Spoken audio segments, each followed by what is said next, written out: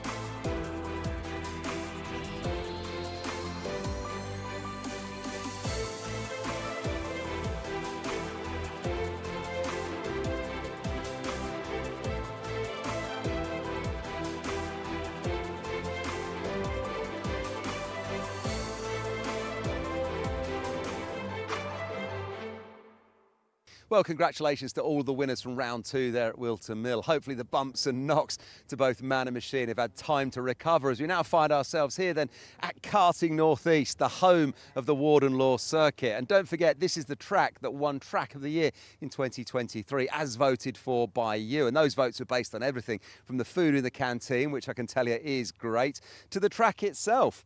And to take a look at the track, we put a camera on board kart number 5, Kian Bennett, running in TKM, who won the opening round at Kimbolton. And although he didn't feature on the podium last time out at Wilton, he did get the fastest lap. So he's certainly a man who understands the racing line.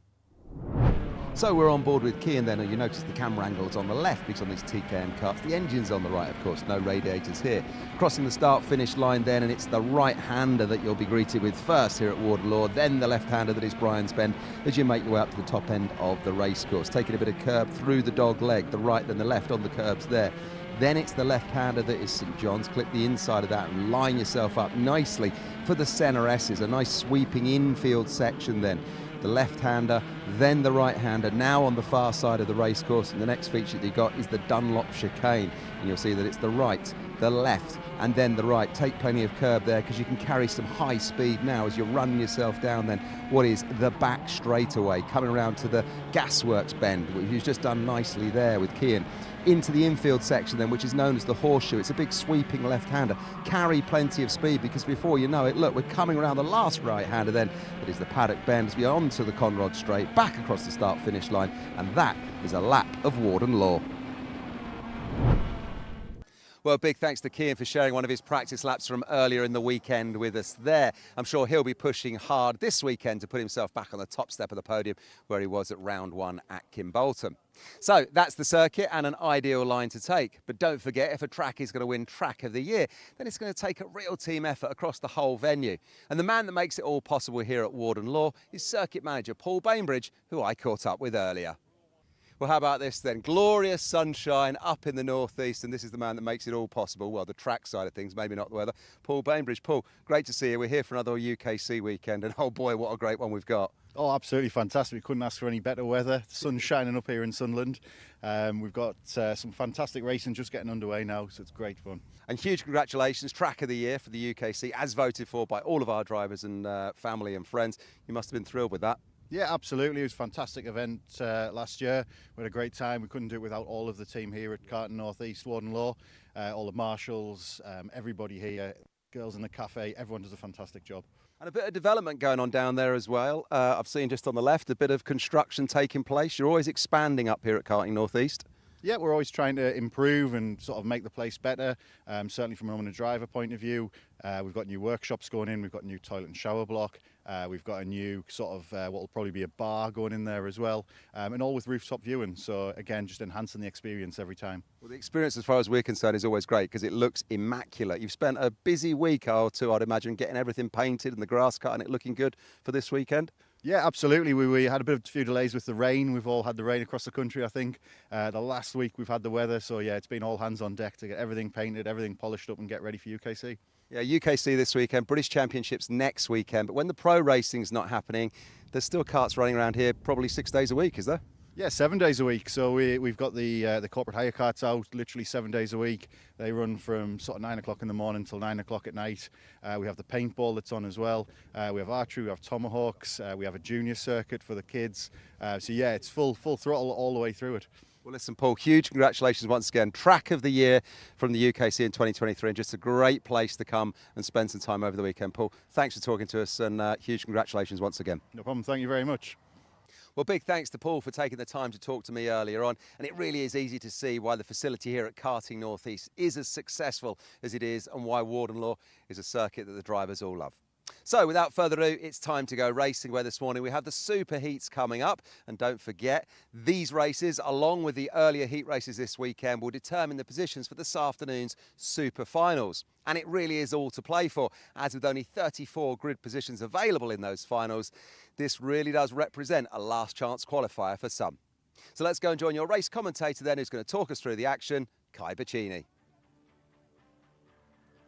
Thank you, Kev, and welcome once again to a very sunny Warden Law. An amazing event last year, as we've just said, and we're looking forward to it once again. We're at the halfway stage of the season, round 3 here of the Ultimate Karting Championship.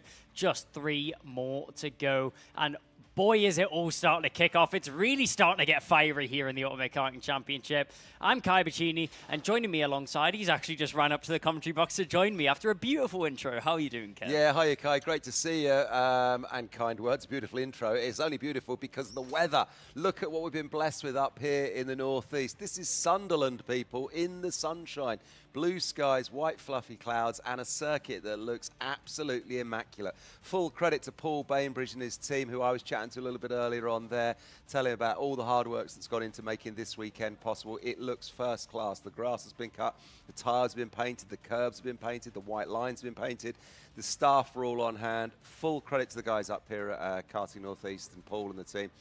It looks brilliant, and we're set for a great weekend's racing. I'm really, really excited about this. Yeah, same here. I'm really looking forward to it. As you know, Northeast, we don't normally get very good weather up here, but well, you would know. This is your neck of the woods. Yes, this is my local circuit, so it's a bit of nostalgia. This is where I started racing, right. So it's always great to return to the circuit. It gets better and better every single time. As you mentioned, Paul Bainbridge and the team here at Karting North East always do such a good job at maintaining the circuit and keeping it at such a high standard. And it's always just a little bit of a bonus when the sun's glaring down on us. Yeah, it makes the scene just so much better. And look, here we are then, live pictures now from the pre-grid area. Mini Inters just firing up the engines and getting ready to go. There will be in a moment. They're out first. A lot of youngsters there, excited on this one. Quite a big grid. And of course, this morning we got the Super Heats ahead of the Super Final. Only 34 spots in the Super Final. So these youngsters in Mini Inter are going to have to fight their way through to the Super Final if they want to get there. Not every Mini Inter driver lining up in these Super Heats will make it to the Super Final. Yeah, and it's going to be rigorous and difficult for the drivers out on the circuit. So there's 2 full grids of Mini Inter this weekend. Yeah. It's great to see the number of entries that we'll have here in the Ultimate Karting Championship. But even with there being so many drivers, it just means it's even closer and even more fierce for these drivers to try and get themselves in a position to get into the Super Finals later on this afternoon. And I mean, it just pans out for great racing. The stakes are even higher, and it's amazing from a driver's point of view, and especially from a spectator's point of view as well. Yeah, it really is. We've got, like, looking at the top end of the table, Emerson McAndrew Uren here, Riley Murrow, Alex Goodson, Zach Starbuck, Miles Burton. Those are your top 5. That's at the top end of the championship. All of those drivers will be doing their best this weekend. But then just on the bubble behind them, the likes of Jamie Ambrose and Otis Cleary and Dan Minto, Louis Radcliffe, They're all going to be pushing as well. Lots of Mini Inter drivers here this weekend who've got something to prove, going to want to put themselves into that super final as they get the green light, and off they go then, Kai, making their way on the first of the practice laps. Yep, so the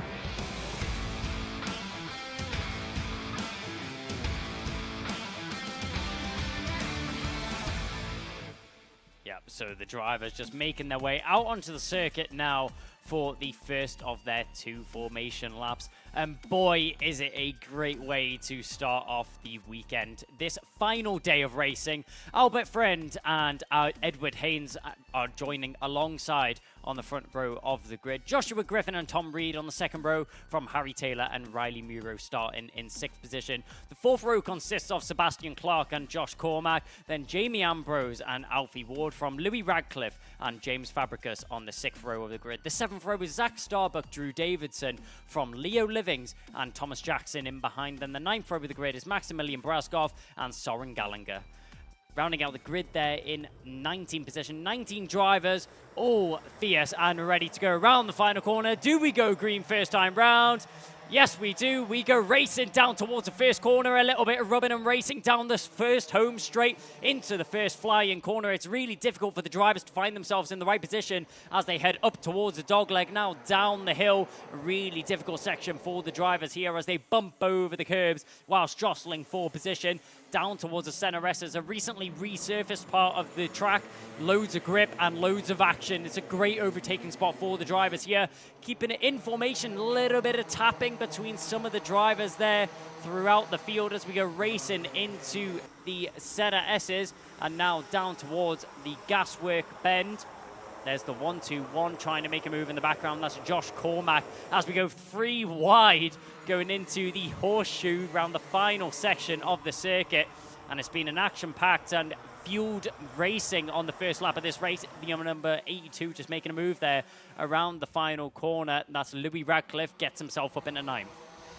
Great start for these Mini Inter drivers then, Kai, as we watch this one then, all safely through that first lap. No incident, but we have Albert Friend out in front from Tom Reed, Josh Griffin, Harry Taylor, Riley Murrow in 5th. Edward Haynes drops down to 6th. He started on the front row of the grid, didn't he? As we've got the graphics on screen now giving us the information that we need. But great to see, Kai, we're off and racing. No incidents so far on the opening lap of this one. We're going to have 10 minutes plus a lap to try and qualify for the super final that's coming up this afternoon. And out in front then, it's our friend. Out in front, it's Albie Front. There he is, number 19. Good luck to the youngster, stretching out a lead already. Yeah, he's been very strong this weekend so far as Albert Friend, just really getting used to the track, putting down some stellar lap times over the course of the weekend so far.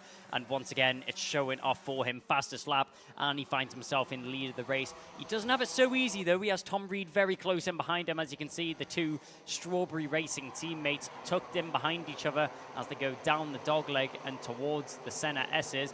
Joshua Griffin, the odd one out in the LN car in the DHR colours, he's coming to try and break up the fight and throw a spanner in the works. Yeah, he is. I think if we've got a bit of sensible racing going on with these 2 youngsters out front, they'll just keep themselves there and obviously keep Josh Griffin at bay. I can't imagine Tom Reed is going to be pushing Albie Friend too hard in the opening stages of this one. Look, clear air between the 2 of them there, and then clear air back to Josh Griffin.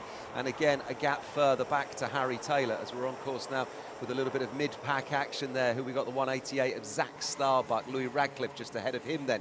Close racing all the way through the field in the opening stages of this one. Great to see, great to see. Now the gap has closed up between our 2 Strawberry Racing carts there. The 1-1-1 of Tom Reed putting the hammer down on his teammate and friend, Albert Friend, who's just a little bit further down the road.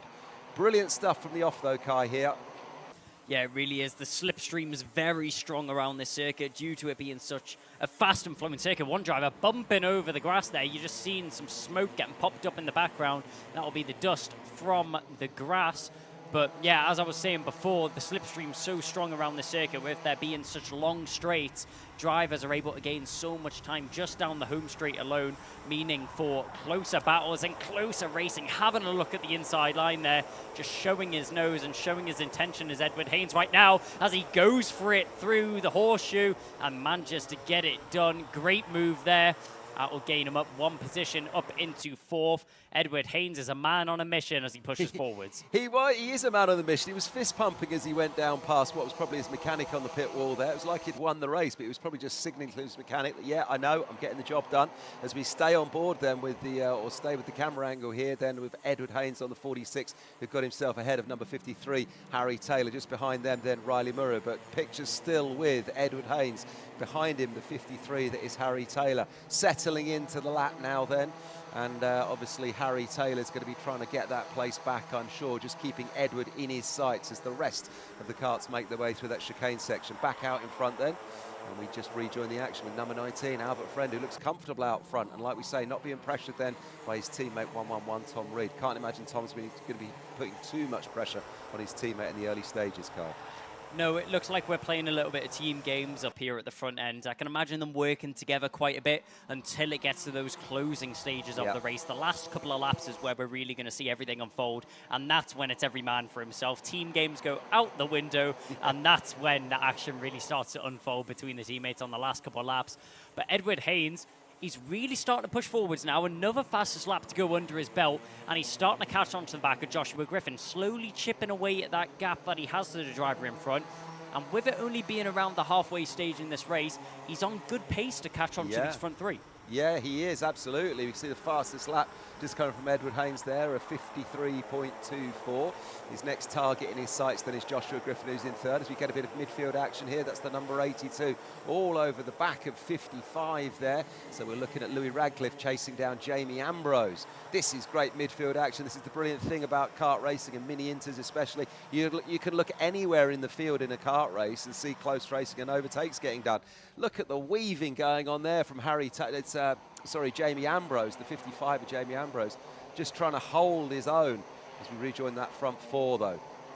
It's going to be a difficult position to hold himself in. Jamie Ambrose already feeling the pressure to have to defend so early on in this race. He's going to have to put a lot of effort into that if he wants to keep that up for the rest of the race. But following through on the inside line, that's Zach Starbuck making a move on Sebastian Clark. So Clark drops down one position. Starbuck gets himself up into the top 10 now.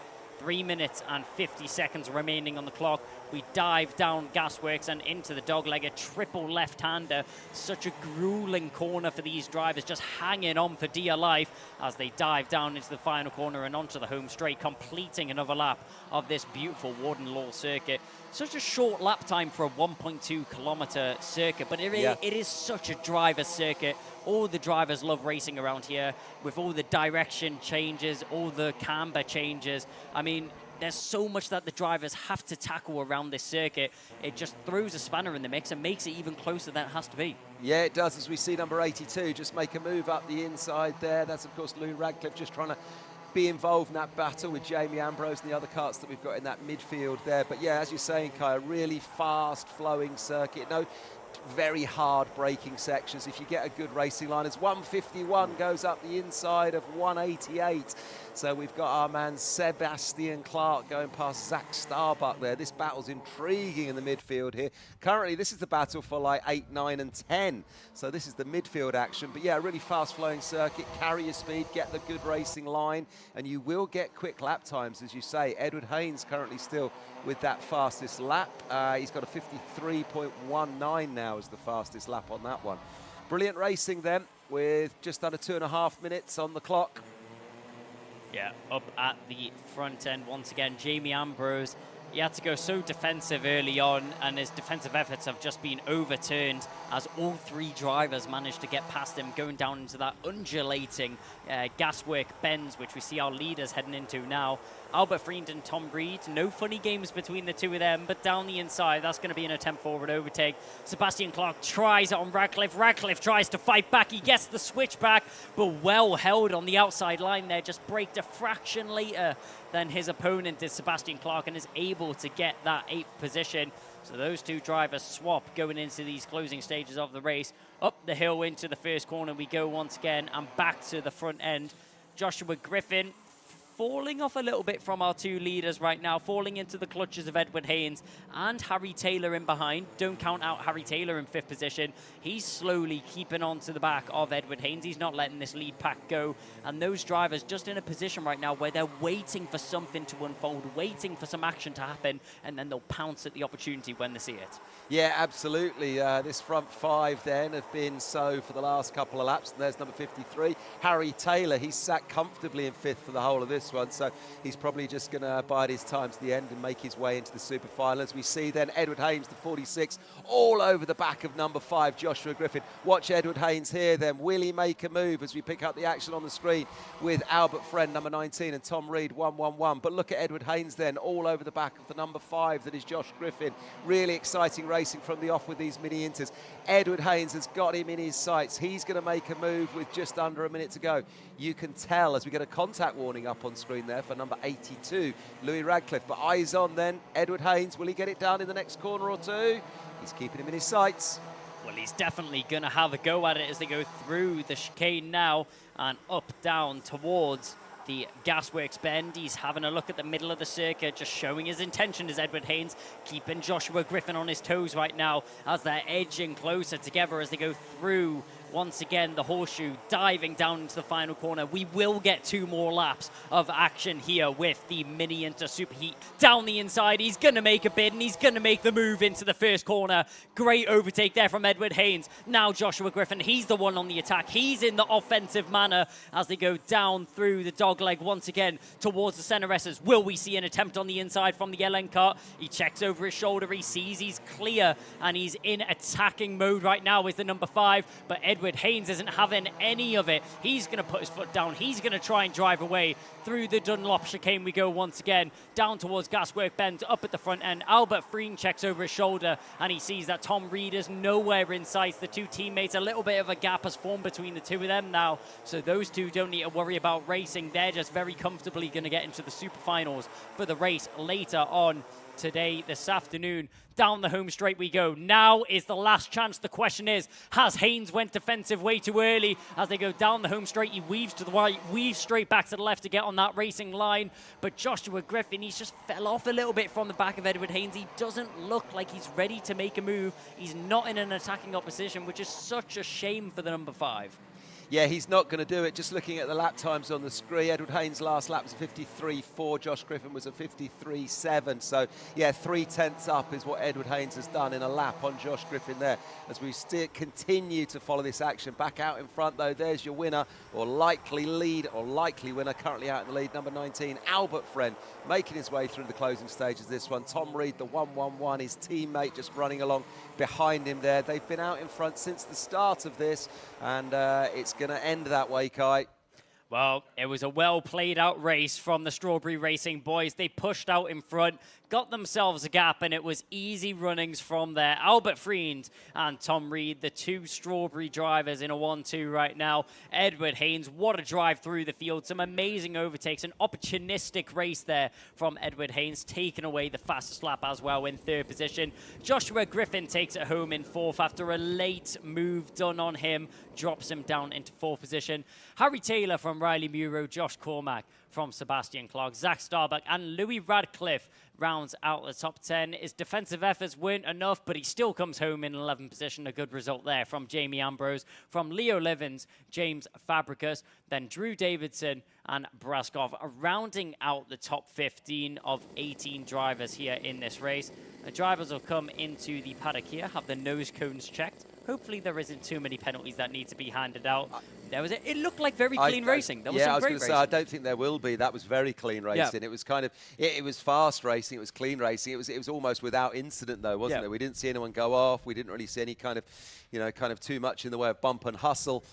Just smooth lines, clean lines. And Edward Haynes making his way. He started on the front row of the grid, didn't he? He dropped down to 6th early, and then he's put himself back up to 3rd. He'll be pleased with that. But Albert Friend and Tom Reed, well, it was smooth sailing from them out front, wasn't it? And wonderful pictures here as well. If you've never been to a kart track before or see what goes on around the racing out on track, this is obviously directly live pictures after they come in through scrutineering. The top 3 or 4 get pulled in and put on the weighing scales and go to the scrutineers. Everybody else comes back. Dads and mechanics putting the carts on the trolleys as they go away and then get ready for the super final that will be coming a little bit later on. But great live scenes here then from Warden Law. Kev, I just want to say, I do love that rooming cam. It gives you Brilliant, such like a personal perspective of everything that's going on. And you're seeing it from the eyes of somebody that's in that holding area, and especially for anybody watching from home, it just makes the broadcast a little bit more personal. So Once good. again, some So great good. pictures from Alpha Live. Yeah, absolutely love it. Full marks to Alpha Live, who are looking after the live stream here today that we're coming to you from. And that was, of course, the first of a few super heats that we have coming up. There's your result, Kai. Yep, so once again, Albert Freen taking it away from Tom Reed, the two Strawberry drivers, front row, and finishing it out in P1 and P2. Edward Haynes recovery back to P3 from Joshua Griffin, Harry Taylor, Riley Muro, Josh Cormack, Sebastian Clark, Zach Starbuck, and Louis Radcliffe rounding out the top 10. Best of the rest was Jamie Ambrose in 11th from Leo Livins at James Fabricus. Drew Davidson coming home in 14th position. Rounding out the grid of drivers, it was Maximilian Braskov from Soren Gallagher, from Loman Wilcox, and Thomas Jackson. One thing I do love to say, out of those 18 drivers, no retirement at all. That's what you love to see. Clean of the drivers. Everyone kept it on the circuit. Everyone kept it on the circuit, which is good to see. And some of those drivers will make it through to the super final as we then come to the Mini Inter B race that's coming up right after this.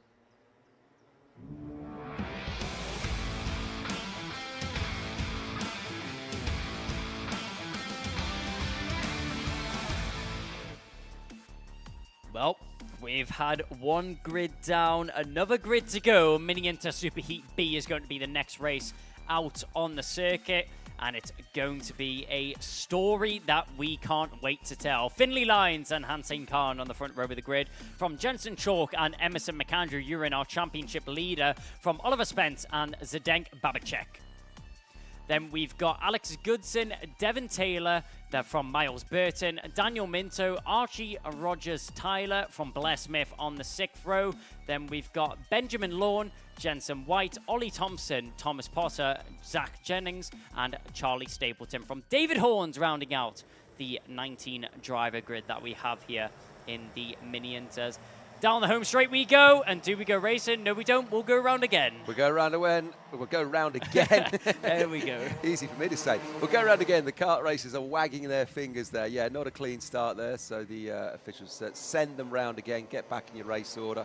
Perhaps accelerating before the acceleration line, or perhaps not holding pole and rather grid positions ahead of the start of that one, so the karts get a little bit more chance and a bit more time to get some heat into the tyres, just weaving the kart left and right, seesawing the steering wheels as they do. They've got to get themselves lined up in their grid order, because don't forget, if you're new to karting, it's a rolling start with these karts, so they won't come to a full stationary stop. They have to stay within grid order in the two lines as they then come around the final bend over the acceleration line. The lights go out and off they go. If they don't get it right, they go again, which is what we're seeing. Well, anyone that watches European racing, there's one driver in this grid which hasn't been at any of the previous Ultimate Karting Championship rounds. The name Denny Babacek might jump out to anybody that's watching at home. One of the drivers of the Babachkova family. Some very successful drivers in there. We've got Teresa Aliska and Petra Babachkova. The younger of the siblings, Denny Babacek, will go racing now as we go diving down towards the first corner. As a great start there from Hansen Khan on the inside line as he goes diving down towards the first corner. An easy jump into the lead of this race. Oh, one driver going flying off in the background. That's the 43 and what looked like the 55. We'll try and catch those drivers. That was Miles Burton. Maybe not the 55, it might have been the 56. No, it was Benjamin Lawn, the 85, sorry, and Miles Burton going skirting off at the top end of the circuit. Into the lead of the race, though, Finley Lyons, he makes a bid as we go into the Dunlop chicane. And now towards Gaswork Bend, pointing forwards already. Hansen Khan is in the mindset which he wants to break away from all of these drivers near him. He's not looking to mess around. He's not looking to get in any early battles which may compromise his race. He wants to push forwards and get forwards as fast as possible. But he's got to keep an eye on Jensen Chalk in behind. Chalk showing every intention of getting that second position off him. Yeah, absolutely. Finley Lyons out in front. They're not running with us all season, but here this weekend, sort of guesting with the UKC, as I'm seeing a yellow flag being waved just out on the track there, probably just the aftermath of that incident in the first lap, which, as you say, we think was Miles Burton, wasn't it, who unfortunately I was chatting to yesterday, and he was in great form coming into this weekend. Also as well, Miles Burton, his first weekend or first year, full season of a championship racing. Only started karting a year or two ago, so going to be disappointed with the start to that race, but currently sitting fifth in the championship, so he's been doing well so far. Rejoining the action though out in front is Finley Lyons and Hasnay Khan. Like you say, he was wagging the finger at them all just a few corners ago, saying, come on boys, let's push on, let's get in the game here. Jensen Chalk, Oliver Spencer, Dan Minto, and our championship leader then, Emerson McAndrew-Uren, currently running in sixth as they're all bunched together as we cross the line. This is going to be one of those races, Kai, where it's going to sit like this for quite a few laps, and then it's going to be anyone's, I think, unless Finley Lyons extends the lead, but I don't think he will. No one's going to let him run away with it in this. No, it's not going to be an easy race at all. You can see all these drivers so tight-knit, nose to bumper all the way through the field. And as soon as one driver goes for an overtake, it's going to be like a domino effect. Everyone's going to dive to that inside line. Talking about diving to the inside line, that was Emerson McAndrew-Uren making a move on Oliver Spencer for fourth position as we were going through the center S's. Now into Dunlop chicane. One driver kicking up a bit of dust, but we seen earlier it was Miles Burton who was involved in that incident on the first lap. Unfortunately, he's going to have to pull into the pits to now retire from the race. A difficult start to the day and treacherous, especially with how big the grid is trying to get into the super finals later on. That's, well, less than ideal. Might be his weekend over. I'm no mathematician, and I've got myself in trouble many times trying to do maths live on air and work out points and scores, but that could be his weekend over. We'll find out when the grids get published after this of the second Mini Inter Super Heats this morning. Emerson McAndrew-Uren, your championship leader, puts in the fastest lap time with a 53.57, currently running in fourth. As we look at some midfield action here, karts 2 and 3 are wide as we go through there. In fact, that was Emerson McAndrew, number 33 there, just involved in a little battle. I didn't see who it was with, perhaps Oliver Spencer, the 142, or was it Jensen Chalk, the 118, but battling throughout the field. It's 142 who's just pushing on behind him. That's Oliver Spencer putting the heat then on Emerson McAndrew-Uren. Lots of drivers, bumper to bumper, front to rear on this one. It's how it's going to stay. It's going to be anyone's race. A great race for the neutrals, this one, I think, Kai. Yeah, indeed it is, and we are on the edge of our seats glued to this screen here, watching all the action unfolding right now. We see the 118 there making his way around. That's Jensen Chalk. He's got a lot of pressure on his rear bumper from Denny Babicek in behind. The 130 doing a great job at his first time here at the circuit as we go down towards the center S's once again, keeping an eye on the front battle. That's McAndrew-Uren trying to fend off Oliver Spencer right now through the center S's. He had to go a little bit defensive in the second there, is drifting out wide on the inside. Is it going to be one? Is it going to be two? Yes, it is. As down the inside, Alex Goodson and Devin Taylor taking advantage of a mistake there by one of the drivers. Sorry, no, that was the 56. That was Blair Smith and Devin Taylor getting past Alex Goodson after drifting just a little bit wide on the exit of the center S's there. Yeah, that was the 26 of Alex Goodson. He just sort of drifted wide. He didn't come off well out of that one. We now look at Goodson down to 10th then, and ahead of him, Devin Taylor and Blair Smith, the 141 and the 56, as there's that man there, Denny Babicek, just ahead of the pair of them. McAndrew-Uren then still with that fastest lap, now a 53.45. He's getting quicker. Clear air out the front though for our man Finley Lyons, who joins us in the championship just for this round ahead of the British Championship that's here next weekend. But look, close racing. Who have we got there? That was probably the 118 of Jensen Chalk being chased down, I think. Brilliant stuff though, once again from Mini Inters. I am loving this, Kai. Yeah, it's so close up at the front end. It's down the inside. There's never a dull moment here in Mini Inter as diving down the inside into Gasworks. Jensen Chalk will get that move done on Daniel Minto, getting himself up into fifth position. But that move has now brought Babicek into the battle. Denny Babicek checks over his shoulders, head to the steering wheel, trying to get the aerodynamical advantage as they go down towards the first bend. He's now arrived onto this front battle, doing a great job to try and keep on the back of them out in front. Finley Lyons has got a world of pressure on his shoulders right now. Hasnain Khan and Emerson McAndrew-Uren, our championship leader with the fastest lap in this race right now, just breathing down his neck at every moment. Oliver Spencer keeping an eye on everything happening out in front of him as well, as he's just waiting for a battle to unfold so he can pick up the pieces of what happens. Finley Lines. Great exit there out of the Dunlop chicane as he goes down towards Gaswork Bends, manages to pull himself a little bit of a gap over Hasnain Khan in behind. A little bit of breathing room never hurt anyone. Yeah, exactly. That breathing room has just opened up because Emerson McAndrew is now all over the back of Hasnain Khan, so Hasnain Khan's gone defensive. I mean, we did see them all close up a moment or two ago, but now it seems Finley Lines is getting some clear air. The gap back to Hasnain Khan, then 0.35 of a second as Emerson McAndrew is the number 33 kart there, Dan Holland Racing on that Lando Norris chassis, pushing all over the back of number 7 then, that is Hasnain Khan. That's the battle out in front. And behind them, Oliver Spencer, Jensen Chalk and Dan Minto lost a place or two a moment ago. Looking fantastic in the sunshine there, the number 7 of Hasnain Khan. Really, really great pictures and really, really great racing in the early stages of this one today here at Warden Law, Kai. Look, well, we can see a gap now to Finley Lines. Finley Lines out front, making the gap extend. Yep. Well, with that fastest lap under his belt now, he's just proving that he's one of the top drivers out on the circuit right now. He's proven that in his position and the lap times that he's throwing down on the circuit as well, and so consistent is he. Only 3,000ths off his previous lap. It's so close, the times that he's doing out on the circuit right now. Yeah, and I'm just sorry to interrupt you, but I'm just seeing the battle here. I'm looking at Oliver Spencer all over the back of Emerson McAndrew. It's like Oliver Spencer is on the charge. The number 142 there. He's really giving Emerson McAndrew a run for his money here. Another DHR driver, Oliver Spencer. Look at this, the 142. Yeah, the 142, Oliver Spencer in the Great Britain suit. He's represented Great Britain in the Rotax Euro Series before, but he's now representing them in the Ultimate Karting Championship. He's all over the back of Emerson McAndrew right now. Urin has his work cut out for him if he wants to keep in this 3rd position right now. Yeah. On the edge of a podium, this is always going to be the most difficult position for a driver. You're edging closer to a podium. You know you want to get that overtake done to get yourself up on that podium spot, but he has to remember this is only the superheat.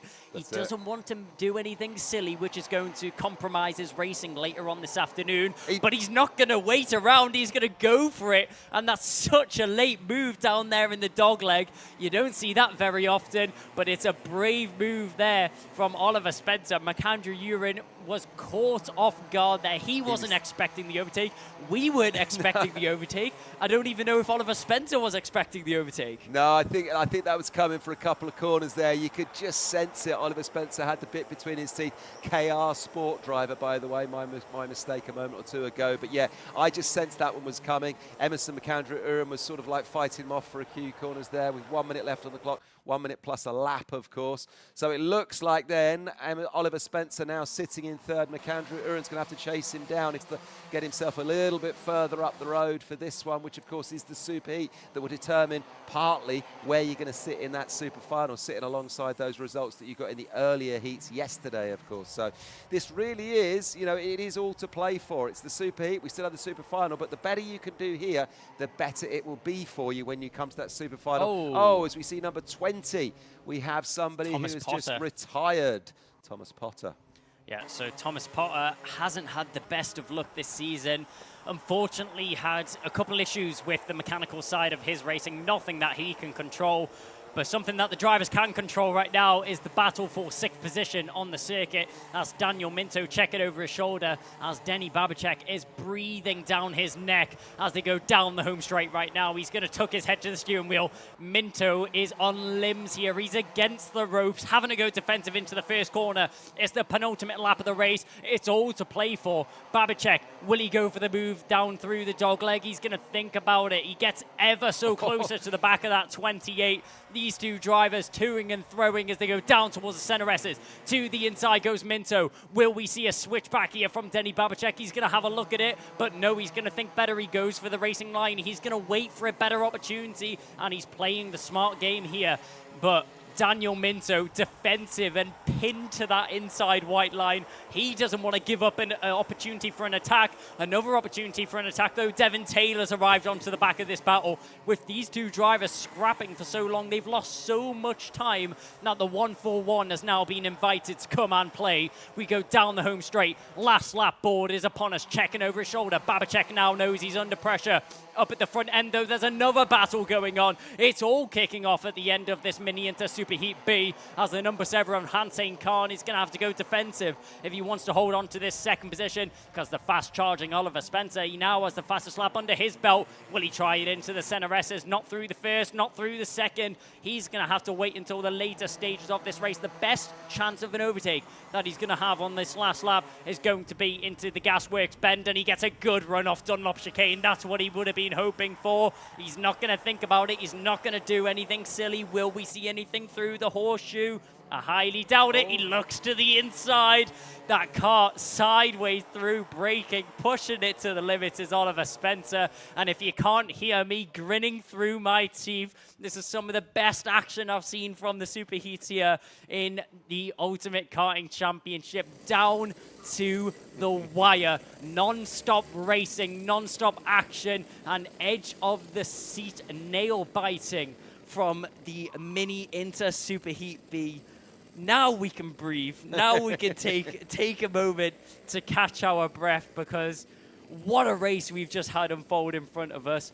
All the drivers, so many drivers battling all the way to the end of that race. You didn't know who was going to finish where until that checker flag flied. You really didn't. I mean, the closing stages of that one were just awesome, Kai. That's what it means to these youngsters to make it through to the super final. They are pushing hard in the superheats this morning. And the man that crossed the line first, Finney Lines, there was a brilliant shot from the reverse angle as they crossed the line. You saw him sort of chuck his helmet back and look to the sky.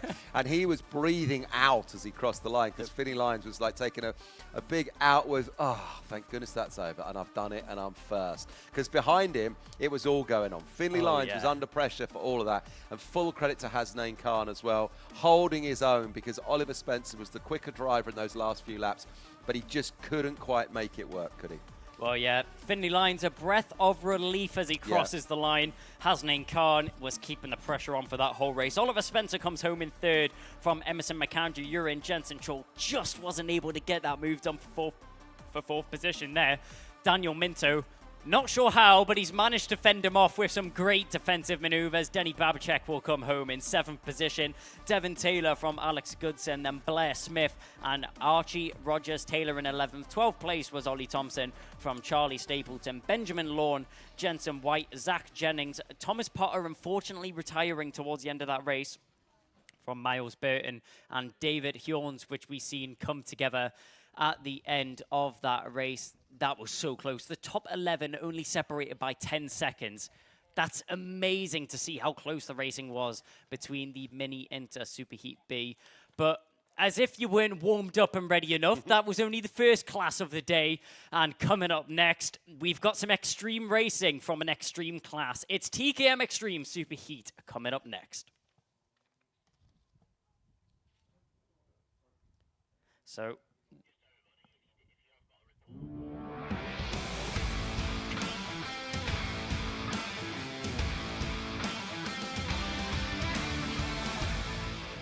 well, if you didn't already get a sneak preview of the grid there for TKM Extreme, it's going to be coming up next, and we'll talk you through it. Kian Bennett and Yehan Kalichern will be starting on the front row of the grid from Leah Robinson and William Bryan. Third row will be Zach Stewart, then Luke Jarman starting in 6th position.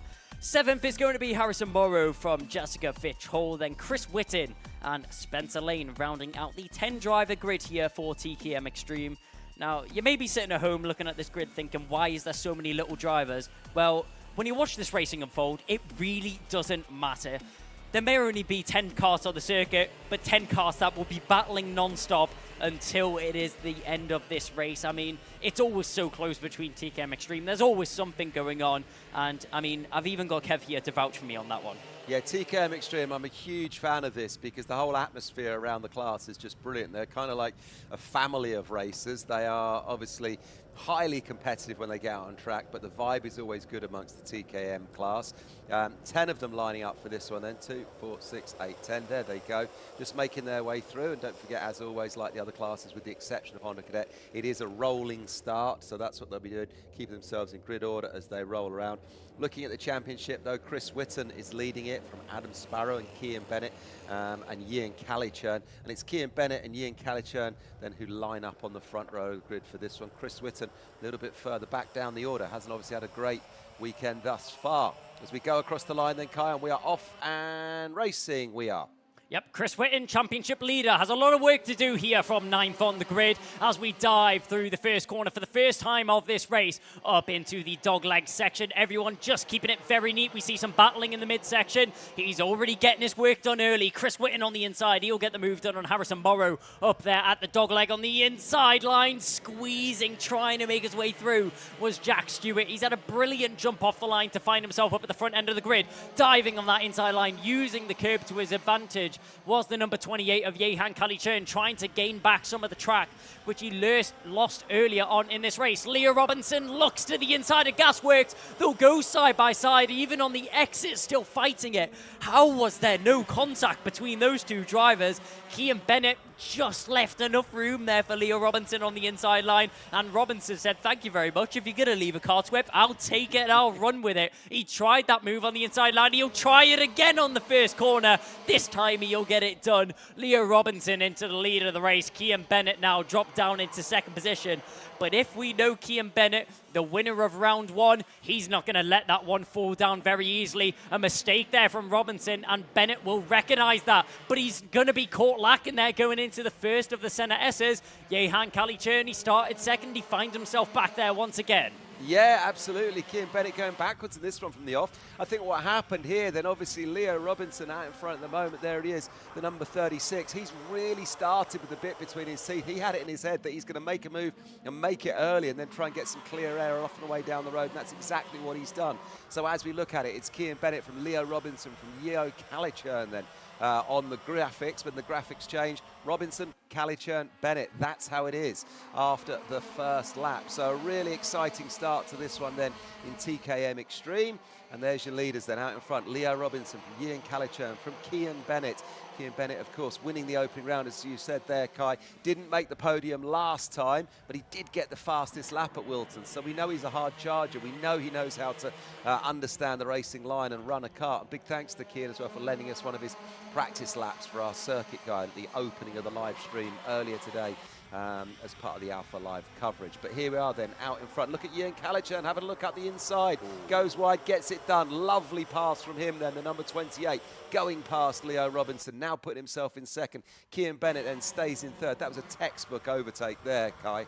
Well, yeah, Leo Robinson taking the racing line, but leaving a wide, inviting open door on that inside line. And Yehan Kalichern snatched up the opportunity to now get himself into the lead of the race and also get himself the fastest lap whilst he's at it. You may as well do the double if you're going to get yourself into the lead of this race. But look at this train of karts, which we have 5 karts all the way down from Chris Whitten down into 8th position. That's Luke Jarman at the back of that field. Chris Whitten, he may have started down in 9th position, but he now finds himself up into 4th, and he's fighting ever so far forwards towards the front end of this grid. And I'm sure it won't be long before we see him up at the front end, but up at the front end down the inside, that's going to be a move. And that's going to be a good one there from Kian Bennett as he gets that move done. It was done to him earlier on by Leo Robinson. He gets his own back and he now finds himself into second position once again. So Kian Bennett up into second. Leo Robinson was in the lead just a few laps ago. Now finds himself down in third. Yeah, and I think Kian had his eyes on that one, as are all the drivers there. Looking at the corner going into the gasworks, this is where they're getting the overtake done there, I think. Seems to be the spot to get it done. Just leave the braking late, come up the inside, and then use that little bit of extra road that's out on the left-hand side to give yourself a bit more room. Kian Bennett's going to be fighting hard now to get himself back out in front. As we're following your leaders on screen, Yehan Kalichern, Kian Bennett and Leo Robinson. Behind them, then, it is your championship leader, Chris Whitten, who I've seen every time he comes on the Conrad straight, the start-finish straight, then tucking his head down, trying to make himself as aerodynamic as possible, getting as much speed on the straight. There's the little bit of road that you can use to run wide, then through the gasworks before you then come round through into the horseshoe, and then you're off and away. Off and away indeed, and completing another lap here of the circuit in Warden Law Karting Northeast. A very sunny circuit, so it's going to be high. It's going to be high temperatures here. And number 6 picking up a warning there. Luke Jarman picking up a contact warning. And words coming into my ear that there's a problem for the driver number 11 in P5. And we're going to get a picture of it here. A broken rear bumper, just looks a little bit bent, maybe been knocked off by another kart there. We'll have to wait and see if the stewards are going to deem that as a technical fault, and if he's going to pick up a technical flag. It's definitely something wrong with the rear bumper there of the number 11, but we're going to have to wait and see if anything changes there going around the circuit. We'll get another picture of that as he comes around the final bend now, and doesn't look like it's causing any problems. It's not dragging along the ground just yet, so I think you'll get away with that one for now. Yeah, maybe. Number 11 there, of course. We're looking at Spencer Lane. Back bumper there hanging off on the one side, but out in front, Cian Bennett. While I've been watching all that action, Cian Bennett now back in the lead. Ian Calichurn in second and Leo Robinson then in third. That's how they started. The fastest lap then to Cian Bennett now at 52.5 as he puts himself in the front of the pack where he would have wanted to have been for all of this race, really, having started on pole. Here's some midfield action that we're picking up. It's the number 6, that's Luke Jarman, chasing down William Bryant and Jack Stewart. Shout out as well to kart number 14, Jess Fitch Hall. It's her birthday yesterday, so happy birthday to her. I don't think the present is going to be a podium position in this one though, but I know she's having a great weekend all the same. As we rejoin the action then with the number 57 of Jack Stewart, and there's number 6 we're looking at there, just moving up. Luke Jarman, Jack Stewart ahead of him, William Bryant at 72 that's ahead of them, as we see on the screen right now. Great pictures following the action. Back out in front though with Cian Bennett, and that battle between himself, Ian Calichurn and Leo Robinson out in front. Yeah, it's going to be tough to call this one indeed. Cian Bennett out in front right now. 2/10 he has back to Yehan Calichurn in second position right now, but I'm telling you what, that number 28 isn't going to give up on this race just yet. He has a lot of pace behind him in that kart, and I'm sure he'll be feeling like he has that pace to be in the lead of the race. He still has 3 minutes remaining on the clock plus a lap, so plenty of time for him to get himself in an offensive position if he wants to challenge for the lead of this race. Leo Robinson was previously in the lead, now finds himself in third. He's looking quite comfortable in the top 3 right now. Hasn't been able to catch on to the back of Yehan Calichurn, as so to say, but also has quite a bit of breathing room back to Chris Whitten, so doesn't need to worry about any pressure from behind. Yeah, not too much. We just saw Chris Whitten there, look, in the all-black kart there, number 33. With a sort of red and orange on his helmet and then his overalls. You'll see him when he goes down that straightaway, the front straight, the Conrad straight over the start-finish line. He seems to be one of the only drivers that's sort of ducking his head down, trying to make himself more aerodynamic to close that gap up to Leo Robinson, who's the next driver away down the road in fourth, ahead of him. It doesn't look like, though, that Chris Whitten has the pace in this one to catch these front 3 drivers. And business as usual then now for Cian Bennett. He's out in front, but Ian Calichurn is putting the heat on him a little bit here. Leo Robinson has dropped back. Clean air between Calichurn and Robinson now then, as we cross the line in the penultimate stages of this one with 2 minutes plus a lap left on the clock. Calichurn not letting Bennett go then, keeping him in his sights. Watch when he tries to make the overtake or has a think about where he can do it. Could be this lap, Kai. I think we're going to see something this lap. Look at this, Calichurn closing himself up, pushing himself up on it, doing his best to try and move up and forwards in the closing stages. Here we go then, Cian Bennett now out in front, Ian Calichurn in second, Robinson behind. A little bit of clean air between Bennett and Calichurn. Calichurn now then over the back of him, just keeping his eyes on him. Will we see something going down into Gasworks around the back straight away here then? And no, it's not close enough. He can't do anything on this lap. Nope, not close enough just yet as we go around the final couple of corners once again. Gosh, has the time went quickly. Now only a minute remaining on the timing board. 52-second lap times, so we will get around 3 more laps out of these drivers.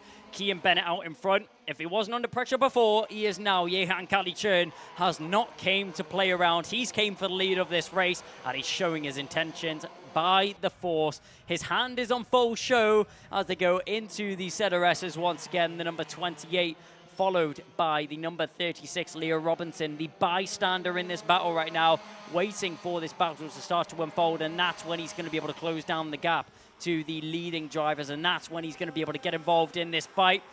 Callie Churn thinking of that inside line. Talking about thinking of the inside line. Chris Whitten going so defensive. Couldn't get any closer to the inside white line if he was even going to think about it. Number 72, William Bryant, is having to make a move on Jack Stewart. Those two drivers battling it out on the circuit right now. No changes in the order, but it's all starting to kick off. These 4 drivers are going to go at it until the final stages.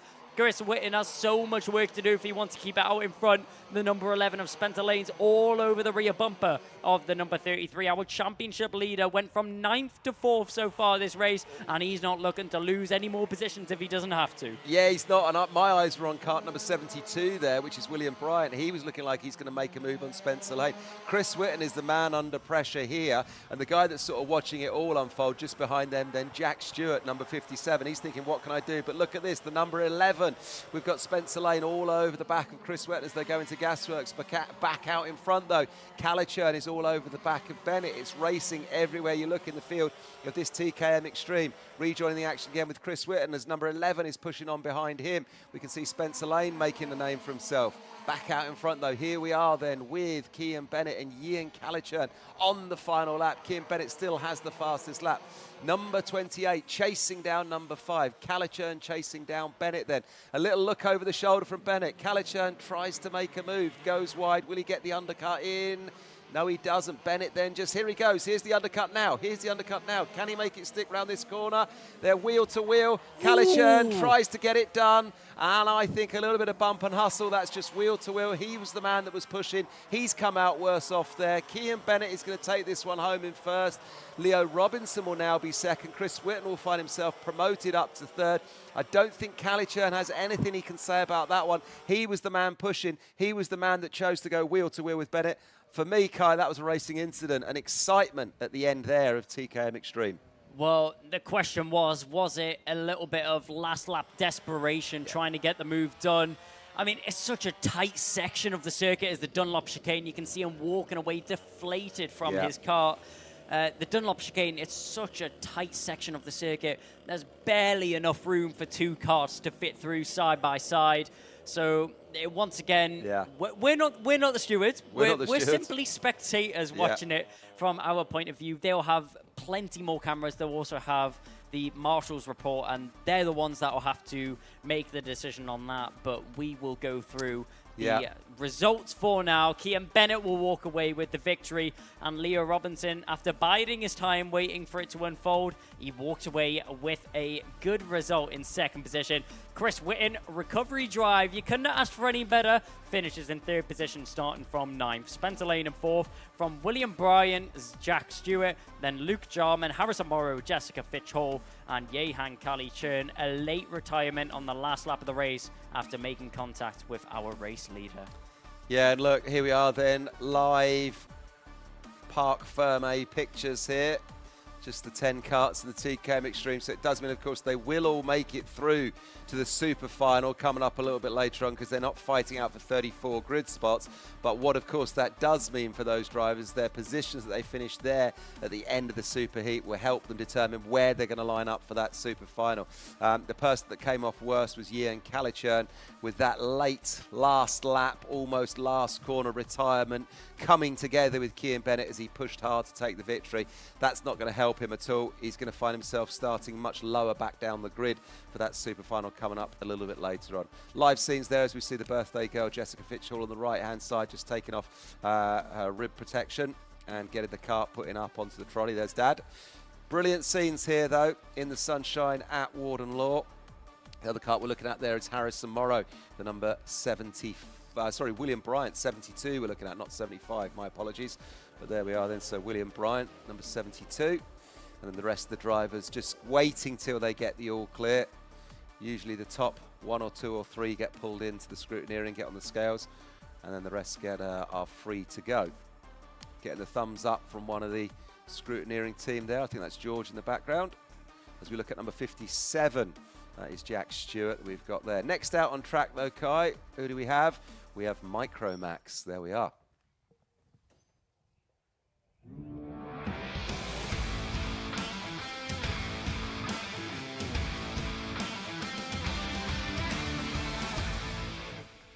Well, Micromax, some of our youngest drivers to be competing this weekend are going to be next out onto the circuit. They may be young, but they definitely are fast. Austin Oman starts on pole position with the O-plate of Josh Cook alongside him. Josh Husker is then going to follow us from Arthur Farrow. Then it's going to be Maximilian Eberhardt and Dean Sinch-Fahal on the third row of the grid. Fourth row consists of George Klimo from Harry Radcliffe, Lucian Smith from Sebastian Behrman, Luke Millward, and George Swire. Then it's going to be Max Jolly, Sebastian Crawford, Albert Farrow, then Harris Barber, James Root, and Maria Roberto rounding out the ninth row of the grid. Finishing off the Micromax grid here is going to be Oliver Dawson, Dax Farah, and in 21st, Logan Stanley Jones. What a grid we have put out for us, and another name which we can jump on. If it doesn't jump out to you initially, it's the Sebastian Behrman ring a bell. The name Behrman, you know, we've also got, you know, his relative Oliver Behrman, the Formula 2 driver, and made his debut in Formula 1 in the Jeddah Grand Prix earlier this year. Finished in 7th position, a very impressive drive from Oliver Behrman, and it wasn't actually long ago where we would see Oliver Behrman racing in the UK karting scene. It just shows you how fast these drivers go up the rankings and up the routes of motorsport. It's amazing. It makes me feel old, Kai, but it's just another example of the very obvious route from karting all the way to F1. If you have the skill, if you have the drive, if you have the luck, and if you have the backing, because it's a hard road to get up there. But we have seen, like you say, with Oliver Behrman there, if you get yourself all the way up there, you can make a show of yourself. You know, he did fantastically well in that Formula 1 drive. So it's very possible that one of these drivers one day, extremely possible, one of these drivers in the future, we could be talking about them. You could be commentating on them, Kai, on the F1. Well, yep, it's something that we very much look forward to, but for the time being, all our attention is posed on the Micromax Superheat. They round the final corner. We've only had one false start. Will we go green this time? The lights are on. Do they go off? No, they don't. So we'll go around once again. We're going again. All the drivers wagging their fingers, letting the other drivers behind them know. I've seen it. Have you seen it? Look, we've got to go again. We've got to reform. Let's get ourselves back around. Sometimes with these younger drivers, obviously Micromax here, we're talking about sort of like 10, 11-year-olds in the mix here. Sometimes these sort of go-arounds can take 2 or 3 goes. I've seen it before. After 3 goes, the marshals all pull them to a stop and line them up and try and remind them of how they're supposed to do it. But they've got to learn, I suppose. But I don't think with the likes of Josh Cook out front and Austin Oman leading the train in this one, we'll see that today. I think they'll get themselves in order and ready to go second time away. Of course, Josh Cook, the O-plate holder here then of KL Sport out in front. Not with us for the whole of the championship, I don't think, Kai, but obviously joining us this weekend. Yeah, some very quick drivers out in front. I'll take the blame for that one. I'm the one that jinxed it, saying we've only had one false start.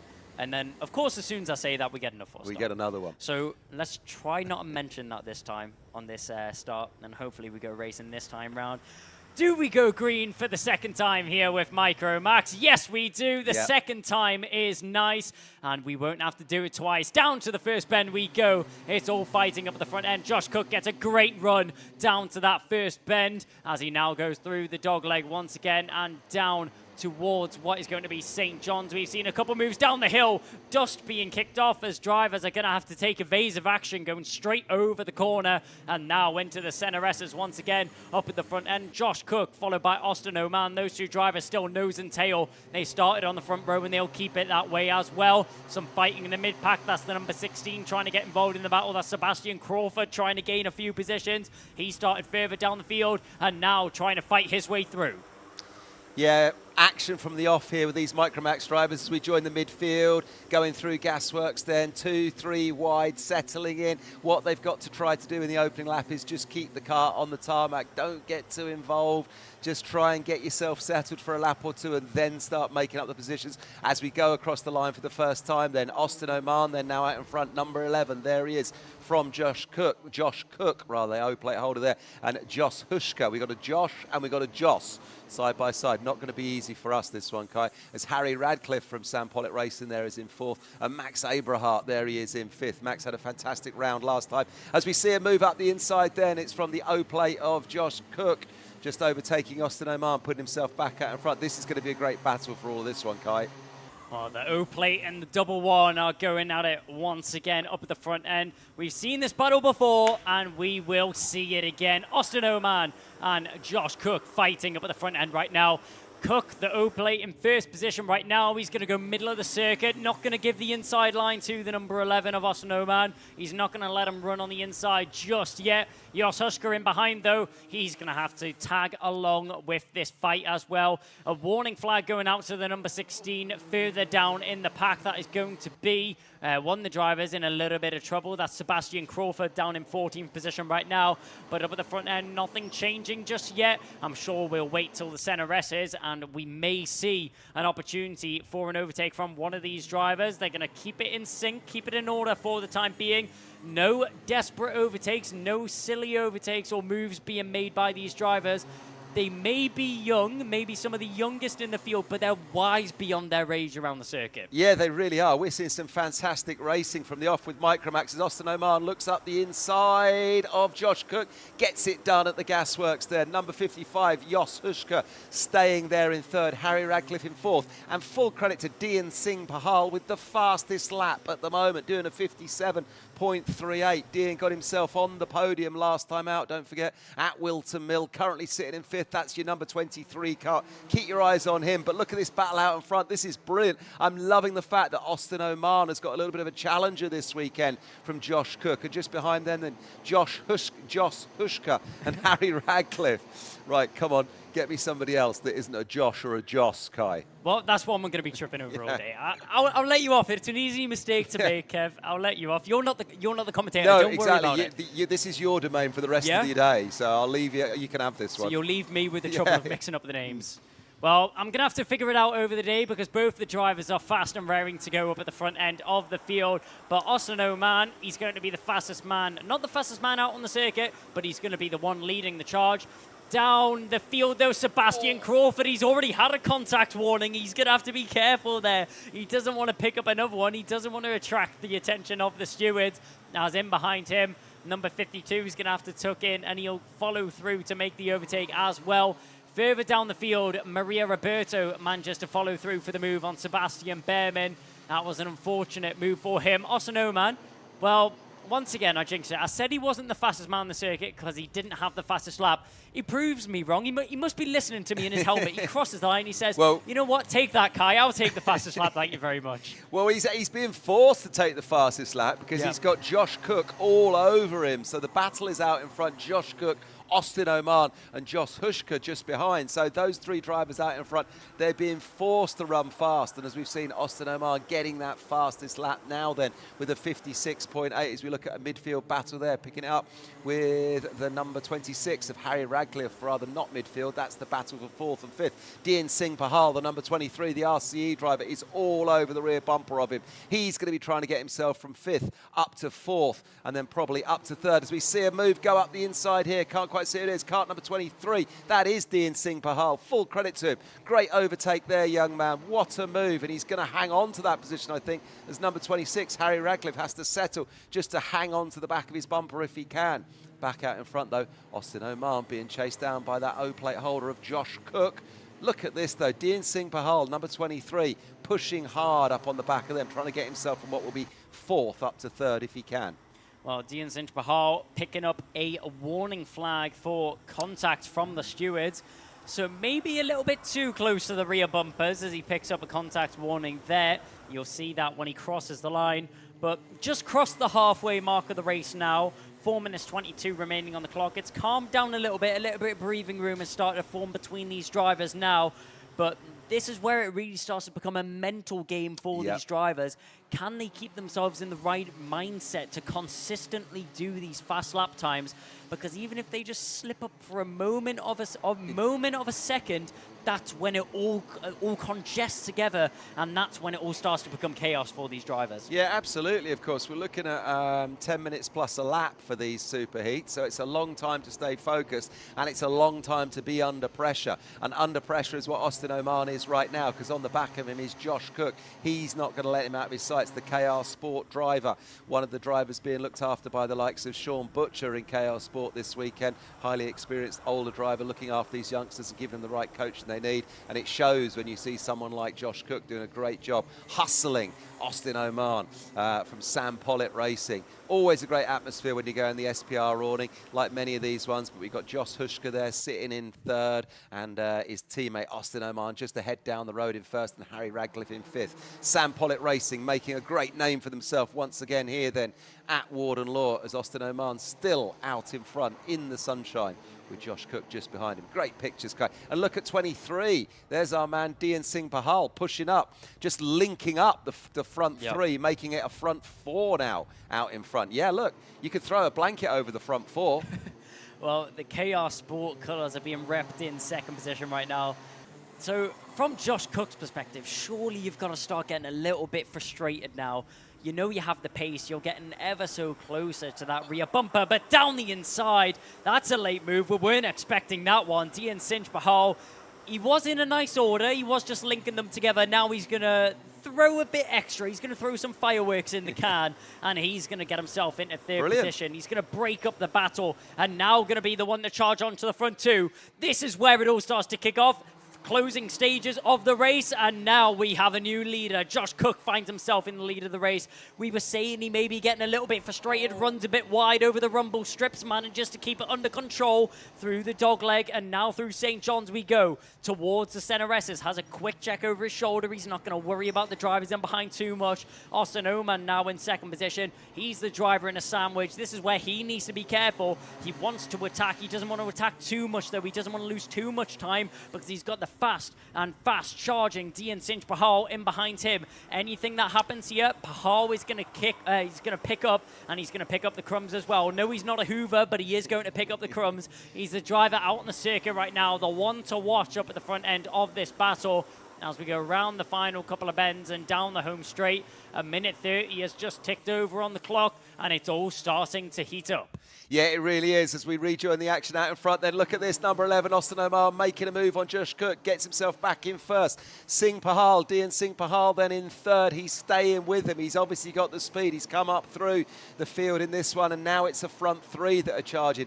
I think we should keep our eyes on that number 23 kart from RCE. That is Singh Pahal, as we see Josh Cook make another move. Austin Oman losing a space. Will Singh Pahal come up through there? He might do. This is just great racing. Josh Cook there now in front from Austin Oman, and Dian Singh Pahal behind them then Josh Hushka. This is great. This is really good. Any one of these three can take this one, Kai.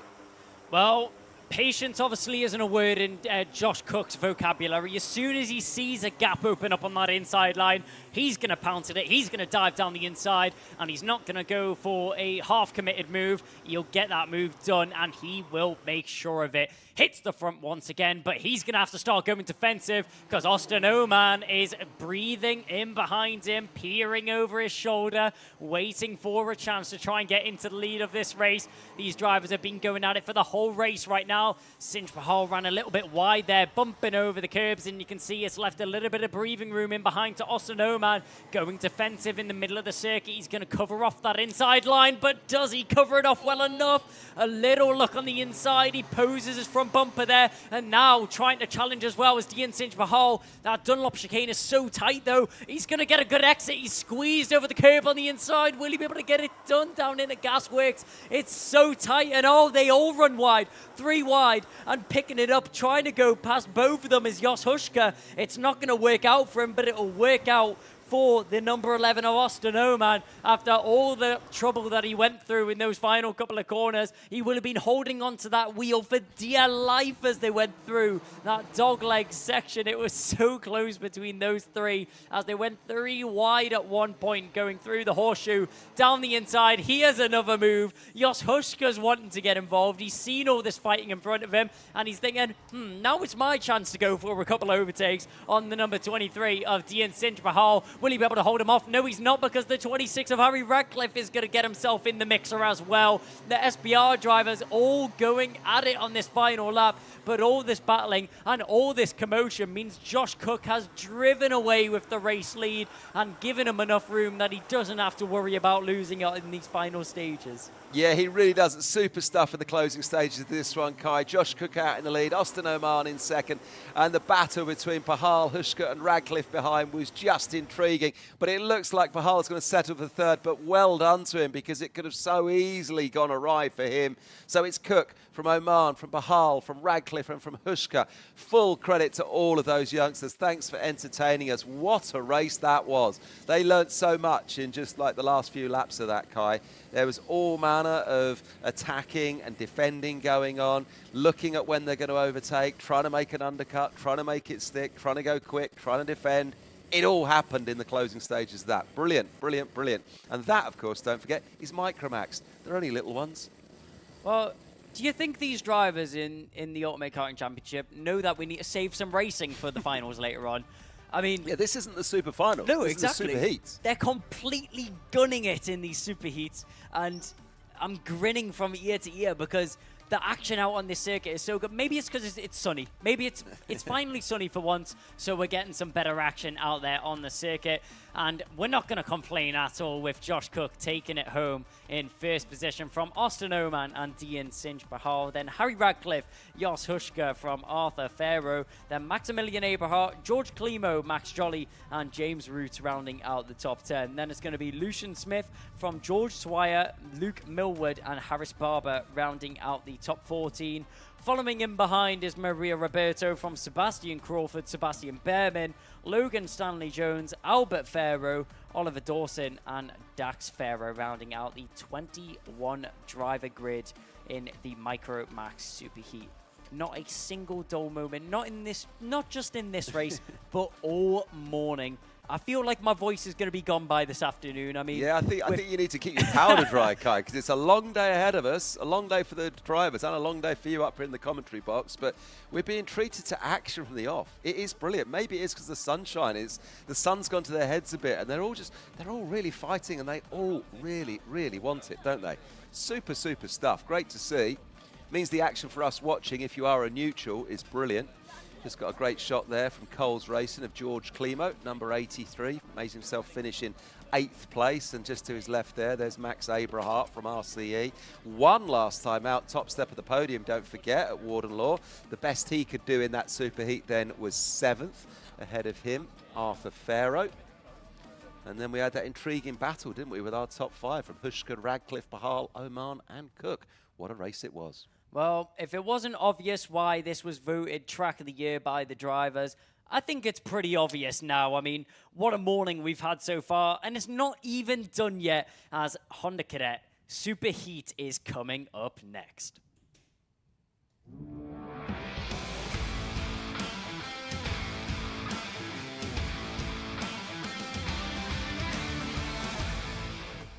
Well, if you thought the Micromax drivers were young enough, we've got Honda Cadet coming up from the youngest ages of 8 years old. These drivers are still in primary school, but they're taking it, blasting at 60 miles an hour around the circuits here in the Ultimate Karting Championship, with Ralphie Branscombe starting on pole position from Marie Jaskovicius. Then we've got Ricky Jr. McIntosh from Elliot Bork. Then Esme Rosie and Ashton Horspool in 6th position. The 4th row consists of Jack Fulbrook-Harmer, then Jackson Heath, Theo Hamilton, Toby Turner, Harry Grant, then Morgan Cooney in 12th position. The 7th row of the grid is going to round it out with Harry Pennington and Shay Hilton rounding out the 14 driver grid here for Honda Cadets. As we briefly mentioned, from the youngest ages of 8 years old. I mean, Kev, when you were 8 years old, were you driving at 60 mile an hour? I wasn't. At 8 years old, what was I doing? I was doing a bit of bike riding. I was doing a bit of football, a bit of cricket. I mean, when I was going on from that, when I was about 10 or 11 and I started doing athletics and going over hurdles, my mum couldn't watch me jump over a hurdle because she worried I might hurt myself. I would not have been allowed to do this. Well, I mean, motorsport isn't for the faint-hearted. It's and not.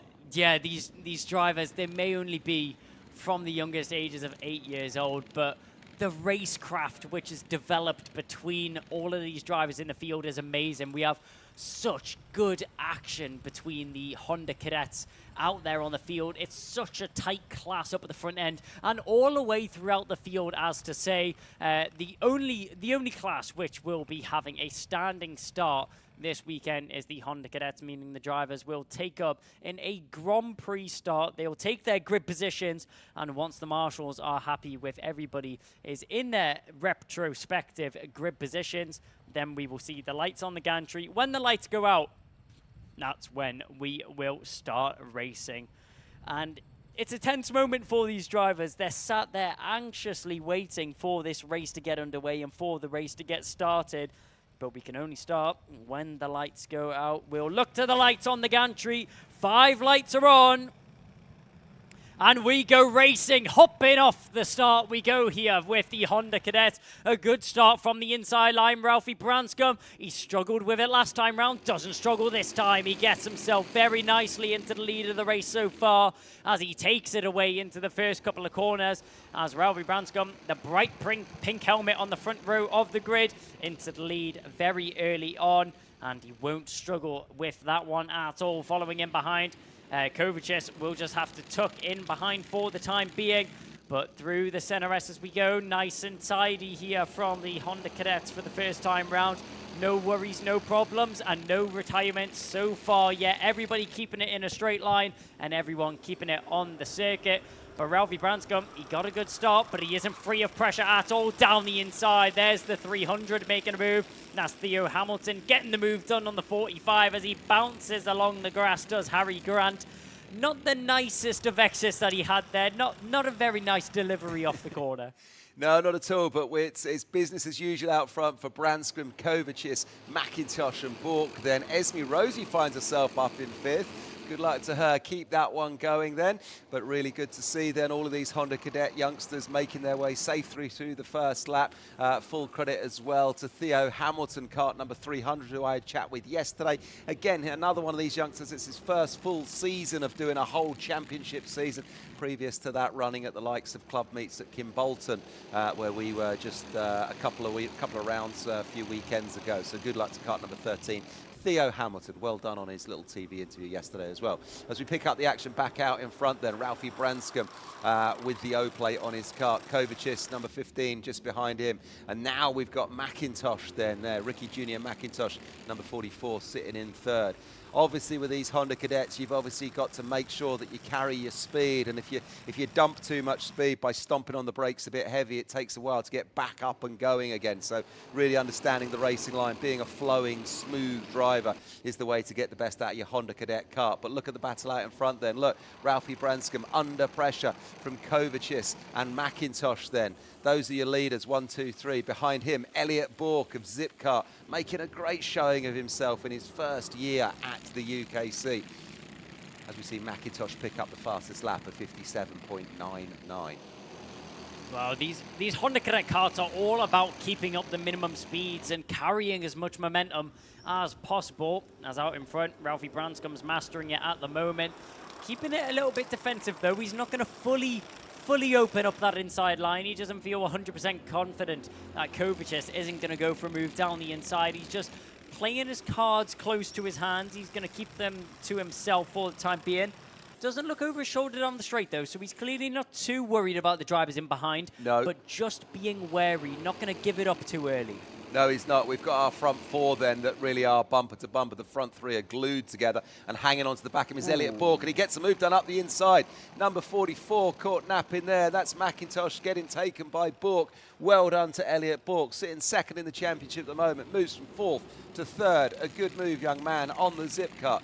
Now he has the two drivers ahead of him in his sights. That's Kovacic and Branscombe, of course. Branscombe, business as usual, out in front, leading the championship. Won the championship last year, and this weekend he won Heat 1, he won Heat 2.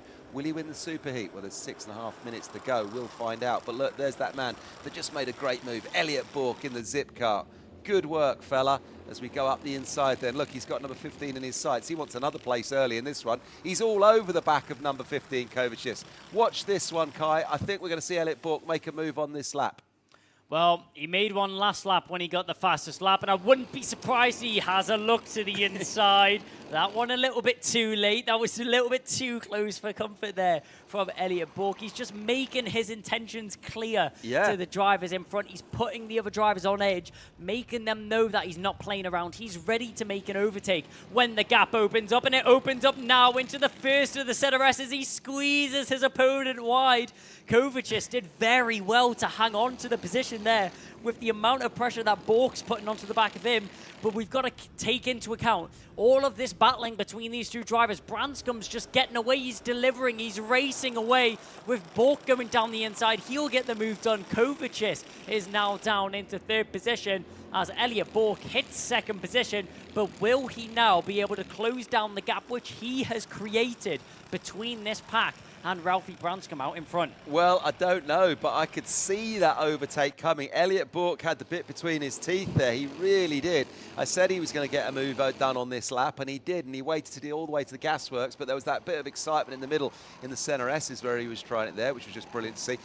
In that helmet of number 15, Kovacic now, he's going to be absolutely sort of spitting feathers as we see a car, I think, just making his way into the Parc Ferme area. That was at Shea Hilton, the 888. Sad end to his Super Heat. There he is, parked up, sadly. As we're back out in front then, Ralphie Branscombe, now Elliot Bourke in second. Kovacic will be the man who's feeling a little bit hard done by, losing the space in this exact position last time out, a lap or two ago on that final, or one lap ago in actual fact. So Kovacic will be wanting to get that position back, but a gap opening up ahead of him. Elliot Bourke is putting the heat on Ralphie Branscombe. So Branscombe is the next person with the target on his back as far as Elliot Bourke is concerned. Well, a delivery driver in terms of lap times right now is Elliot Bourke. He's putting down some blistering times out on the circuit. He's pulling down that gap which he made between him and Ralphie Branscombe. Branscombe, he might want to have a little look over his shoulder because he's going to have a surprise in behind him. Yeah, he is. He's a great driver and he's comfortable out in front. And we've seen Ralphie Branscombe lead so many laps over the last couple of seasons. Well, last season and this for sure. But he's going to have to start thinking about what's going on behind him in this race because the others aren't letting him get away with it. They're not going to let him go. Elliot Bourke is just going to sit there. But look, now Kovacic on the back of Elliot Bourke here as they come into the gasworks. This is where he got the overtake done last time. And they stay there. But look, yes, look at this. These front four then. Elliot Bourke now up on the back of Ralphie Branscombe. Behind him, Kovacic's pushing. Bourke has closed that gap on Branscombe that lap. The gap now just, what, 1/10, 0.13. As Bourke makes the move up the inside of Branscombe. Wow! He's put the afterburners on, Kai. Where did that come from? He must have carried some serious speed down the Conrod Straight. Yeah, so much momentum there from Elliot Bourke. It'll be that great run he got off the final corner, combined with the slipstream he had down the home straight, was just able to slingshot past into the first corner. It looked effortless there. It was like DRS was enabled and Branscombe was like powerless. Well, DRS in karting, oh my! I can imagine that being an interesting feat. Maybe we should propose that as an addition to the Ultimate Karting Championship next year. DRS down the home straight was definitely enabled for Elliot Bourke that time round as he slingshots past into the lead. Ralphie Branscombe pointing forwards to Kovacic saying we need to work together. We need to work together and push forwards if we want to get past Elliot Bourke, because Bourke is so fast and so comfortable on this circuit at the moment. He's just looking unstoppable out in front. Yeah, he is. But one thing I'm looking at, full credit to kart number 153, which is Ashton Horspool, who has the fastest lap at a 57.81. He's down in 7th, so the guy that's running in 7th is putting in the fastest lap. We would expect to see Elliot Bourke get the fastest lap in the coming moments, but at the moment, it's the driver in 7th who's got it. Well, I think that's just a great display of how close this field is. If the fastest driver is down in 7th position, that just shows you how close the lap times are between these drivers and how competitive the field here is in the Ultimate Karting Championship, especially in the Honda Cadets right now, as this front four still glued nose to tail, still fighting onwards and onwards. The freight train of Elliot Bourke out in front, he's fought his way through the field and he's now reaping the rewards as he finds himself out in the lead of the race right now. With 1 minute and 10 seconds remaining on the clock, we'll have 3 more laps of racing here around the Warden Law circuit. And Elliot Bourke, he has to keep it in a straight line, has to keep it in tight order. Made a little bit of a mistake running up the hill there through Brian's Bend as his kart snatched a little bit away from him. Ralphie Branscombe will now eke closer and closer to the back of the number 14, just waiting for that gap to open up now. The O-plate, he didn't let him run away at all, and now Elliot Bourke is going to feel the wrath of the pink helmet driver. That's Ralphie Branscombe in 2nd position right now. Bourke is used to being on the attack, but can he run the same in defense? Maybe. He glances over his right shoulder there, looking behind him, seeing where those other drivers are. Has he got a lead? Well, not really. 0.3 of a second at the moment as well. Look, Ralphie Branscombe's going to be thinking, come on, I know this game. I'm going to get this place back off you. But at the moment, the only drivers are running in the 57s. Our quickest drivers are Elliot Bourke with a 57.93. Then we've got McIntosh with a 57.91. And then that man, Horspool, with the fastest lap, still a 57.81. So just the 3 of them running 57s. Everyone else 58 and change. But out in front, Elliot Bourke fighting off the battle that's going on behind him. The pressure from Ralphie Branscombe. Ralphie Branscombe running in 2nd, pushing it onto Bourke. Looks wide, goes around the outside. Does Branscombe? Will he get the undercut on this next one as we come through the infield? I don't think so. Bourke now running wide, using all the curb, and that gives Branscombe a chance to close up on his rear bumper. We've got the right, the left, and then the right as they come now around the back straightaway, then through the Dunlop chicane onto the back straight. Here's the gasworks. Look at Kovacic. What's Kovacic doing as Branscombe runs wide? Oh, I thought something was going to happen there, Kai. Well, Bourke picks up a track limit warning there for running wide out of the Dunlop chicane. Although it may not have went to his advantage, he still picks up a track limit warning. You'll have to keep an eye on that coming into the final lap.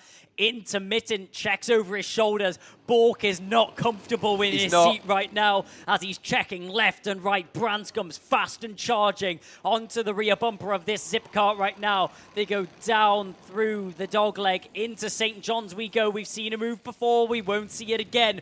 Ralphie Branscombe goes to the outside. Can he sell the dummy? Yes, he can. Down the inside. Branscombe gets the move on the inside. He's going to have to defend, though. Kovacic follows through. And per hand in the air. He's not focusing on the track in front of him. He's lost his head, has Elliot Bourke right now, as all 3 drivers manage to slip through on the inside line. Branscombe, Kovacic, and McIntosh all managed to get themselves past our past leading driver. As hand in the air once again, it's all kicking off. Kovacic isn't happy. Back down the inside. Bourke's going to at least recover one of those positions. He looks down the inside in final corner. He slips wide, sideways down the home straight, hands in the air. It's a nightmare of a final lap from Elliot Bourke. He's livid in that zip cart right now, but can you blame him after a nightmare final lap like that? Left the door open to Kovacic. Kovacic took the advantage. McIntosh followed through, and it all just fell apart for Elliot Bourke there on that final lap. Ralphie Branscombe started that domino effect, and every driver just followed through, taking advantage of a hot-headed Elliot Bourke. I think, I'm sorry to say, Elliot Bourke is a really quick driver and he's a lovely young man, but I think what we saw there was just a moment of inexperience compared to the likes of Branscombe and Kovacic.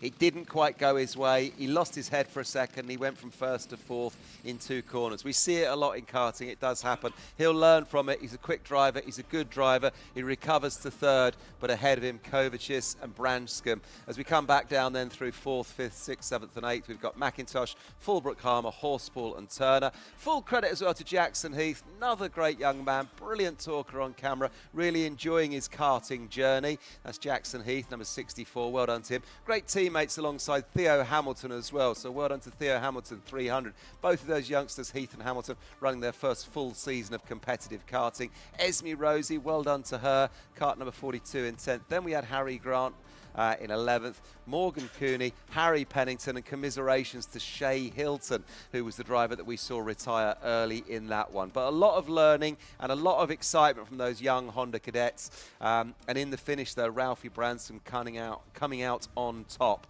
as we see Jack Fulbrook-Harmer there just getting the fist bump from his dad and the pat on the helmet. That's what it's all about, folks. Don't forget, this is motorsport, but it is also, it's a fun Sunday in the sunshine for these youngsters. Don't forget that. Yeah, it's lovely to see the dad and lad racing, the classic combination, the kid racing and the parent mechanicking. I mean, how often do you see it in the motorsport paddock? And it's lovely to see that family connection being taken into a race day. You may think it's such an isolated sport, but motorsport, it's such a tight-knit community. I mean, it is. The paddock's like a family here in the Ultimate Karting Championship. Everyone's so lovely, everyone's so nice to each other, so welcoming. Always open to helping each other, and I think that's the great thing to see here from UK motorsport as a general. Yep, but from the sort of youngsters finding their way and just having fun in the sunshine, things will now get serious. Fireworks on course next, because Senior Rotax A are coming up.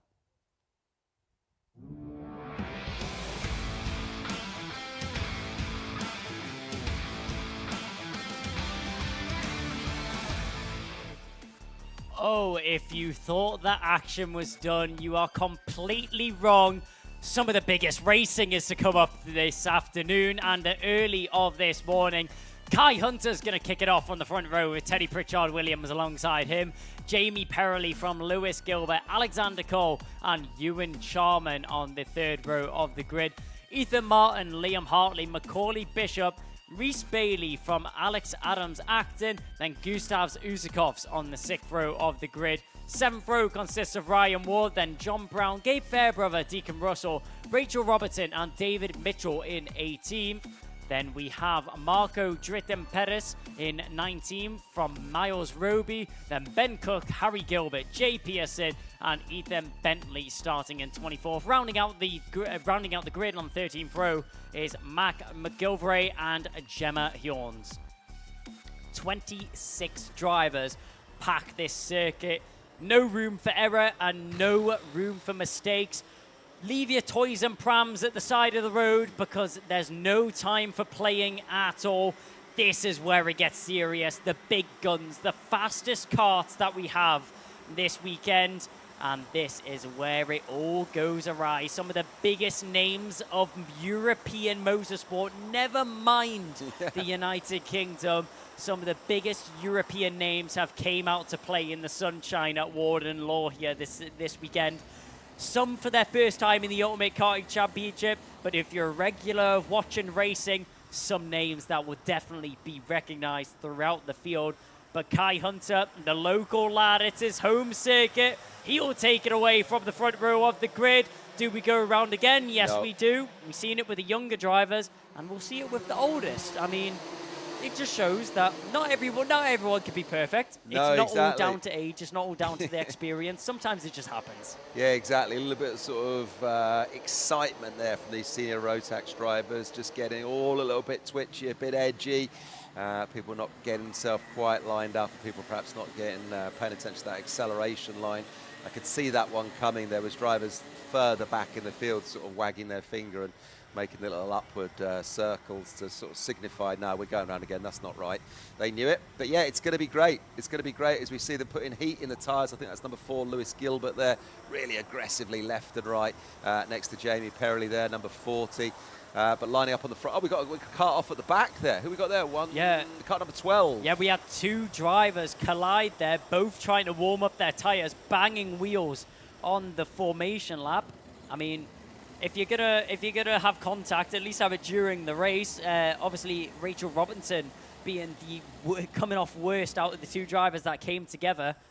Glad to see both of them manage to get back into racing formation, and we'll go again.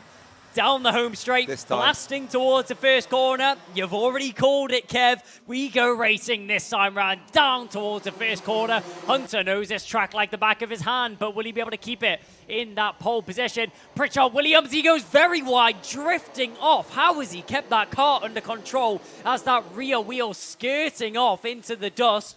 He keeps it in a straight line, though, somehow.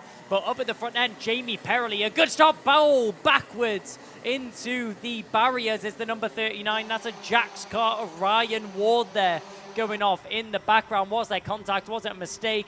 We'll never know. But up at the front end, great start from Jamie Perrelly and Alexander Cole as they find themselves fighting up at the front end already. Yeah, fighting up at the front end already. A couple of drivers coming off worse, sliding off onto the dust and the grass that we've seen. But out in front, it looks like we have settled into something of a racing line as we cross the start-finish line for the first time. Then Kai Hunter out in front from Perrelly and Carl and Gilbert and Bishop. Look at the names we've got in this one, and there's others still to come. Pritchard Williams, Fairbrother, Ewan Charman with us this weekend as well.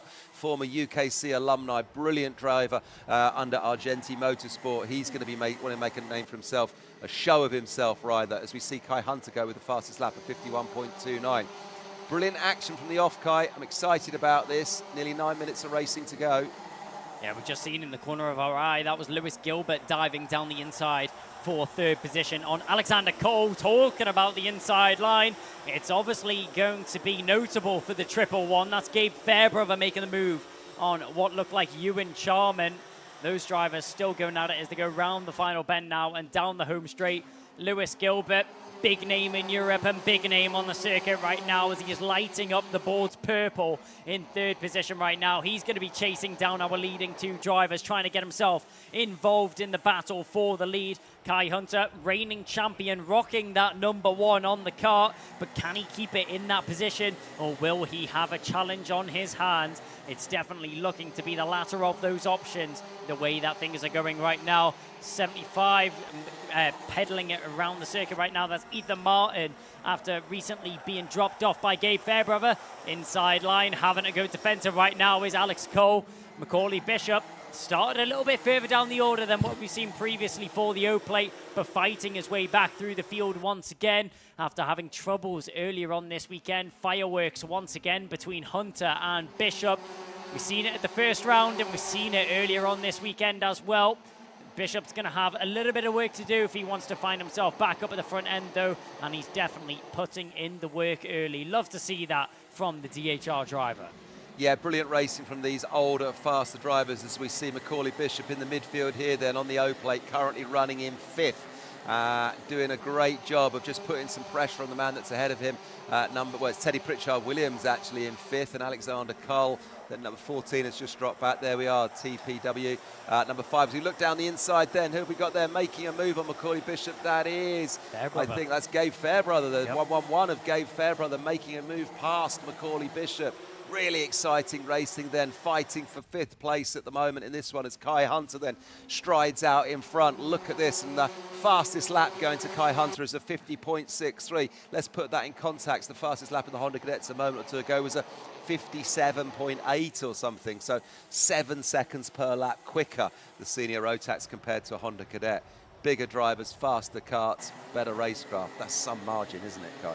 Yeah, indeed it is. And I would say I'm surprised that Kai Hunter's got the fastest laps, but this is basically his back garden. He must know it. This is Kai Hunter's playground. He's been on this circuit since he's a youngster. He's done so many laps around this circuit and so many moves are being made as Pritchard Williams goes down the inside of Alexander Cole. But out in front, Kai Hunter just looking to drop off the field, looking to try and extend his lead, and that's exactly what he's doing right now.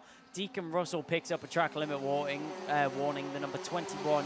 A little bit further down the field, but still doing a good job out there on the circuit right now. Lewis Gilbert, though, he's going to snatch the fastest lap. The number 4, he's a top driver out in Europe. He's a top driver in the UK, and he's looking to make a move down the inside. That was a late move for what was going to be 2nd position.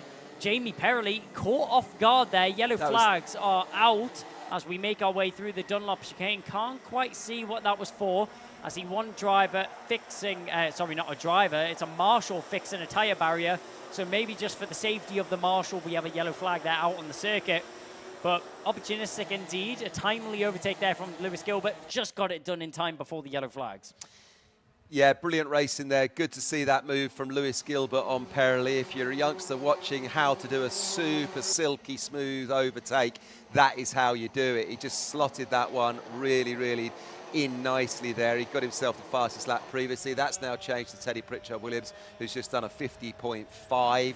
But yeah, we saw that, didn't we, from Lewis Gilbert in the corners in the moments prior to that overtake. He was linking things up. He got that fastest lap, and then as soon as he had the opportunity, just sent it down the inside. Perily was powerless to that one, couldn't do anything. But while these two are locked in something of a battle, then the gap now further up to Kai Hunter is 0.88 of a second. So Kai Hunter's going to want to extend a lead in this one as he gets some clear air between him and what's going on behind him.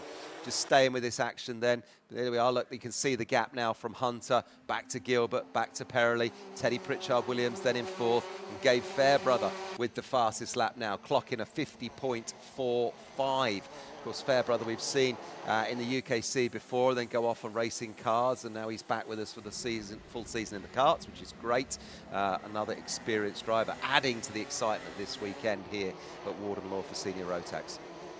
Another thing that's amazing to see is a multitude of drivers all trading fastest lap after fastest lap. Everybody improving lap upon lap, and not just the same driver putting in the lap times on each other. The fastest driver in front of him, Macaulay Bishop, is in behind the driver with the fastest lap. That's Gabe Fairbrother just fending off Macaulay Bishop for now. It was a couple laps ago where we seen the 111 get that overtake done.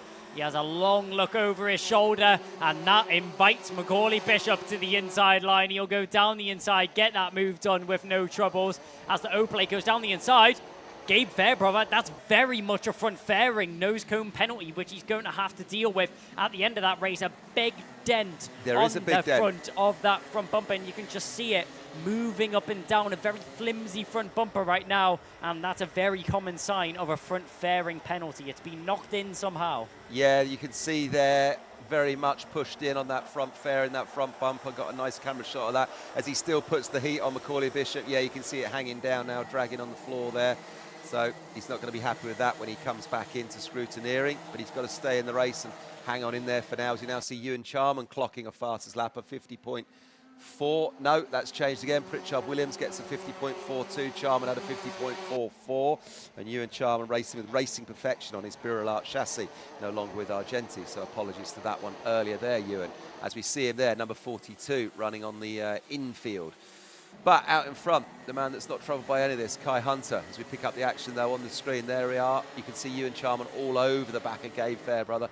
Charman then on Fairbrother, going to just bide his time. He's going to have a look through this section here.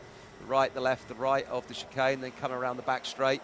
Gabe just glancing over his right shoulder. He knows Charman's there, into Gasworks. Charman just sitting, waiting at the moment. That's where we've seen so many overtakes get done already this morning, Kai.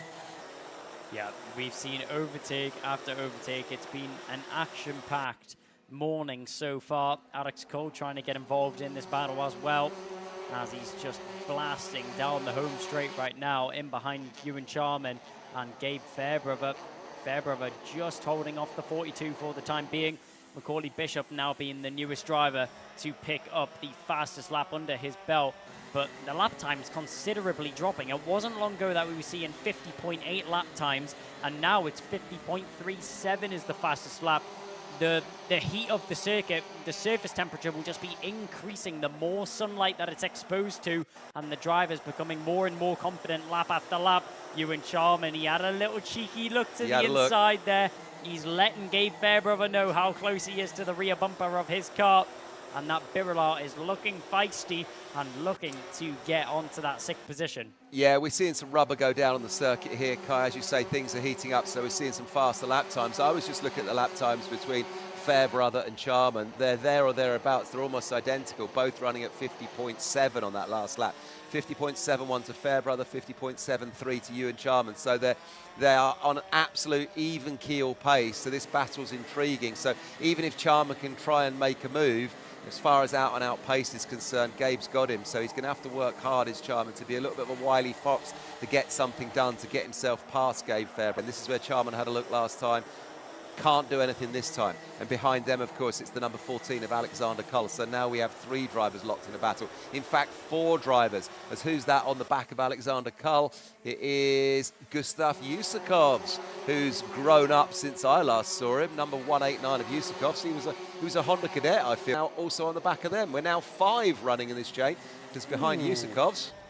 Adam Zacton, what's going on here? Oh, Fairbrother now lost the rear bumper as well. Yeah, we've seen contact there between the 42 of Charman and Gabe Fairbrother. Now his rear bumper hanging off. That's a very dangerous rear bumper there. It's actually rubbing on the rear tire as well. That's why there's smoke coming off the back of the 111.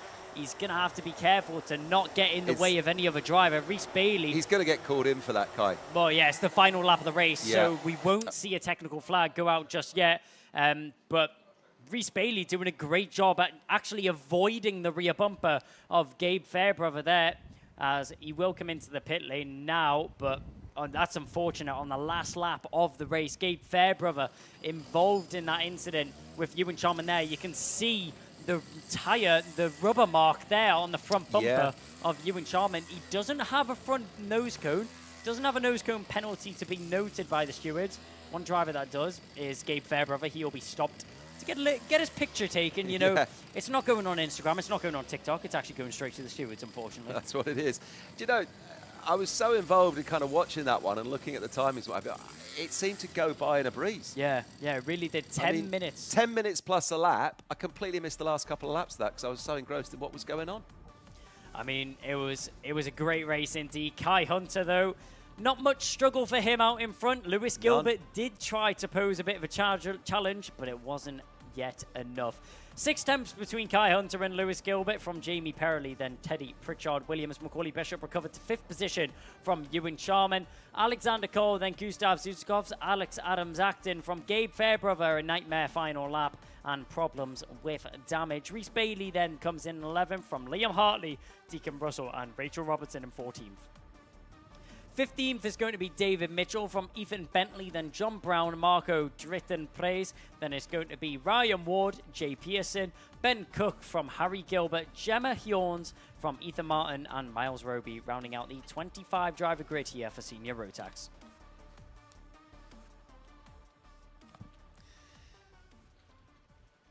So we got the pictures then live, 1, 2, 3 in the Parc Fermé. Kai Hunter there, just sitting, enjoying the sunshine. Well done to him. As we see the 101 just getting moved back, wheeled back. Who we on there? 101, just one of the drivers that didn't make it home in that one. Miles Roby, privateer on his Tony kart there. But number 4, Lewis Gilbert, came home in 2nd, of course, and then in 3rd place behind them. Who did we have? As we just wait for the next one, of course. The next one then is Senior Rotax about to go out. That was Senior Rotax A. Next up then, Senior Rotax B.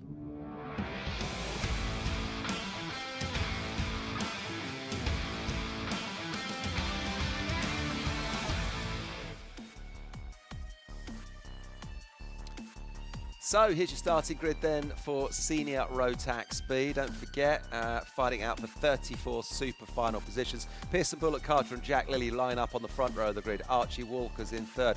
Tyler Harris is on 4th. Row 3, Alex Duncan and Stephen Duncan there. Then we got Daniel Armstrong on row 4, lining up alongside Joshua Graham. Morgan Hudson-Brown sits alongside Brandon Klein Nagelvort. Callum Bradshaw, there's a name that needs no introduction in the world of karting. He lines up on 6th. Jack Collins then lines up in 12th. That's your row 6. Archie Buttle, a hard charger, sitting just behind them. Louis Weaver alongside him. Sam Baker, Reg Hayward are on row 8. Louis Merica on row 9 and Callum Kinder alongside him. Then we come to row 10, back end of the grid here. Then Ben Southgate and Jack Gilliam just ahead of Ethan Critchley, Caitlin Seabrook, Stephanie Hobika and Aaron Mackay. And then the final row of the grid, row 13, Harry Lamond and James Dunbar. So here we are then, glorious sunshine as we see Pearson Bullock Carter sitting up front. And then we have the 05 of Jack Lilly just sitting alongside him. Great pictures here, nervously waiting. All of these senior Rotax drivers just getting ready for what is going to be a battle royale as they fight their way into, hopefully, the super final. 34 grid positions. And I forget exactly how many entries we've got in senior Rotax, but probably a good sort of 60 or so, I think.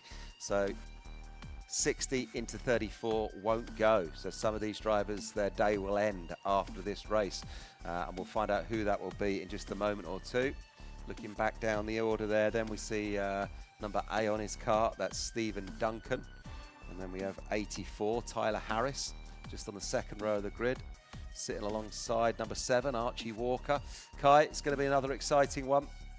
Well, if the first race is anything to go off, it means that these drivers are going to be gunning it all the way around for a solid 10 minutes plus 1 lap once again.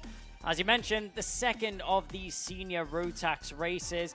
Kai Hunter walked away with the victory in the last one. Kai Hunter won't be taking to the circuit this time, but it'll be interesting to see who else is able to take the challenge up at the front end.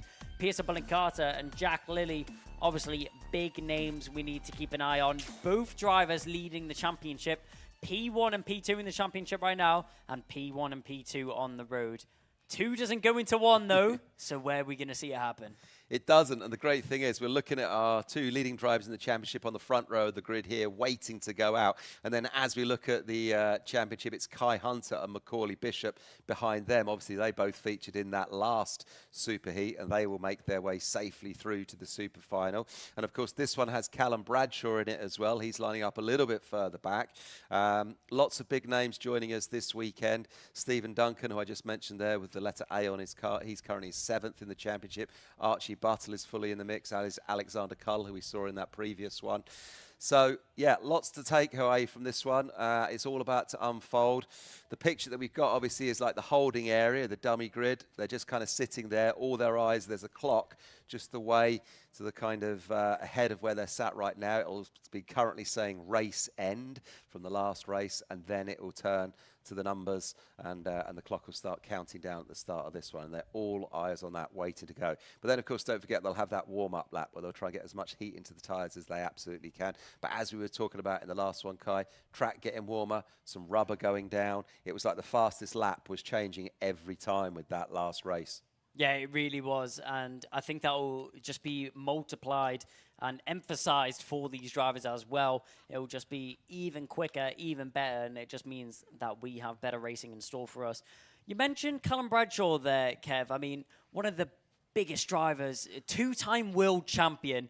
He's massive in the world of karting, not just in Rotax, but IAME as well. He's raced pretty much anywhere you can think of. Callum Bradshaw has probably raced there. And you actually spoke to him earlier, didn't you, Kevin? Yeah, I spoke to him yesterday. And UKC Statos will note that when we had our first UKC round in 2020 at Rowra, he was running X30 seniors, and he won that opening round in 2020. And then that was also the same season when he won his first world championship. So, I mean, no stranger to karting, no stranger to the top step of the podium. When he won with us first in 2020 at the UKC, he'd already been karting for a number of years at that point. Although he did say he started late, started racing when he was about 12 or 13 years old. Yep. But he was already putting it on the podium, you know, in his sort of early teens. So, yeah, a great driver. I did say to him as well, I thought I read, Callum, that you were hanging up the race gloves at the end of 2023, having sort of done it all.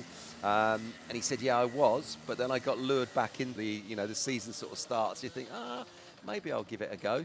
As actually, we just got the pictures on screen. Who we got here? The 112 cart not getting started. That's Dan Armstrong on a Tony kart there, privateer, just getting a bit of a bump start. But yeah, Callum was sort of set to hang up the race gloves, but then he's been lured back into karting, and he's in a very enviable position of spending his winter time in the sunshine out in the Middle East, working as a driver coach. Coaching drivers out there, goes out there for sort of 6 months of the year, which is quite nice. So when you make it to the top in karting, doors start opening up for you with positions like that. So he wants to stay within karting, stay working within it. But I think this year just, well, I thought he was just doing the British Championship. You said to me that you think he's also going to have a go at the World Championship again. Well, it wouldn't surprise me with the World Championships being held at PFI this year. It's his It's his home country, a home circuit, a circuit that he's very much used to. I would not be surprised if we see his name pop up there, but only time will tell. But for now, let's focus on the start here for Senior Rotax Superheat B. We go green first time. This time, did we have a bit of an off down the home straight there? One driver definitely skirted to the inside line. Looks like everyone's just about facing the right way right now as we go up through the dogleg and now down towards St. John's. 3 wide, some sections of the circuit. Drivers having to take to the grass for some avoiding action, but everyone just about keeping it in order. One driver having a little bit of a round, managed to get going again though. Yeah, didn't quite see who that was, but like you say, 3 wide through the middle. Some of them take to the grass, bit of dust thrown up, and then there was somebody who did a full spin, but we look out in front then, here we go. We've got the 103 being chased down by the number 7. These is the front of the pack then now, as we're looking at this one, the second of the 2. Senior Rotax Superheats here this morning, picking up some midfield action. But out in front, it's business as usual. Karts going sideways as they cross over the line. Then Pearson Bullock Carter from Archie Walker, from Alex Duncan. Yeah, out in front right now, Pearson Bullock Carter just about holding on at the front of the grid. Second in championship, first on the road right now though. His championship rival, Jack Liddy, who's leading the fight right now, is currently down in 4th position. Still very close between everybody up at the front end right now. Tyler Harris getting involved in this battle as well up at the front end. Archie Walker, you can't miss him in the bright purple KR Sport colours as they come diving down towards the Gasworks bend, but down the inside. We were waiting for the first driver to make that move, and it's Alex Duncan to get himself up into 2nd position right now. The 225, Callum Bradshaw, he was in 6th position at the beginning of this lap. No longer is he in 6th. He finds himself in 5th with the fastest lap under his belt as well. He's ready and raring to go. He's carving his way through the field right now. Disposed of Tyler Harris on that previous lap, but who's going to be his next victim out on the circuit? We'll have to wait and see. This Tony Kart driver, very dedicated to that team, been racing with Strawberry for quite a while, and his knowledge and experience is proving a bunch. Tyler Harris was able to follow through, but they both get the move done on Jack Liddy, and it looks like there may have been a little bit of a problem there for Alex Duncan. Yeah, I'm not sure. Alex Duncan seemed to just drift wide. He loses 2 places in 1, but Callum Bradshaw's class is really showing. Midfield there, now finding himself up in 4th. Brilliant driving from him. Nothing less you would expect from a 2-time world and European champion. Great racing in the opening stages of this one. Now the graphics all sort of reorder themselves as they cross over the start-finish line. Pearson Bullock Carter then off and away down the road on the 03 plate. Watching a bit of racing here then from Callum Bradshaw. Another little move up the inside. Another overtake done from him. Good. Freight train with no brakes. There is no stopping Callum Bradshaw. When he has his mind set on a mission, he will complete it. Yeah, no and question just about it. Smooth as you like as well. Yeah. No aggression, just smooth, fast racing. Brilliant to see. Yeah, it just looks almost effortless from Callum Bradshaw. It's sick, showing his experience, showing his class out there on the circuit, as you mentioned, Kev. He gets himself up in a 2nd position, and I'm sure it's not long before he's charging onto the back of Pearson Bullock Carter. He does have a 1-second gap, which he has to break down. He'll have some work to do, but he's not afraid of it. An attempt of an overtake down the inside there from the number 37. That's Reg Haywood trying to get the move done on Klein Nagelvoort. Nagelvoort was just able to fend that off into the first corner, though, but back up at the front end. Tyler Harris, a lot of pressure on his rear bumper. But down the inside, that's Jack Lilly, our championship leader, getting the move done on Alex Duncan. But Duncan's race is just falling apart. He's all over the place, Alex Duncan, in this one. He's just lost another couple of places there. Not quite sure what's happened to him because he started out so well. Picking up the action at the front, though. Here we go, KR Sport. Oh, look at this. Into Gasworks. This is where we've seen so much action already. Lots of drivers getting involved here then. Can't quite pick them out with the speed of this one, but we're looking at what is a DHR kart there with a KR Sport chassis in front of him. This is really exciting stuff as they cross the start-finish line again. Another lap done, and Callum Bradshaw showing his speed, 50.37. He's the new fastest lap holder there. And he's closed that gap to Pearson Bullock Carter, now 0.68 on this one. It was a full second last time by. Yeah, Callum Bradshaw, I mean, blistering pace around this circuit. I don't think this is one of the circuits that Callum Bradshaw's done a lot of laps around, but it looks like he's a seasoned professional around this circuit alone. I mean, it's transferable between track to track, and Callum Bradshaw showing that in spades. We're keeping an eye on the number 5 of Jack Lilly, though. Our championship leader is trying to find a way past the MLC of Tyler Harris in 4th position right now. But out in front, Pearson Carter, he may have started to feel a little bit comfortable with the gap, but it's cut down even more like a lumberjack on a tree. The gap is now 0.35, not just chipping away, but hacking away at that gap between them two. Yeah, we're going to see. We've got 4 minutes, 30 seconds left in this one, plus a lap. We're going to see Bradshaw all over the back of Pearson Carter in a couple of laps' time. Then that will be the battle for the checkered flag come the end. I can tell you that much already. As we see it here then unfold, watching out in front then. There's the 03 of Pearson Carter. You can now fix. Oh, we've got a DHR driver off on the grass. Look, we haven't had to wait long. We haven't had to wait long. Callum Carter just in the very next lap. That is class showing there, Kai. That's brilliant driving from Callum Bradshaw. Question is now, can he stretch his legs and get off and away down the road, or will Pearson Carter stay with him?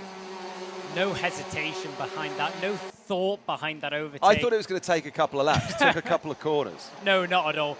Bradshaw arrives onto the back of Carter, and Carter is a top-class driver, but Callum Bradshaw just his experience showing once again, just dives that inside line straight away, doesn't mess around with it, gets the move done straight away. Mechanical flag goes the way of Harry Lamond, so the number 63 will have to pull into the pit lane, unfortunately.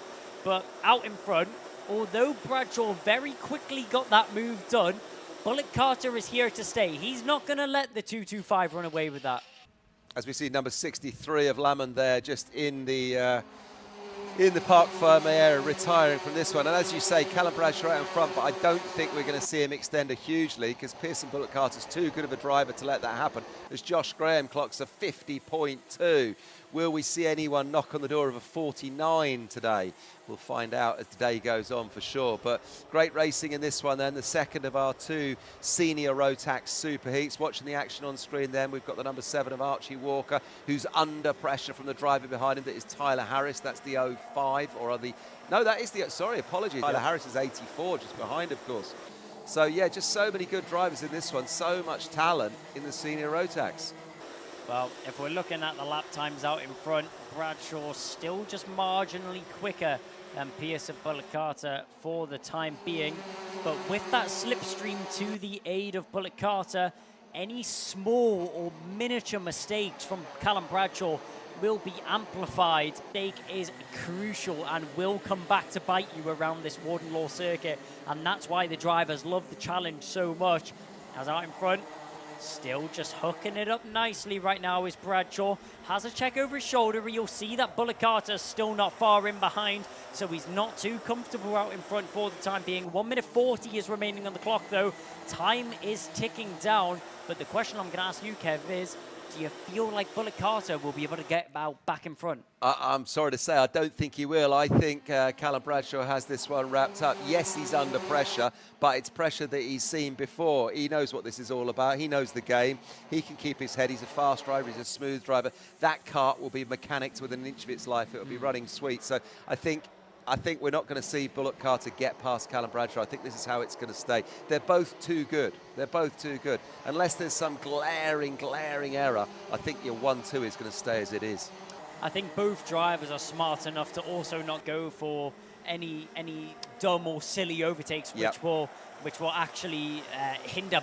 As we still see fighting along Archie Walker. Jack Lilly is closer than ever, though. This is where the action's going to be in the next couple of laps. Look at this, number 5 of Jack Lilly all over the back of Archie Walker. They're pushing for third, don't forget. And look, here we can see a move now. Here we are then. It is Lilly just looking wide, and Archie Walker closes the door for him, but they are bumper to bumper. So look, here we are then, number 5 over the back, or all over the back of number 7. Lilly chasing down Walker for number 3, as Josh Graham clocks a 50.09. Fastest lap. Look at this battle though in the infield. Jack Lilly and Walker then now side by side, wheel to wheel. Number 7 then, which is Archie Walker fighting off Jack Lilly, number 5. They went wheel to wheel for a moment, but for the time being, Jack Lilly just staying behind Walker. Coming into the action then is the driver that's behind them, number 84, Tyler Harris. He's having a look, but no. So now we have the 3 drivers then, bumper to bumper. This is great stuff, Kai. Well, if two karts wasn't entertaining enough, let's make it a three-way fight. Tyler Harris is now invited to the party as he comes along as a bystander. Both drivers still squabbling left and right, exploring the avenues on the circuit. Final lap of the race is now upon us, and this is where it's do or die for these drivers. It may only be the superheat, but pride is still at stake as we go into the center S's. Tight to the inside line is the 7 of Archie Walker. He doesn't want to give up the inside line to Jack Lilly just yet. They go through the Dunlop chicane.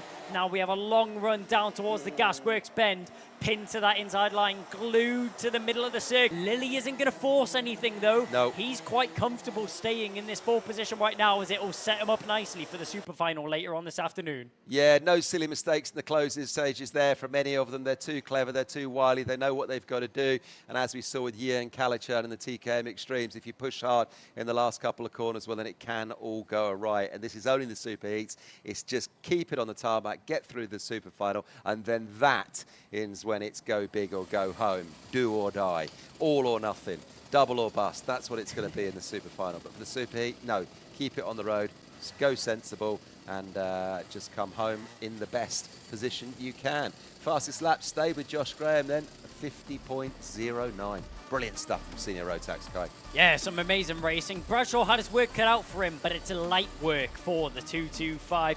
Back on the top step, you'll be used to that position by now. Pearson Bullet Carter will come home in second position from Archie Walker, Jack Lilly, Tyler Harris, and Alex Duncan. Then Morgan Hudson-Brown, Stephen Duncan with the A plate from Joshua Graham and Archie Buttle rounding out the top 10. Brandon Klein-Nagelvort in 11 from Reg Haywood, Sam Baker, and Jack Collins rounding out the top 14. If we look further down the grid, the 15th is going to go the way of Louis Weaver.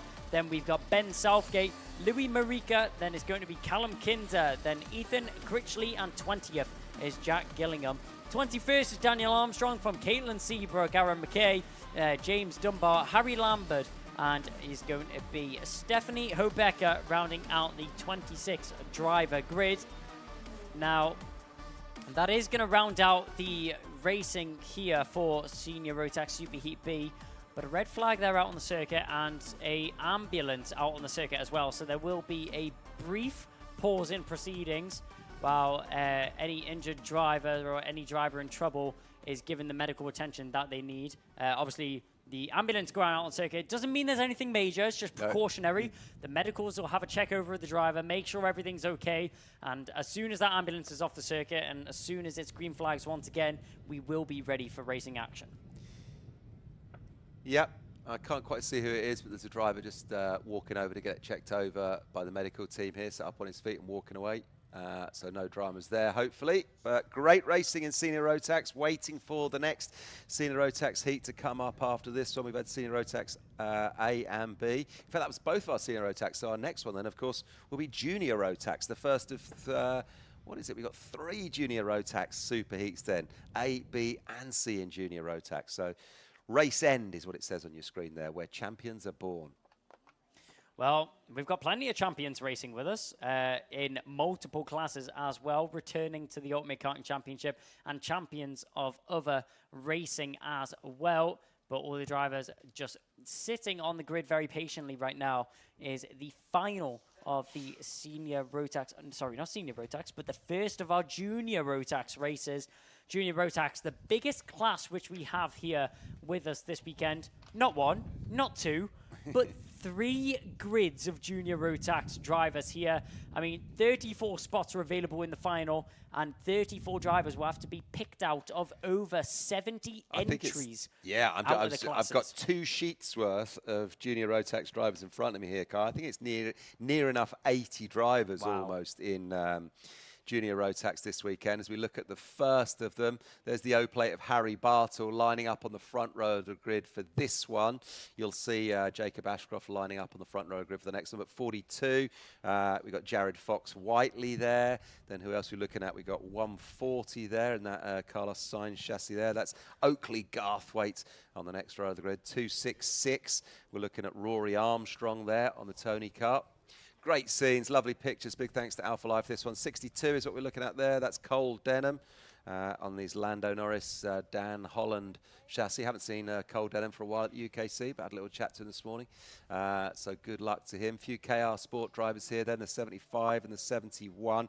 Ryan Gandor and 75 then, Kai Vetch. 174, we've got Tony Kart, Strawberry Racing there, looking at Charlie King. Another Dan Holland Racing, big showing from them once again. That's Dan Kilpatrick. Good luck to Daniel this weekend, finding his way in Junior Rotax and been doing brilliantly with it for the last couple of seasons. Real learning curve. Did brilliantly as a younger driver, and now he's really in the mix with the big guns, the older boys. 777 there on a Carlos Sainz chassis. That's Alfie McBain from Hunter Motorsport. Good luck to him.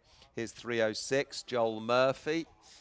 Looking nice on that kind of like white, almost silver chassis. 47 then, another one of these red and black Carlos Sainz Hunter Motorsport chassis. Who have we got there? That's Stanley Clark. So good luck to you, Stanley. That's the back end of the grid. Lovely pictures. This is what it's like here at a kart weekend. Then Lenny Messenger Motorsport. Good luck to Team LMM. Matthew Clark there on his Esprit chassis. Good luck, Matthew.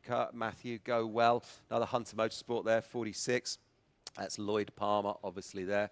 Ultimate R driver, 35. Looking at Jensen Pritchard from Ultimate R. Good luck to you, sir. 332, the next one that's on screen. Then Mikey Walker from JDR.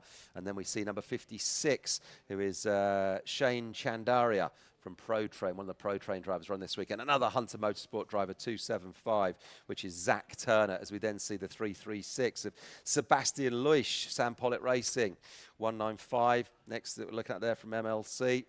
We're looking at Charlie Wolfett, so good luck to Charlie. Seen Charlie locked in many battles in the UKC before. 66, we've got then Elliot Powell from Hunter Motorsport. 261, another Carlos Sainz chassis there, which is Will Archer, a 266. Next to him, Rory Armstrong, another Dan Holland Racing driver. Cameron Nelson, there's number 42.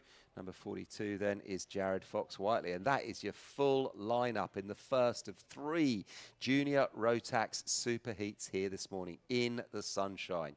So good luck to all of them. Be a moment or two before we get them out on the grid. Just waiting obviously for the clear from the last one, which was Senior Rotax. The ambulance is still out there, but like I say, when we saw the driver involved in being picked up at the end of the Senior Rotax, I could see that driver just walking towards the ambulance. So I can't quite remember who it was that had gone off or who'd been involved in the incident, but I can see the ambulance moving away off the track now. So this one will start in due course, I'm sure. And the sun is shining. The flags are still flapping, though, here at Warden Law. So we've got beautiful weather, beautiful conditions. The rubber going down the track sets us up nicely after these super heats for the super finals that will take place shortly. We're going to see some fast lap times under blue skies here in Sunderland for sure. The fastest we've seen so far is a 50.90 in that last Senior Rotax, and that was Joshua Graham, Chaos Sport Joshua Graham, 50.09. So 50 almost dead. I think in the super finals we'll see people doing the 49s, I'm sure. Yep.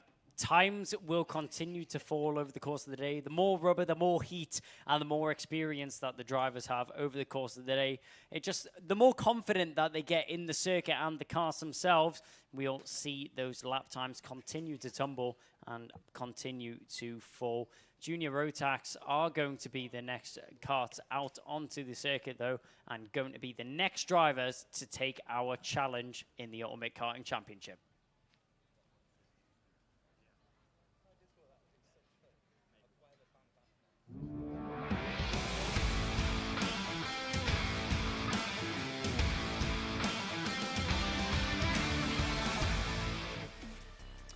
So, with the incident cleared on the circuit and ourselves and the marshals also getting ready for racing once again, it's going to be Junior Rotax Super Heat A that kicks it off for us, with Harry Bartle and Jared Fox-Whiteley alongside on the front row. From Oakley, Garthwaite, then Cameron Nelson, Lewis Goff and Rory Armstrong starting 6th.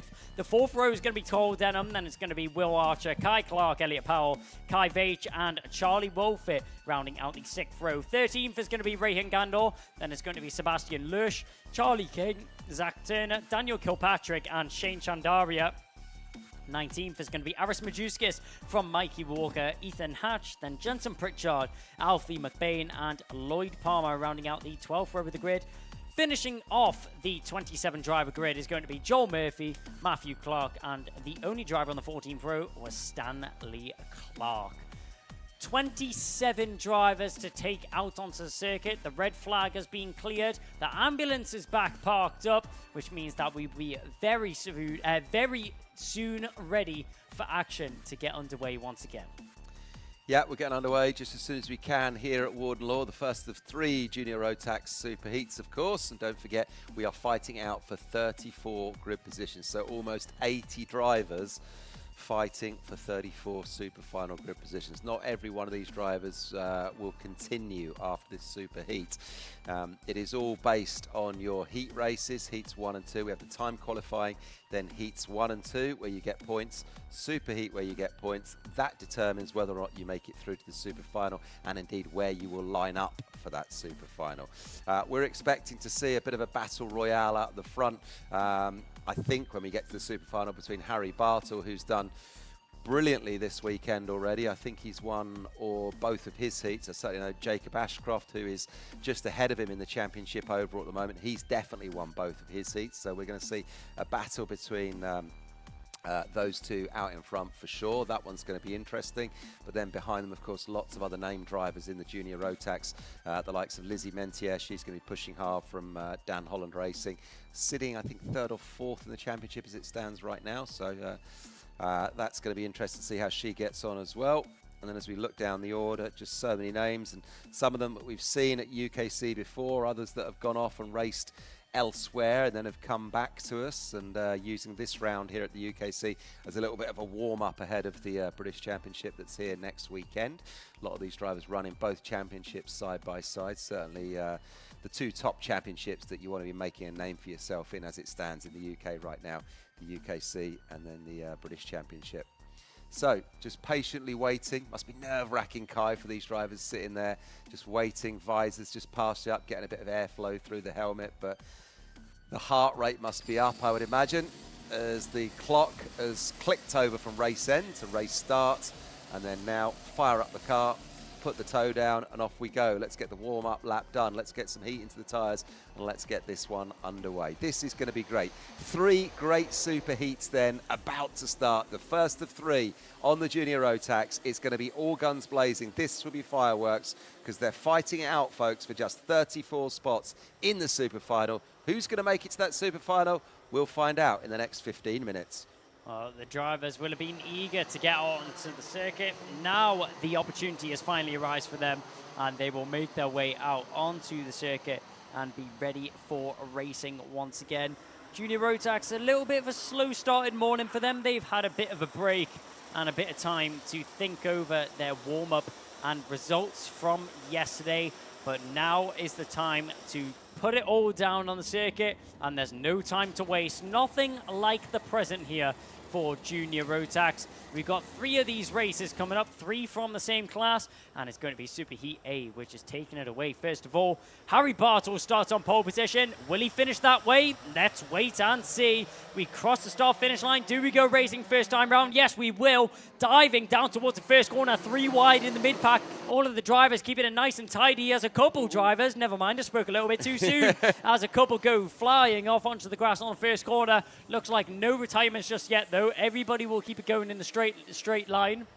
Get it going once again into the center S as we go now up at the front end of the grid.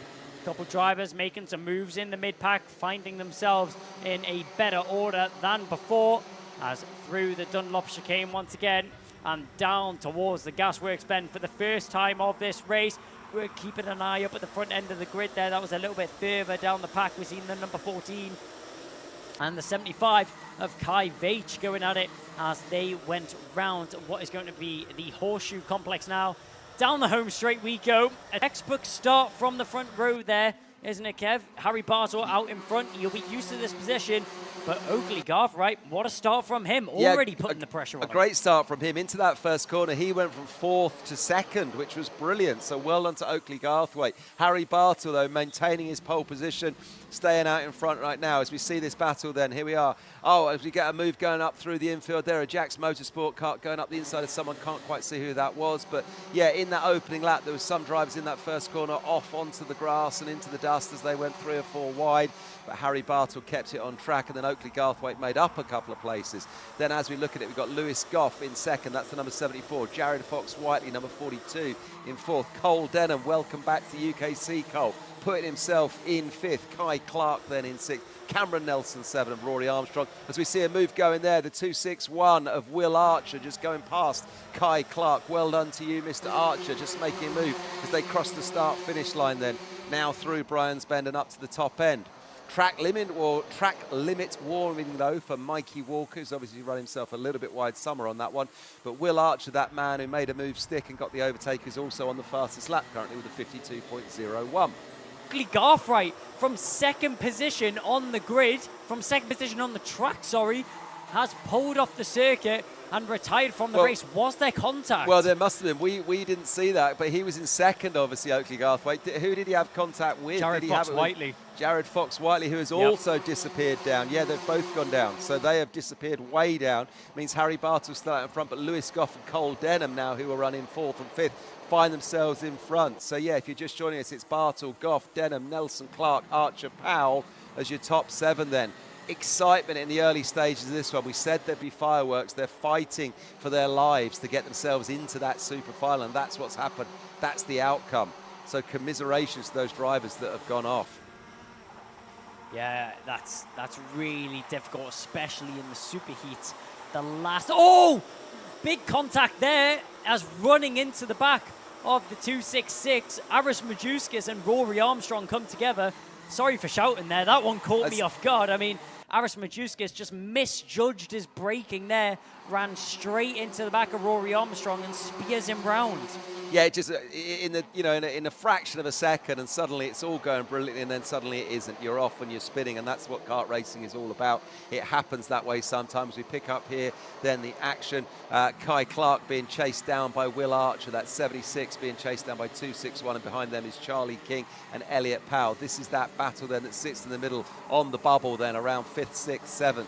Great racing then from the KR Sport driver, just clipping the curbs there. But now we pick up some pictures here out in front. We can see how comfortable that Harry Bartle is out in front. Got himself almost a 1 second gap back to Lewis Goff, who's in second there, number 74. And behind him, Cole Denham from Dan Holland Racing on that Lando Norris kart. So well done to you, Cole, keeping yourself safely in third as it's all going on behind you. I mean, a great cushion which Harry Bartle has been able to build for himself. As you mentioned, nearly a second there separating him and Lewis Goff. Set exactly the same lap time on that previous lap, though, so the gap hasn't changed between them two. A 51.7 was the time that got put down on the circuit. Aris Majewskis, after having that problem last time round, running into the back of his teammate, actually picks up the fastest lap at 51.2. One driver using a little bit too much curb going into the Dunlop chicane there, kicking up some dust with him into the first part, but down the inside into Gasworks. Will it be one? Yes, it's only one. Tried to follow through as well. Number 76 managed to get it done for a moment there. Kai Clark nearly got it done on Cameron Nelson. Nelson responds, though, through the horseshoe complex and manages to dive back down the inside and get the move done. Will Archer thought it was his lucky day to follow through, but wasn't able to do so on either occasion. Yeah, brilliant racing from their 76 and 261 trading places, but at the moment it is, of course, Will Archer who's out in front in that pairing. Great racing from those two. Behind them, then we've got the Cameron Nelson and Kai Clark. Behind them, Will Archer's the 261, of course. And then behind them, we've obviously got Charlie King, the 174. So racing in the mid-pack then, fighting it out for 5th place at the moment as we rejoin the action out in front with Harry Bartle. Clear air, but look at this back midfield battle then for 5th. This is all going on between Nelson, Clark, Archer and King. At the moment, Nelson running at the front of that selection there of drivers there, and ahead of him is his Dan Holland Racing teammate of Cole Denham, who we just see at the top of your picture, number 62. Picking up the action then once again, here we are, Nelson fending off Clark, and Clark then fending off Archer, and Archer fending off King. 4 drivers bumper to bumper, as we see in karting so many times. They get involved in their little battle, but it means further down the road ahead of them, the others start to stretch their legs a bit and just get the hammer down. So great racing then for 5th in the sunshine here. Up the inside, we see a move there, brilliant from the 261 of Will Archer. Great move, making his way past then number 76 of Kai Clark. Kai Clark has had nothing short but action on every single lap, never mind every single corner of this race so far. He's in a new battle every time we look at this number 76, and he's handling the pressure so well right now. Currently in 5th position. Now down in 6th after that move was made by Will Archer. Looking to the inside. Charlie King's now trying to get it done. Is there a problem with Kai Clark's car? It just seems the pace has dropped off a little bit there for the KR Sport driver. Even so, he's handling the pressure very well. He's defending really well right now, keeping that car in a good position and a competitive position as well. A little bit further up, though, and that looks like that's the 74 of Lewis Goff, currently in 2nd position. Cole Denham's tucked in behind him.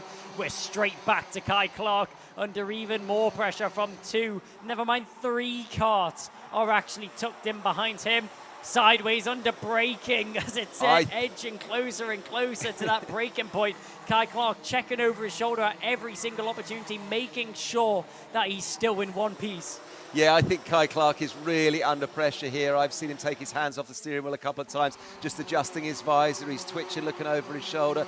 Kai Clark, of course, was in a battle with Nelson and Archer, and now Nelson and Archer are off on the way down the road. So Kai Clark very much under pressure. The man behind him, which is Charlie King, and then Aris Majauskas.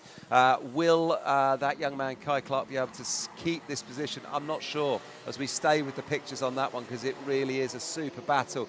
But look at this. Who we got here? Is this cold? Oh, that's the 2, Nelson and Archer, that we just saw ahead of them. But look, in the midfield here, then Kai Clark still under pressure, being chased from behind, as we then see Cameron Nelson and Will Archer a little bit ahead of both of them. Cole Denham, Lewis Goff and Harry Bartle not even featuring, because they're off and away down the road. There's quite a gap forward to all of those guys. Yeah, a super battle indeed. A super battle in the superheat. What more could you ask for from the first of the junior road tax groups? The number 74, Lewis Goff, under a lot of pressure. He's been looking quite nice in this 2nd position right now. Hasn't been able to compete with the lap times of Harry Bartle, but 2nd position is still it's going to set him up very nicely for the final later on this afternoon. But will he be able to hold on to it, or is Cole Denham going to be able to top him in these closing stages of the race? The clock is now going to strike 0, which means next time round will be the last lap of this race. And it's getting ever so closer between these drivers. There's no time like the present, and these drivers aren't wasting around down the inside. That's such a late dive on the inside there from Cameron Nelson as he tried to get the move back on Will Archer. Archer did so well to keep that car on the circuit. Just left enough room for there to be no contact between them, but also held on to the position, did the 261. Very well driven there by Will Archer as he holds on to 4th position for the time being. But Cameron Nelson, he's getting impatient. He's starting to want it to get into that 4th position right now, and he's showing his intentions very clearly out there on the circuit. Pinned to the inside white line. Lewis Goff isn't going to risk anything as he keeps it in the middle of the track, but on the inside, beautiful switch back out of the center S's there from Cole Denham as he gets to that inside line into the Dunlop chicane. You don't see that very often, but now he's going to have to park the brakes. He's the one who's going to have to get that bus on the inside line as he goes very defensive. Only a couple more corners to go. Keep an eye on Will Archer as he now arrives onto the back of this battle into the final corner. Can they try anything? Any switchbacks out of the final corner? We'll have to wait and see. No, there isn't. But great racing, such close racing, but it's completely clean from all the drivers. No contact there, and I'm so surprised that there wasn't between Cole Denham and Lewis Goff. Lewis Goff was doing such a good job at defending there from Cole Denham, but Denham sells the dummy. He goes to the outside, makes Lewis Goff position his car in the middle of the center S's, and then uses that great run to get to the inside line for the Dunlop chicane, gets himself into 2nd position, and great racing. Some brilliant racecraft on display there from Junior Road Tax. Brilliant stuff, Kai. Really, really exciting in the closing stages. That one, and full credit to Cole Denham for getting that move done, putting himself in 2nd. But the gap between Cole and Harry Bartle, who came away in 1st, look, 2.86 seconds. So nearly, 3 seconds ahead was Harry Bartle. Cole Denham, Lewis Goff behind him. And in the closing stages of that one, Kai, I was looking at Cole's car. There was I don't know if it's the water hose off the radiator or something. There was some bit of a hose flapping off the top of Cole Denham's kart there. So They'll probably have a look at that when he pulls in now, but I was wondering if he was going to end up pulling up with the mechanical, but he didn't. He held it well. And then what brilliant racing we saw as well from Will Archer and Cameron Nelson, 261 and 241. They traded places a few times in the closing stages. That one, Lewis Goff, of course, came home in third. Well done to Lewis for getting home in third. And Kai Clark and Charlie King gave us lots to get excited about there, coming home in 6th and 7th respectively. So many little mini battles all the way through that. So well done to all of those young drivers there in Junior Rotax. The first of three super heats in Junior Rotax this morning, Kai. In fact, this afternoon as we make our way just past 12:30 here at Warden Law. Yeah, brilliant racing to kick off the Junior Rotax, but that's only the first of the three, as you mentioned there, Kev. Junior Rotax Superheat A has now been put out of the way, and next up, we're all looking forward to it. It's Junior Rotax Superheat B.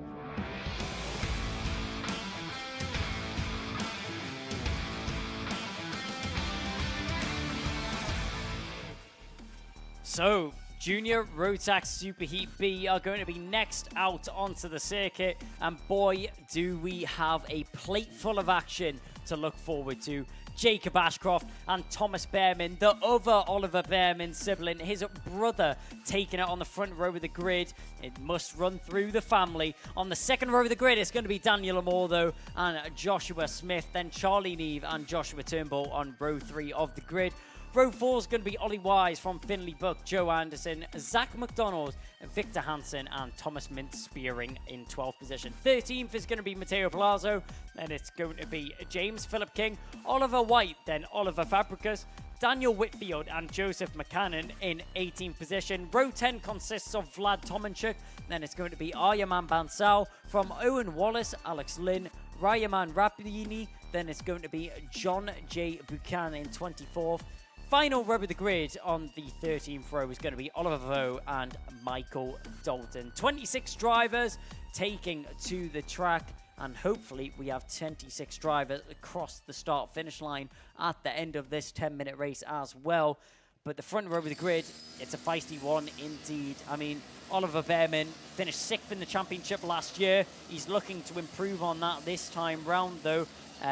With Jacob Ashcroft, the 222, our championship leader, it's nothing but gold for him so far. I mean, he's been so dominant out there on the circuit. He may not have run every single race so far, but the last 2 rounds, it's been 2 victories under his belt. I mean, unstoppable in the superheat, the pre-finals, also known as the superheats, and the finals. Jacob Ashcroft could not be topped. He has been topped in the heats, never been topped in the superheat though. Are we going to see that change for the first time? Well, we may do, and obviously the point to note this weekend is Jacob Ashcroft has won both of his heats. Will he win his superheat?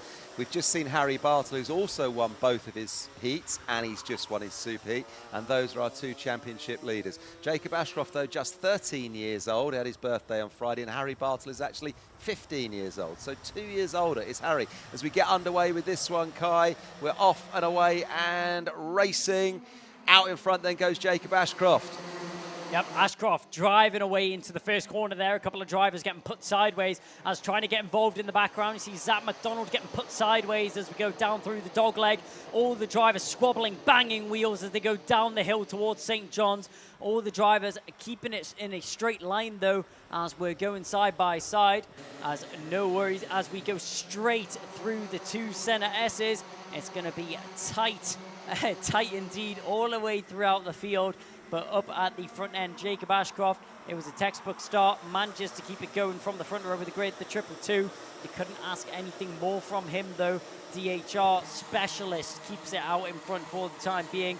Thomas Behrman, though, it was a textbook start from him as well, just not able to jump the leader. Well, as we cross the start-finish line at the first lap of a 10-minute plus 1 lap race, Kai, I'm going to hand over to you to see this one home and then the other Junior Rotax Superheat, because I need to go and get myself up there in the scrutineer area to get ready for some winners' interviews when we get to the Super Finals that are starting at 1 o'clock. So thanks for your company, Kai. I'll see you next up there for those winners' interviews for the Super Finals. Thank you so much for joining me this morning, Kev. As Kev just mentioned, we'll see him later on this afternoon doing the winners' interviews in the post-race paddock. 2 drivers coming off there. That's the 41 and the 663. That looks like that may have been further down the order. Trying to find out who that was on our screens. A couple drivers being involved in that battle. That was Dan Moore and Oliver Vo in 20th and 21st position, both coming off the circuit. Unfortunate contacts for them. And no surprise on your screens. Well, it was briefly Jacob Ashcroft with the fastest lap. Now it's Aryaman Bansal puts it in his pocket as they go up through the dog leg once again. The driver's now down towards St. John's. Jacob Ashcroft doing a great job out in front to maintain that gap back to Thomas Behrman right now. In the mid-pack, drivers all congesting up into the first of the center S's. Seen a couple bumping nose and tail, but everyone just keeping it in the straight line for now. A battle in the mid-pack, and that's going to be a couple drivers. Seen a couple of Strawberry Racing drivers that look like Charlie Neve, Thomas Min spearing, and involved in an incident there. That's the number 16 of Matteo Plazo and Zach McDonald both coming together. So both of them losing a lot of time. It looked like that was Plazo coming off a little bit worse though, but McDonald's going to have to try and shake that off if he wants to keep ploughing forwards through the field. Unfortunate incident between them. Just looked like both drivers going for the same part of the circuit. Didn't look like either driver had any malicious intent in that incident indeed. Down towards the center S's and down towards the inside. You can see the rear camber of that wheel banged off the circuit. There is the number 9 as he manages to recover it onto the circuit quite nicely. Does Finley Buck. Turnbull managed to get the move down the inside. Ollie Wise tried to follow through. They bang wheels and Finley Buck had to take to the grass for a short period of time. Manages to rejoin the circuit. Not losing too many positions though. Up at the front end once again, we're watching the drivers file through the final couple of corners. Joshua Turnbull picks up the fastest lap. No, it goes the way of Joe Anderson. Anderson currently in 9th position.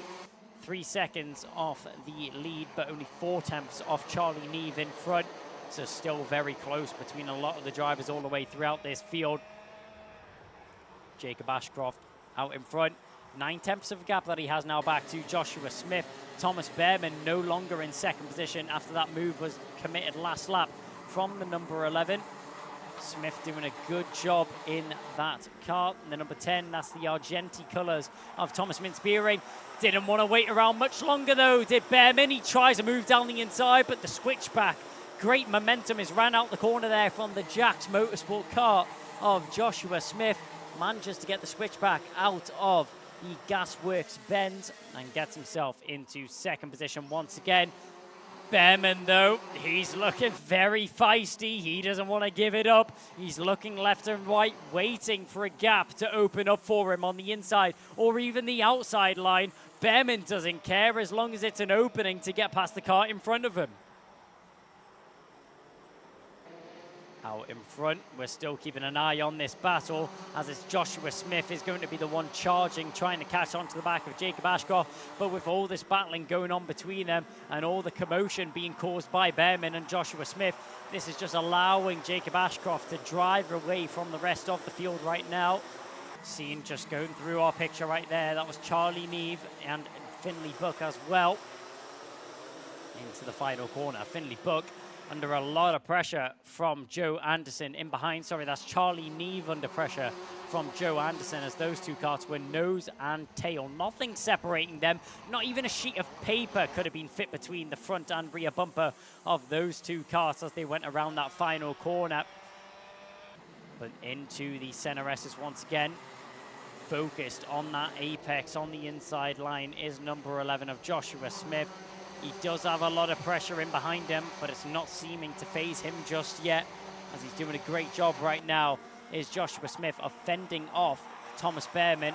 We've seen he's fast, we've seen he's feisty, and we've seen he's looking for that 2nd position as well.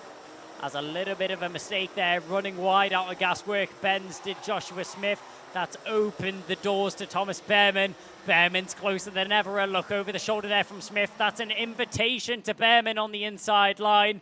Behrman takes the opportunity, gets himself into 2nd. Thomas Behrman now once again in the position he found himself in before. 2nd is going to be the place of the number 6. Joshua Smith is dropped down into 3rd. And Joshua Turnbull is following very closely in behind, just waiting for something to unfold in front of him.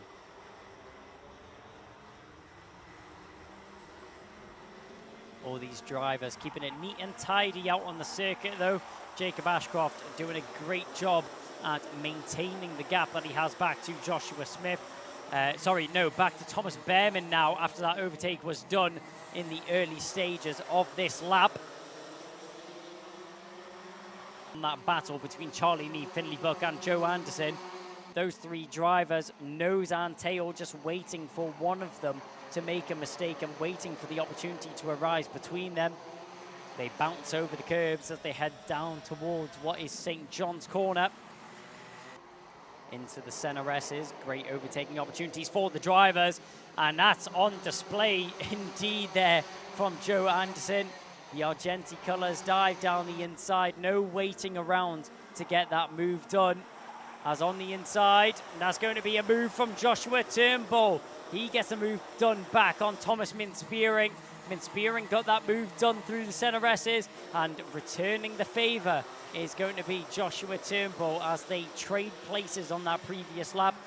No changes in the order as they change between each other, but Thomas Behrman really putting the burners on now. In the closing stages of the race, Jacob Ashcroft may have felt a little bit comfortable out in front, but not for much longer as Jacob Ashcroft, that gap is now being cut down between him and Thomas Behrman. Behrman sets the fastest lap on that previous lap, nearly 2 tenths faster than Jacob Ashcroft out in front right now. Danamore snatches up that fastest lap, but he's down in 19th position for the time being. Had that incident with Matteo Plazo earlier on in that race, but manages to keep the car in a straight line, and he will be looking to cross the finish line at the end of this race.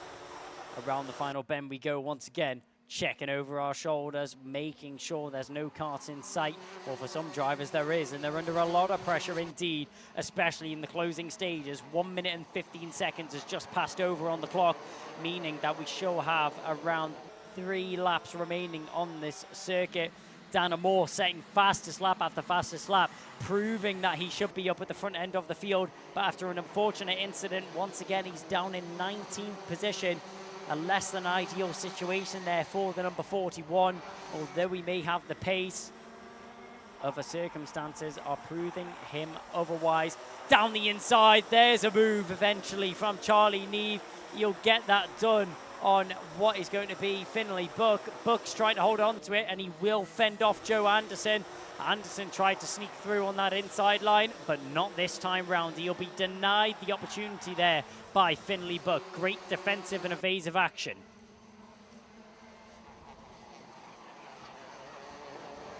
There's the number 10 of the Argenti colours of Thomas Spearing. Danamore, another fastest lap, goes the way of the 41, down in 19th position.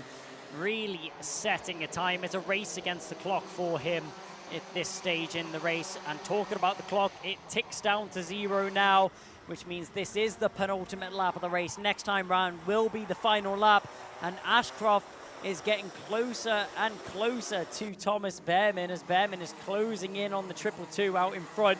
The question is, has he left it a little bit too late, or will he close in time?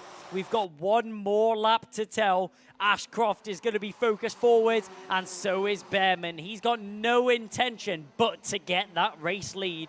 In behind him, though, there's a couple drivers still squabbling for position. It's Joshua Turnbull, Thomas Minspiering, and Ollie Wise all going at it. We go down towards the center S's. Feeling he has to go a little bit defensive there is the 20 of Turnbull. Turnbull pinned to the inside line. Is that going to leave Spearing vulnerable? No. But Spearing just about holds on to it. The 256 of Ollie Wise in behind, just waiting for a gap to open up. Will it open up in the gasworks? No, it won't. But it goes from a 3-car battle into a 6-car battle. But there's only a couple corners remaining on the circuit. Ashcroft's done enough to get the race win. But what about this battle? We'll see as they all dive out of the final corner. They all keep it tidy and follow in order. I mean, wow, what a race there from Junior Rotax. It all went down to the wire, and even in those final couple of corners, 3 karts turns into 6 as Jacob Ashcroft manages to walk away with that one. Undefeated so far in these races this week. He's won both heats and a super heat under his belt right now, and you couldn't ask for any more. Thomas Behrman comes home in second position from Joshua Smith, from Joshua Turnbull, then Thomas Spearing, Ollie Wise, Charlie Neve, then it's going to be Finley Buck, Joe Anderson, Aryaman Bansal, Daniel Whitfield, Vlad Tomanchik from Joshua, James Philip King, from Joseph McCannon in 14th position. Zach McDonald comes home in 15th from Dana Moore in 16th. Then it's going to be Matteo Palazzo from Michael Dalton, Alex Lynn, Owen Wallace, then Oliver White, Brian Rapardi, John J. Buchan, then it's going to be Oliver Fabricus and Oliver Vo coming home in 25th position. So, 2 races out the way there for Junior Rotax.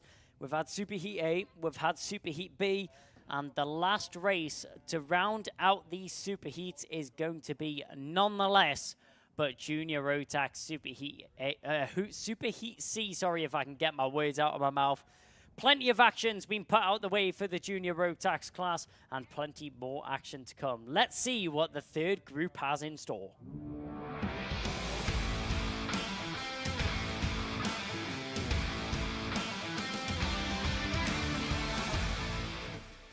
Well, if 2 wasn't enough, we've got a third one on our plate. A 3-course meal of Junior Rotax racing. Lizzie Mentier will start from pole position with Jack West alongside her. From Zane Quaker and Lucas Blanford on the second row of the grid. Then William Antrobus and Noah Barham. Jake Flewitt and Jack Thompson are on the fourth row of the grid. 9th is going to be Shun Sekiguchi. Then it's going to be Adam Wooden, Jake Woods and Charlie Benson. 13th is Albie Lapper from Ben Horner, Joshua Whitcomb and Henry Cameron rounding out the 8th row. The 9th row consists of Charlie Cox and Rossi Costello. 10th row is going to be Callum Foster and Benjamin Baker rounding out the top 20 from Toby Lean, Amy Peacock, Zach McKay and Bella McConville starting at 24th. The final row of the grid in row 13 is going to be Jake Griffithty and Elliot Surtees. 26 drivers are going to be taking to the circuit, and 26 drivers are going to be fighting non-stop all the way throughout this race.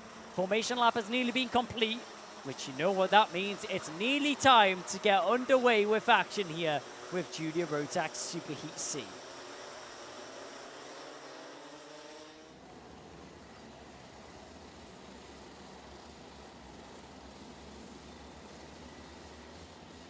So around the final couple of bends we go now. Up at the front end, will we get a clean start? Will we go racing first time? Yes, we will. Diving down towards the first bend. It's going to be Jack West, which gets the jump on Lizzie Mencher initially. Will she be able to overturn that in the first couple of corners, though? We'll have to wait and see as we go down through the dog leg and now into St. John's. Up at the front end, back in the pack, we see a couple of drivers squabbling, banging wheels, a couple of drivers having to take to the grass. It is the number 92 out in front, that's Jack West. Lizzie Mentier falling down the order just a little bit. It looks like she's fell down into third, with Lucas Blanford managing to get himself into second position. Yes, that is the case. Lizzie Mentier, will she be able to act on some of the ground which was lost early on in this race? All the drivers keeping it nice and tidy, a little bit of bumping as we go through the Gasworks bend, but all the drivers keeping it in a straight line and keeping it nice and tidy on the first lap of this race. So side by side.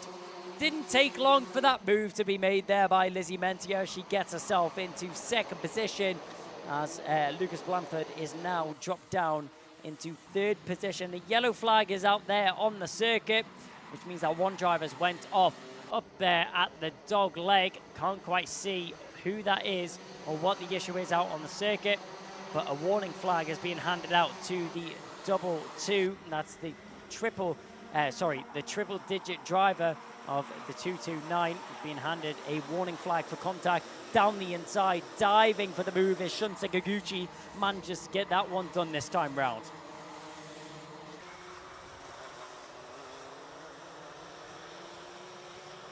No issues just yet there.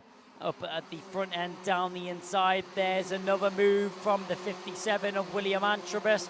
He'll get himself up the order past Adam Wooden. So Adam Warden now drops down into 6th position. Antrobus up into 5th. Out in front, Lizzie Mentia going very hot and hairy into the first of the Senna S's. Going completely sideways, under braking, nearly losing it, but managed to keep that one on the circuit. No worries just yet for her. As we go down into Gasworks Bend once again.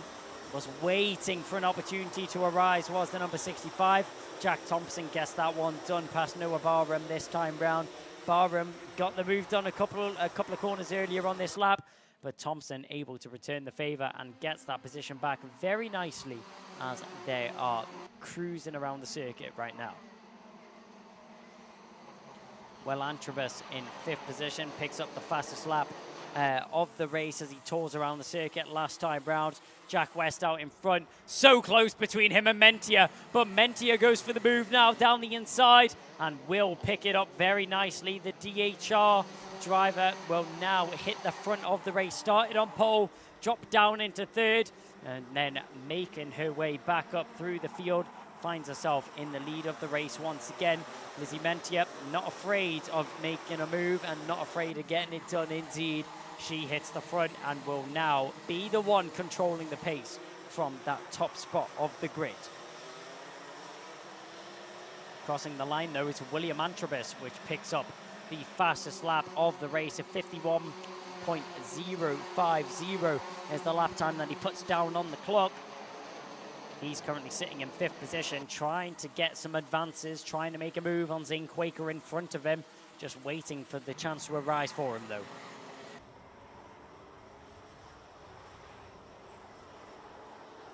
Now we're having a look at Jake Fluid as we are making our drivers. Great camera angle there, exiting out of the 2 Senna S's.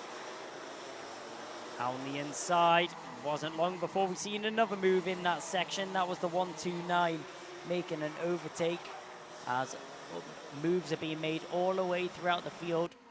The 129, that was Abby Lapper making a move on Charlie Benson. So Benson drops down another position as Lapper makes a move and gets herself up another position. Lizzie Mentia, though, sitting quite nicely out in front right now. Managed to pull a little bit of a breathing room, a little bit of a cushion, which has managed to associate between her and Jack West. 4.5 tenths is the gap which separates the two of them for the time being. But purple sectors are only going to go in her favour as Lizzie Mentia. But down the inside, there's Antrobus. Antrobus gets the move done on Lucas Blamford. Oh, and one driver going off there in the background. That was the number 27 of Jake Grufferty running into some issues there out on the circuit. Jake Grufferty taking the scenic route, taking to the grass, manages to recover that kart though and gets himself back out onto the circuit. So, as our drivers now round the Senna S's once again up at the front end, so close between all of them as we're just keeping an eye on the number 57 and number 59. That's Lucas Blamford and William Antrobus. Antrobus, the fastest driver out on the circuit right now. We've seen him just make that move on Lucas Blamford on the previous tour of the circuit to get himself up into 3rd position. We'll see if anything changes between them two. But around the final couple of corners we go and down the home straight once again. Head to the steering wheel for Lizzie Mentia. She's not messing around, trying to pull away from the drivers in behind her. She's doing a very good job at it indeed. 9 tenths is the gap that now separates Mentia and Jack West. Our 4th seed in the championship from last year, just improving on the positions that she's making. A great job from Lizzie Mentia so far. Jack West in 2nd, though, has a lot of pressure from William Antrobus in behind. here. We're keeping an eye on the number 22 of Noah Barham as he's trying to make a move on Adam Wooden, but he's got Jack Flewitt in behind for company as well.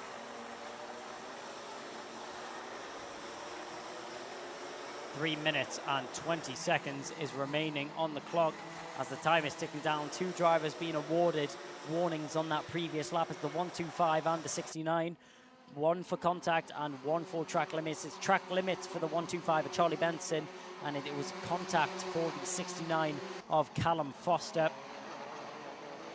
So two drivers picking up warnings on that previous lap. Gap has now been extended officially to a second as she picks up the fastest lap, just for good health as well. Lizzie Mentier manages to pick up the fastest lap, pulling away from Jack West. William Antrobus, though, still staying for a little bit of trouble, trying to cause some issues to Jack West in front, as these drivers all so close together. That's Jake Woods and the drivers in behind him, as they're all squabbling for position. That was the number 69, the number 65 making an overtake there, as Shun Seguguchi getting involved in that battle. Jack Thompson managing to make back one of the places which he lost on that last lap. He lost two initially to Jake Woods and Shun Seguguchi, but Jack Thompson was able to snatch at least one of them back. 2 minutes remaining on the clock now. Not long left as the time is ticking down. And not long left in this order. Down the inside. That was a late move. Wasn't expecting to see that one this time round, as losing out on a position there is the 65. That was Jack Thompson. Shun Seguguchi proving his dominance and getting back on the inside line, making the move where it counts indeed. Oh, contact between the two of them there, as the 129 of Abby Lapa went diving down the inside over the curve, bouncing into the side of the 65 of Jack Thompson, as those two clash and come together as they go up through the first corner once again. Abby Lapa picks up not a contact warning, but it's actually given the way of Jack Thompson. So the 65 of Jack Thompson picks up a contact warning, whether that be for this lap or the lap before, only the stewards will know. There is William Antrobus on the back of Jack West right now. A little bit of breathing room does separate them, though. It's around 0.36 seconds. So just shy of 4/10 is what separates Jack West and William Antrobus right now. We're keeping an eye on Jake Woods and Shun Seguguchi. Those two drivers very close together once again. And we'll get an update as they cross the line on what the gap is between them. 20 seconds is only remaining on the clock now, meaning that this will be the penultimate lap of the race. Next lap will be the last lap, the last of the superheats and the last one to put on a show for us. William Antrobus getting even closer now to the back of Jack West. This is going to be a nice battle which starts to develop between the two of them, and I'm sure it won't be long before it starts to unfold, because these two are hot and ready to go in the glaring sunlight here in the northeast of England.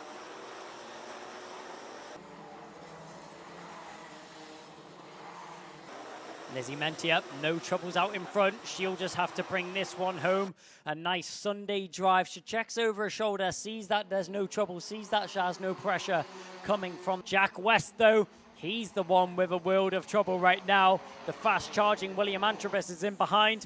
Jack West may have picked up the fastest lap, but William Antrobus isn't going anywhere as he looks to the inside of the center S's. Maybe a little bit too hot under braking there as he nearly loses the kart through the first of the center S's. Manages to keep it under control, though, and keep it in a straight line. He only has a couple of corners left. His last big opportunity is going to be into the gasworks, and he's a bit too far back. But going defensive, maybe a little bit too defensive, was Jack West, as he's now opened an opportunity going through what is going to be the horseshoe here into the final bend. Antrobus isn't going to risk it. He's going to come home in a nice third position. Great racing from them. No silly moves and no treacherous overtakes being made, putting anyone at risk. But Lizzie Mentier, I would say a lights to finish race, but no, it wasn't. Jack West managed to jump her off the start, and so did Lucas Blanford. But she kept her cool, kept her head, fought her way back through, got back to that P1 position and then drove away from the rest of the field. Great race there from Lizzie Mentia. Jack West comes home in second with an accompanying fastest lap of the race. William Antrobus in third from Lucas Blamford, Adam Wooden, then Zane Quaker, Noah Barham, Jack Fluitt, then Shun Segaguchi in ninth. 10th is going to be Jake Woods. Abby Lapper then is going to be Joshua Whitcomb. Jack Thompson is going to come home in 13th. From 14th being Charlie Cox, the 112 will round out the first page of the results. Coming home in 15th, only 10 seconds off the back of the leader is Henry Cameron, then Charlie Benson, Callum Foster, Benjamin Baker, Ben Horner in 19th. Rounding out the top 20 is Amy Peacock, then Bella McConville, Zach McKay, Toby Lean from Rossi Costello, then Elliot Surtees and Jake Gravity rounding out the 26 driver grid here for Junior Rotax Superheat C. Well, that's all of the superheats now out of the way, and all of the drivers are done with their action of the morning.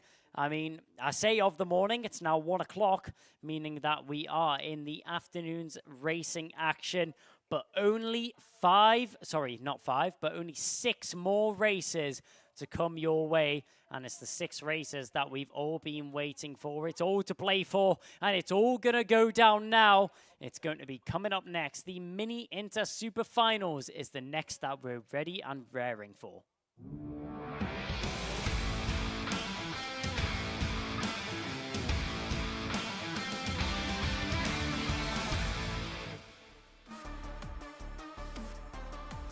Well, the first of the Super Finals, and what a way to kick it off with the Ultimate Karting Championship. We're ready for this one indeed. It's going to be Albert Friend taking it away from the front row of the grid from Finley Lines, Edward Haynes. Tom Reed on the second row from Hansen Khan and Joshua Griffin. The intensity is raised as we go further down the field. It's Jensen Chalk and Emerson McAndrew, Urinal Championship leader, starting in 8th position from Oliver Spencer and Harry Taylor. Riley Muro and Denny Babacek round out row 6. Then it's going to be Sebastian Clark, Josh Cormack from Alex Goodson, Devin Taylor, Jamie Ambrose from Daniel Minto on the 9th row of the grid. 10th row of the grid is going to consist of Louis Radcliffe and Blair Smith rounding out the top 20 from Miles Burton, Zach Starbuck, Archie Rogers-Taylor, then James Fabricus. Row 13 is going to be Ollie Thompson, then Benjamin Lawn, Drew Davidson, Leo Livingston 28th. 29th and 30th is going to be Jensen White and Alfie Ward.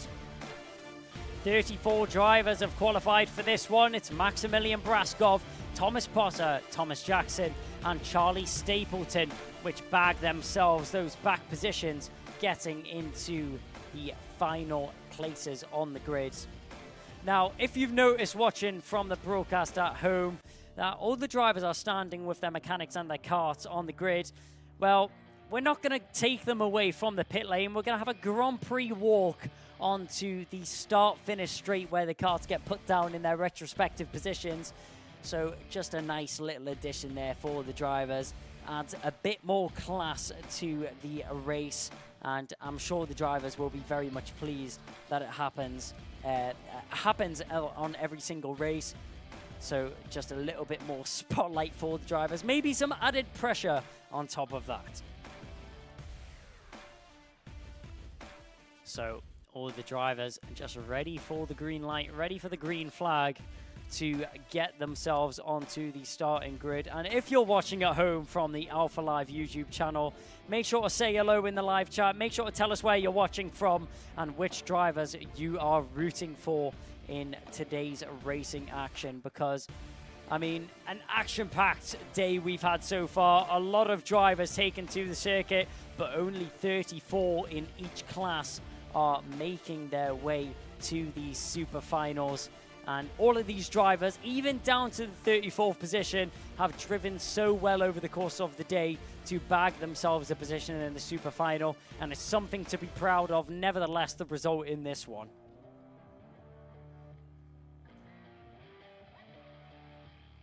So a lot of drivers just being ready. You can see drivers maybe getting a little bit bored on the grid there, trying to find themselves some entertainment as they're sat with their mechanics, ready for the start of this one. I'm sure it won't be long before they get the green flag from the marshal at the front of the grid, getting ready for the start of this one. We do have a shout out in chat from Barbara Lapper. A shout out and a good luck to Abby Lapper in the Junior Rotax Group C, which we've just had in that previous race, from Nana Lapper. Watching from sunny Spain. Well, we're racing over here in sunny England. Maybe brought over some good luck and brought over the weather as well. All of the Lapper family also watching at home in the UK. A lot of support there for Abby Lapper. Drove very well in that previous race, getting herself involved in a lot of action and doing a good job. Sorry, that's Albie Lapper doing a good job out there on the circuit, getting involved in the action. He did a great job out there on the circuit, fighting his way through the field. Lizzie Mentia was the one that walked away with the victory there for Junior Rotax Superheat C. Jack West was the driver that followed up, managed to hold off the pressure from William Antrobus. But with it being the Mini Inter Super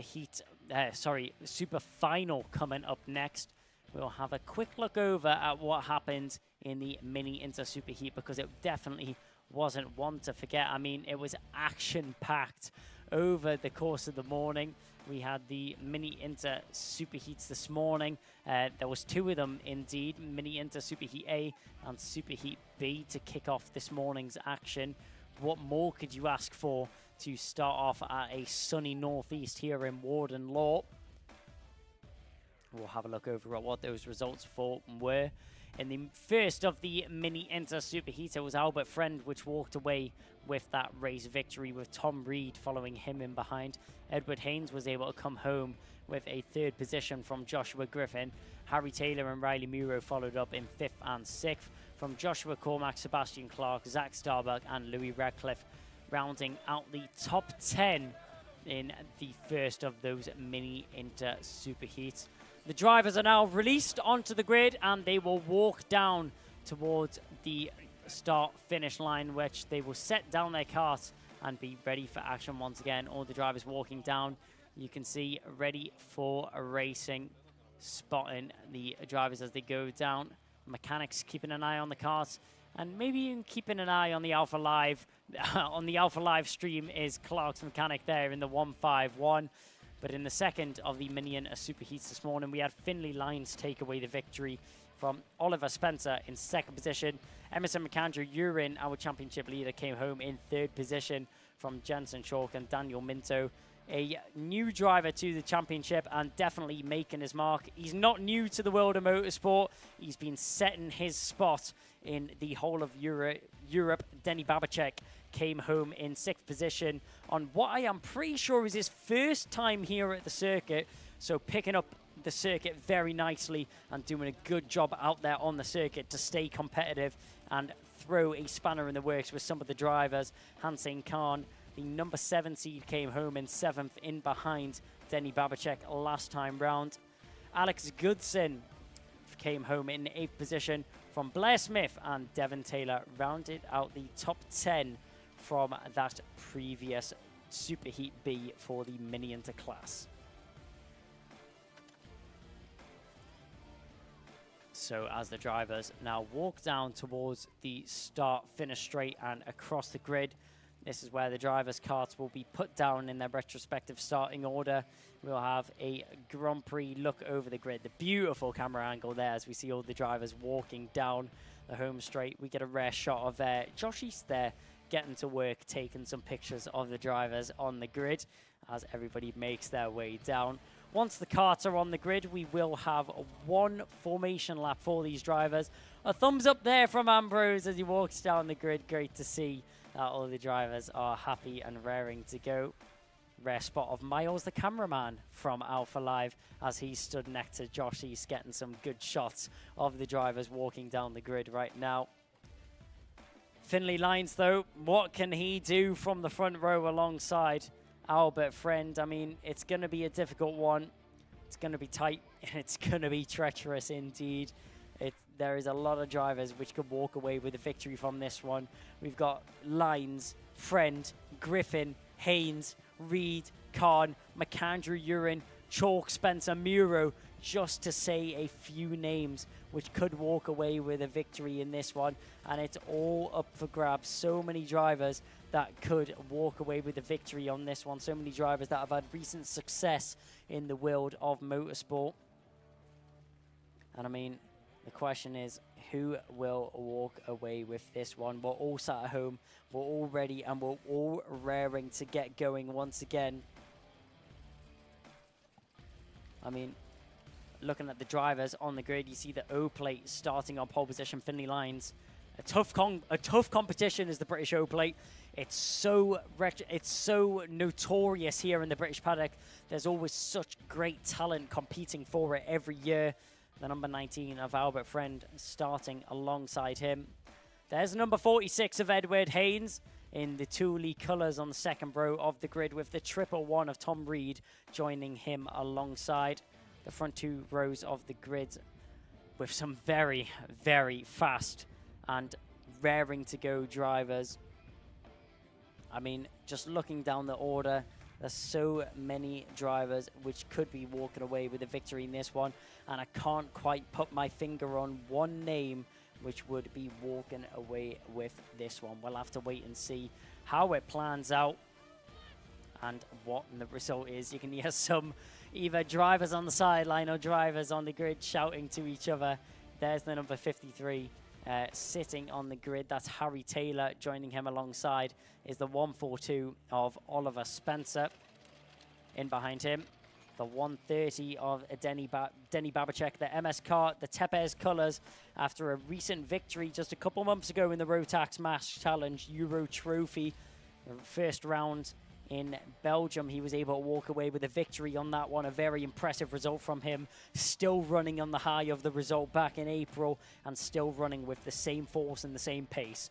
We'll have to see what he's able to do in this one indeed. His first appearance in the Ultimate Karting Championship, and we'll have to see where he's able to walk away with on this first time on the grid. Number 55, that is going to be the DHR colours of one of the drivers further down the grid. That's Jamie Ambrose. He'll start from the mid-pack. The 56 and the 82 both lining up alongside each other. That's Blair Smith and Louis Radcliffe. Then we have Zach Starbuck there in the Zip Kart colours, joining him alongside in the Kato Motorsport. They've been around a while. They know how to do things right. Miles Burton will be starting for them a little bit further down the field. But 34 karts are lining up on this grid, and 34 karts which I'm sure will definitely not be starting in the same order that they finish indeed. I mean, so many drivers that will be fighting their way through the field. Some that got unlucky in the superheats, some that got unlucky in the heats earlier on, maybe starting a little bit further down than you would be expecting earlier on in this race. We'll have to wait and see on how this one plans out for them.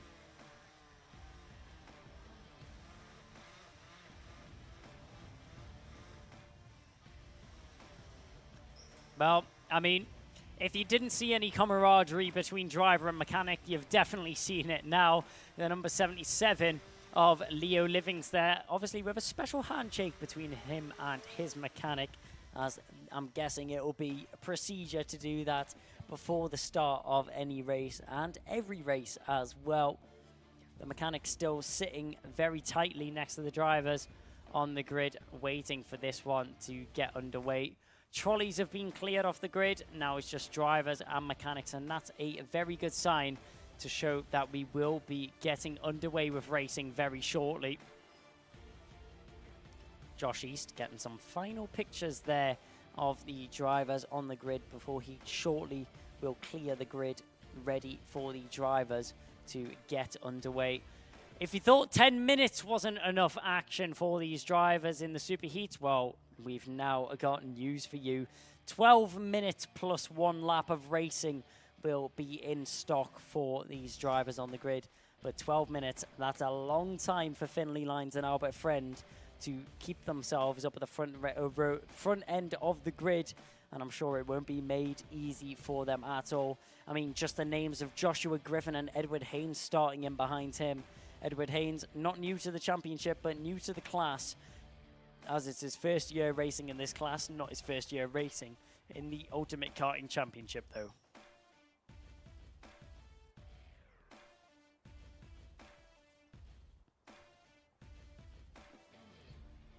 So all the drivers now in their karts, sitting very nicely, patiently waiting for the green and go signal from the marshals to let them know they're able to go onto their first of 2 formation laps for these drivers. We're having a look at the back of the MLC car. That was the 177 there down the back end of the grid. That's Alfie Ward. Has been diagnosed with a little bit of bad luck earlier on this weekend, but I'm sure he will be fighting back through at the start of this race. He's got 12 minutes to gain as much time as possible, and we'll see what he's able to do.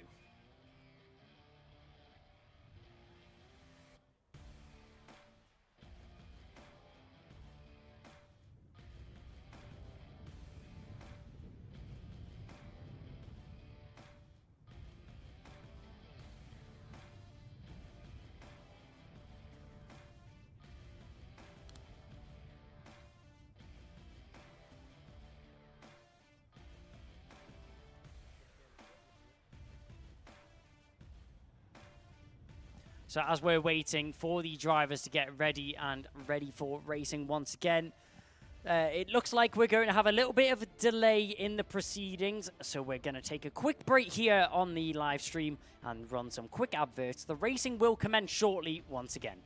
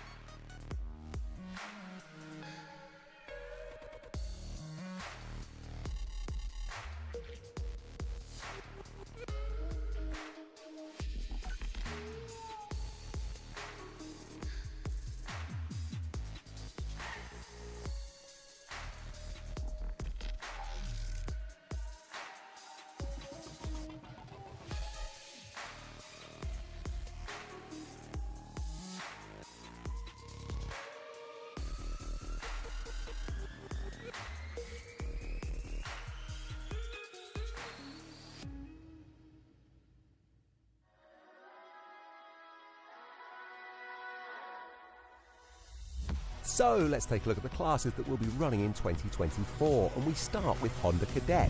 Now these drivers are just 8 to 13 years of age, and they're running that Honda GX200 engine on a 900 or 950mm chassis. Vega supply the rubber that will keep them on the tarmac, and they have a choice of the Cadetti Slick or the WM1 for when it's wet.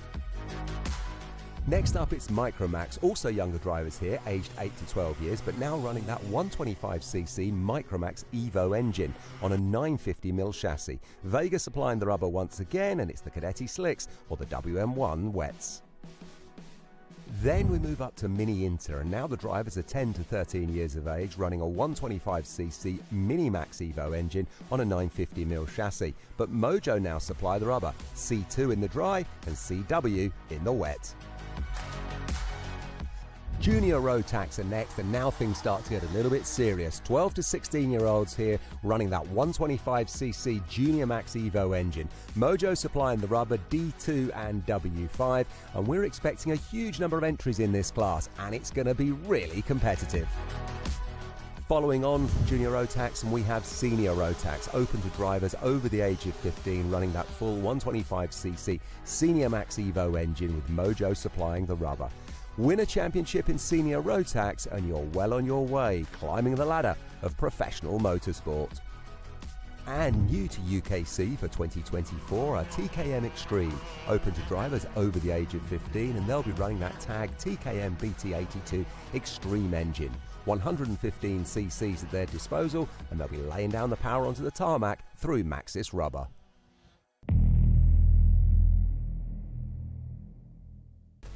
Let's take a look then at the road to the podium over race weekend in 2024. It all starts on Saturday morning with timed qualifying. All drivers take part here, and this will determine your starting position for the heat races. Then all drivers take part in a minimum of 2 heat races, where you'll gain championship points and determine your starting position for the superheat. The superheat follows for the top 68 drivers, and not only will you gain championship points here, but you'll also decide your start position for the super final based on the heats and the superheat. Then it's the top 34 drivers who will compete in the super final and gain those all-important championship points based on their finishing position. And if you're in the top 3, well, you'll be standing on the podium come Sunday night, picking up the trophy and the prizes. So there it is then, through time qualifying, the heat races, the superheat, the super final, and then hopefully the podium.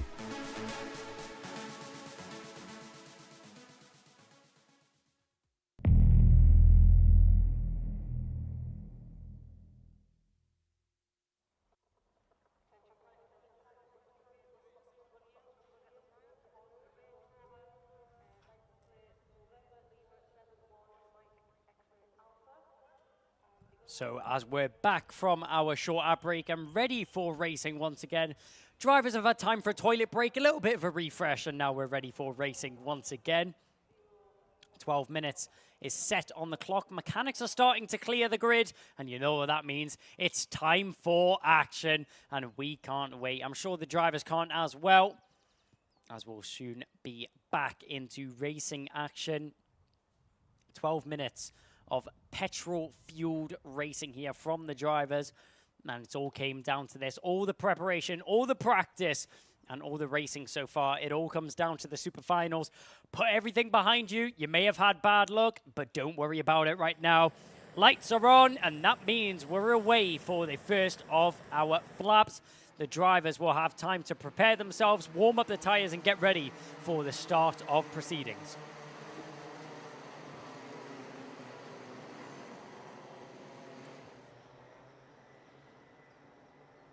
Question on everyone's lips, though, is who is going to walk away with this race victory?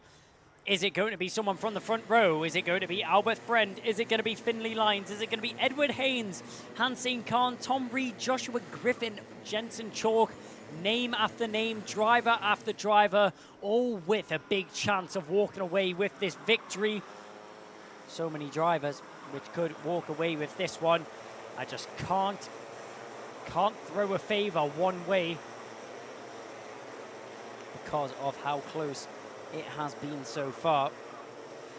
The drivers will now form up in proceedings and get ready for the start of this race. Will we be ready to go green first time round? Down the home straight we go. And no, we won't. It's a false start, which means that we'll go around the track once more. So the drivers have a second opportunity to warm up their tires and get back into formation, maybe formed up just a little bit too late, but the drivers will be getting a second chance at the formation lap.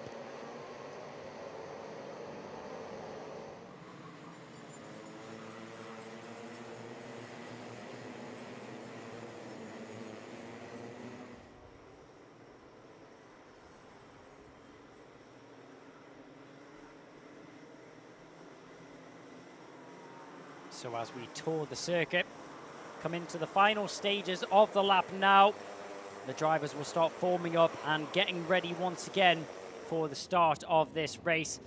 Mini Inter's going to kick it off with the super finals here, and I'm sure it will start off with a bang. Nothing less than fireworks here from the Mini Inter class. We've seen it time and time again. We've seen it 2 times so far this season, and for the 3rd time to mark the halfway stage in the championship. Will we go green? Yes, we will. Mini Inter Super Final is now underway as we go diving down towards the first corner. Problems in the mid-pack, but up the front end, it's all cool runnings. Through the dogleg we go. Couple of drivers being spat out wide. A little bit of argy-bargy in the mid-pack. Some drivers having to go over the grass, taking to the curbs as well. Now down we go. Keeping an eye on the drivers out in front. Albert Friend, it was a good start from him. Finley Lines following him behind, but the drivers in the mid-pack. Someone getting forced out wide just before the Dunlop chicane. That was the exit of the center S's. That was the 141 going off the circuit. Taking evasive action. The 141 of Devin Taylor was involved in that incident. Manages to keep himself on the road though and keep himself in racing form. Cutting through our pictures, the pack now make their way round for the first time of the circuit.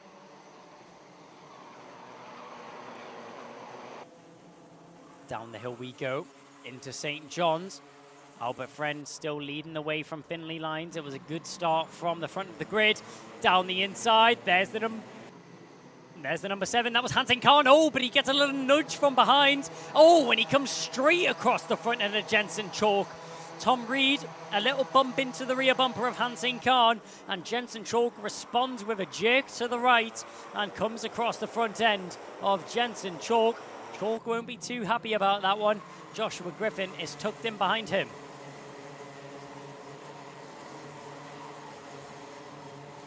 As the drivers all squabble for positions, keeping themselves in racing order though. No problems just yet for them out on the field.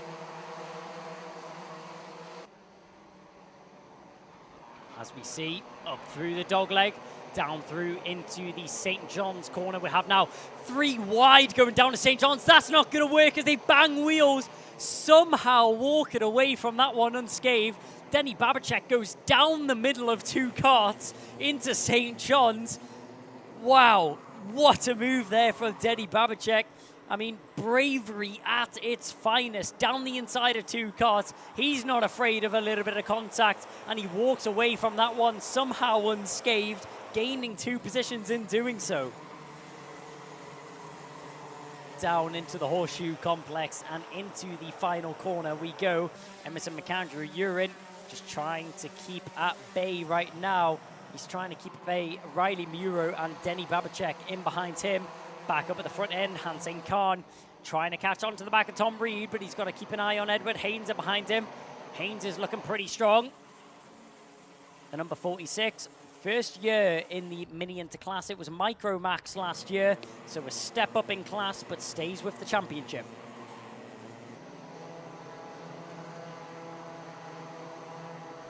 Albert Friend out in front. Move down the inside.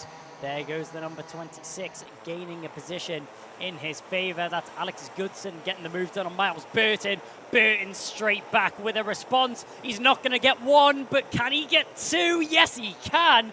What a move. Miles Burton, last of the late breakers down the inside, gets 2 moves and 2 places done up at the Gasworks Bend. Great move there from Miles Burton. to get that move done and gain himself a couple of positions out in front. We're looking at the number 7 right now. That's Hansing Khan. Edward Haynes just getting closer and closer to the rear bumper of that driver in 4th position right now. Oliver Spencer sets the fastest lap. He's currently in 8th position out on the circuit right now. As we're keeping an eye on the 142, the driver with the Great Britain suit on. He's represented his country before, but he's currently in 8th position. Tucked in behind him, we've got Jensen Chalk and Joshua Graham, just a little bit off the back of these two drivers. Out in front though, Albert Friend just walking away from the rest of the pack for the time being. 9/10 is the gap which he's managed to extend over Finley Lines in 2nd position right now. Tom Reed also not able to respond to the gap which Albert Friend has been putting down on the circuit. Tom Reed is still very close to the back of our row plate in 2nd right now. Talking about very close to the back of other drivers, Edward Haynes has been very close to the back of Hansing Khan for a number of laps now. Just hasn't been able to find a good overtaking opportunity, hasn't been able to get himself a move done just yet. I'm sure it's not long before we see the 46 diving down the inside. But we see going round the final corner, there's Emerson McAndrew-Uren tucked in behind his teammate.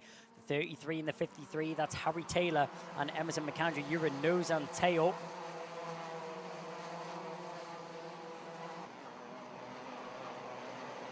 So as the drivers go up through the dogleg once again and down into St. John's,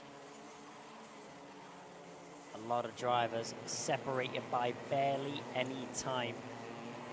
Can't miss him. A fluoro green helmet is being rocked by Finley Lines right now. The 0 out in 2nd position, doing a good job at keeping Tom Reed at bay. Tom Reed has not had much to say about the gap between those two. Albert Friend, though, making his own story up, managing to pull away from the rest of the field very early on in this race, has been beneficial for him moving forwards, and you can see how he's doing it as he gets another fastest lap under his belt. 3/10 of a lap quicker than Finley Lines in 2nd position.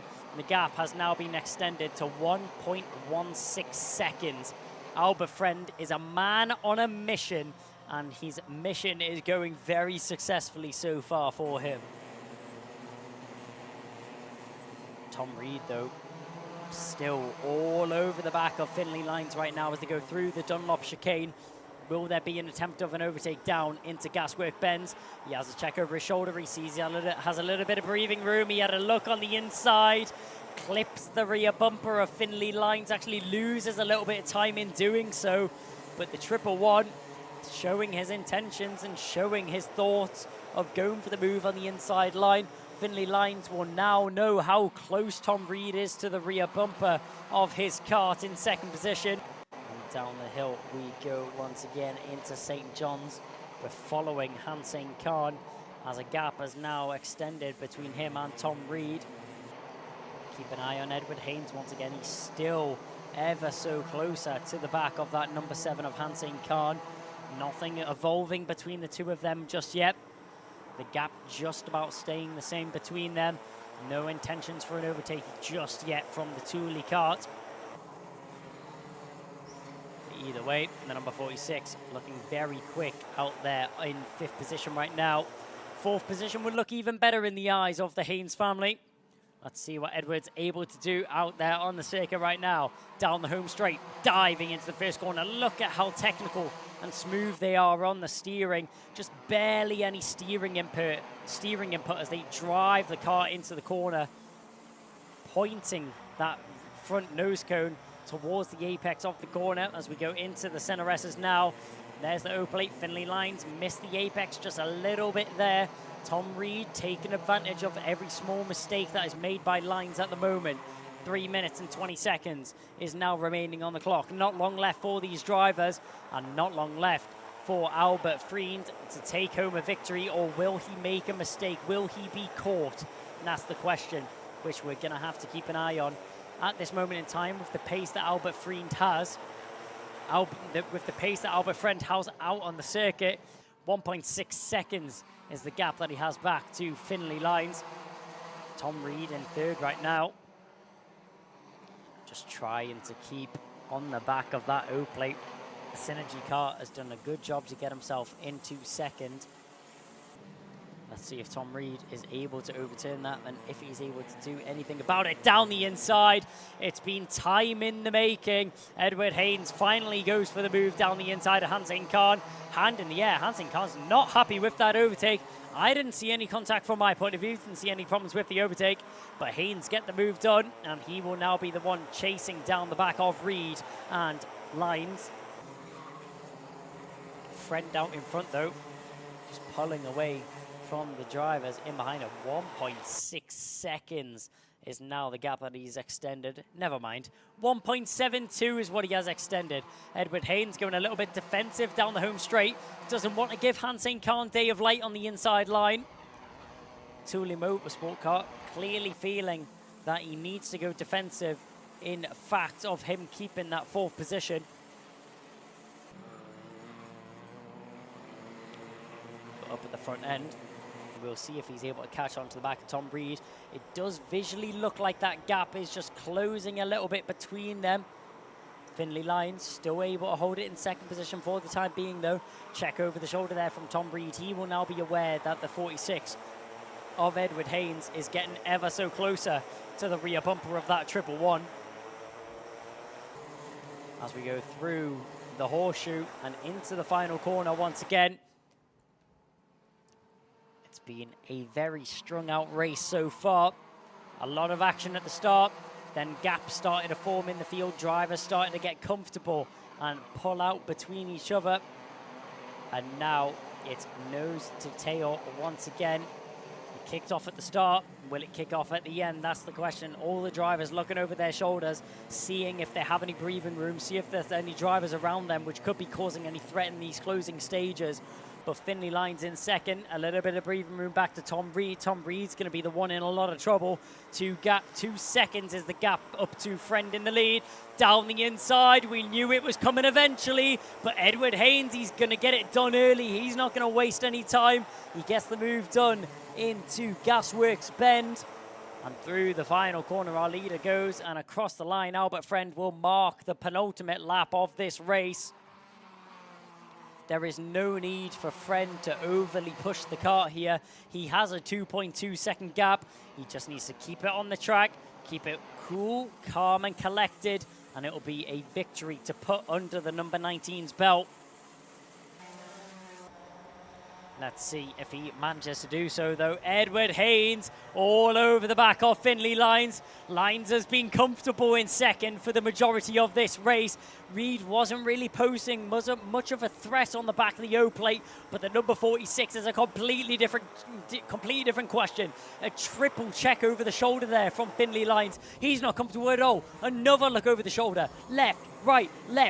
He's looking every direction to see where Edward Haynes is in behind. And the answer is, he's right on your rear bumper, mate. They go down the home straight to the inside line. Glued to that white line right now is Finley Lines. Trying the switchback. That's well covered by Lines. Edward Haynes, will he be able to pull something off? He gets a tap in the rear there by the 111 of Tom Reed, just letting him know that he's here to fight. Has a look down into St. John's. Reed isn't able to get there on the inside line. On the inside line, everybody's going to pin it to the inside white line. No one wanting to give up that racing or overtaking line as well. Edward Haynes, he's going to have so much work if he wants to get into second. Finley Lines, he's going to have a lot of defensive action, which he has to do. Albert Friend, he's in the clear. The 111 going defensive now as Hansing Khan's all over the rear bumper of Tom Reed. They go into the final section. Through the horseshoe we go. Is there going to be any last minute dives? It doesn't look like it. That's very, very well driven by Albert Friend and very well driven by Finley Lines to manage to hold off Edward Haynes in third position. Tom Reed comes home in fourth from Hansing Khan. Then Oliver Spencer. Joshua Griffin comes home in seventh from Jensen Chalk. Emerson McAndrew Urin comes home in ninth, with rounding out the top 10 is Riley Muro.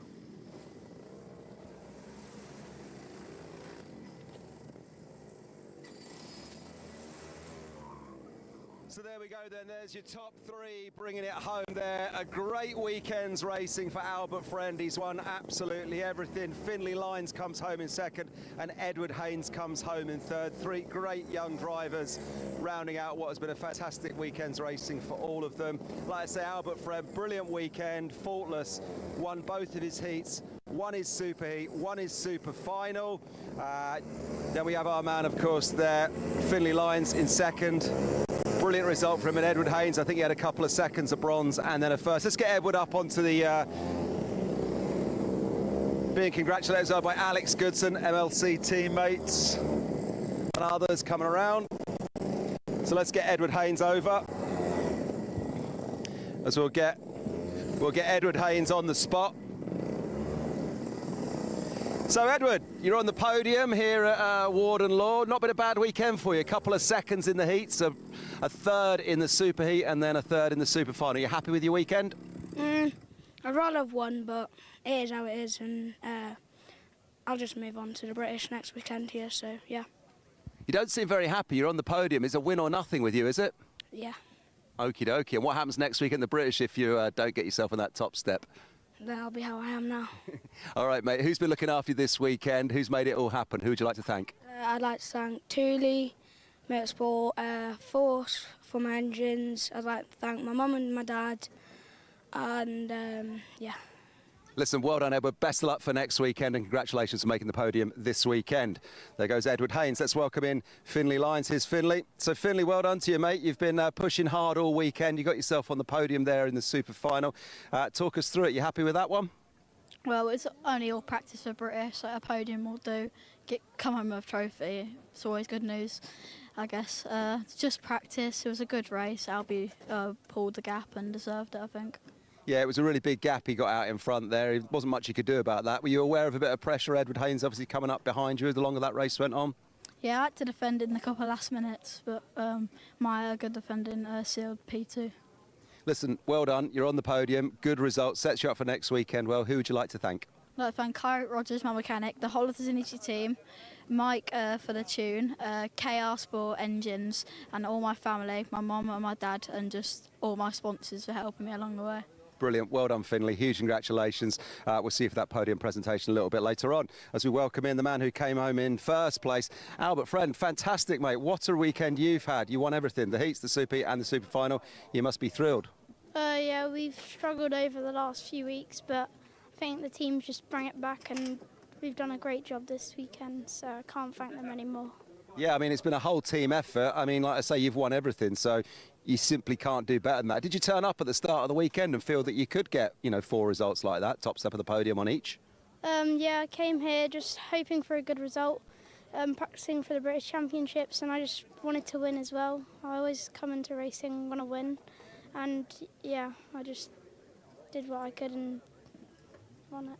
You really did it, mate. Who would you like to thank? Who's made it all possible for you this weekend? Strawberry Racing, Lee Taylor, my mechanic, Nathan, and Cream Racing Engines. Well, listen, huge congratulations. Go and give your team a high five. Well done from all of us, and we'll see you for that podium a little bit later on. Thank you. So there we go, 3 talented youngsters there fighting out in our first super final here at Warden Law this afternoon. Lots to pick out, I'm sure, but that man there, Albert Friend, really did run away with it in the finish. Let's go back to Kai and take a look at some replays. Well, replays aplenty we have after an action-packed mini Inter Super Final to kick off this afternoon's runnings. Good getaway from everyone in the field there as we went down towards the first corner. A little bit of commotion in the mid-pack, but everyone just about to able to recover it as a couple of drivers getting forced off the circuit there on the exit of the Senna S's. Going down the hill, through the dogleg we go, and now through St. John's. All the drivers so close together, and what a move there down the inside. We've seen these two fighting all the time. Edward Haynes, he had his work cut out for him all the way throughout the race, and he did not disappoint at all, walking away with a podium position once again. We've seen him there before, we'll see him there again. There's no surprise in that one. That was a beautiful move there from Haynes. Just unexpected, under braking, dives down the inside into the first of the Senna S's. Bennett was not happy with that one at all. As we go down into the Gasworks hairpin, down the inside. That was another move there from Edward Haynes. He was a man on a mission. It seems like we were only focused on this Thule driver as he was carving his way through the field, and he got himself up into the top 3 here. He able to walk away with that result. And with that one now being out of the way, Mini Enter Super Final is finished, with TKM Extreme coming up shortly.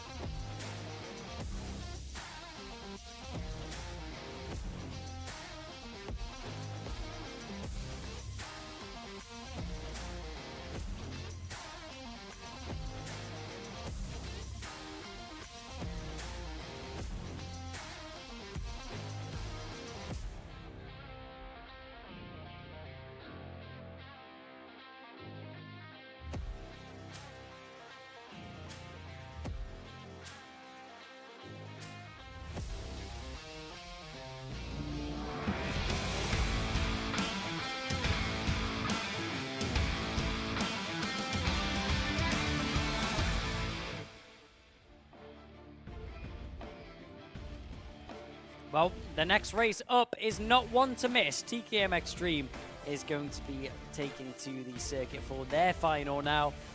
Kian Bennett and Leah Robinson are starting on the front row of the grid from William Bryan, then Yehan Kali Churn, Jack Stewart and Luke Jarman are on the third row. Fourth row consists of Chris Whitten, then Harrison Morrow, Spencer Lane, and Jessica Fitch Hall, rounding out the 10 drivers which we have here competing this weekend in the TKM Extreme class.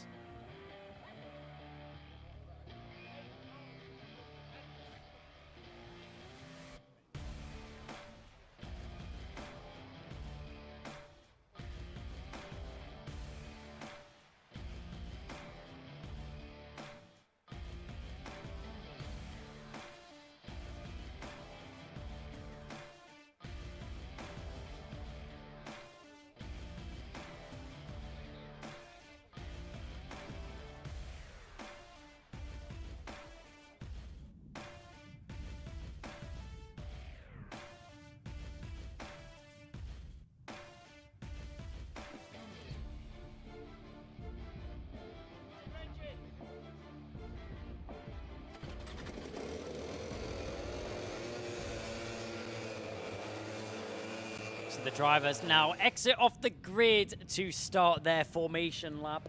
The drivers will have one lap to warm up their tires, but there's an issue for our championship leader. That's heartbreak. Chris Whitten has not been able to get his kart started off the start-finish straight. So we'll have a mechanic run over with a wheel gun to try and jump-start this kart. See if they're able to get this one going again. But it's going to be a tall order to do it in such a short time frame. Oh no, Chris Whitten's gonna have to retire from the race before it's even started. Chris Whitten's car is ventured off the circuit, and Chris Whitten, who was our championship leader going into this race, will no longer be after this round, as he's not able to take the start of the race.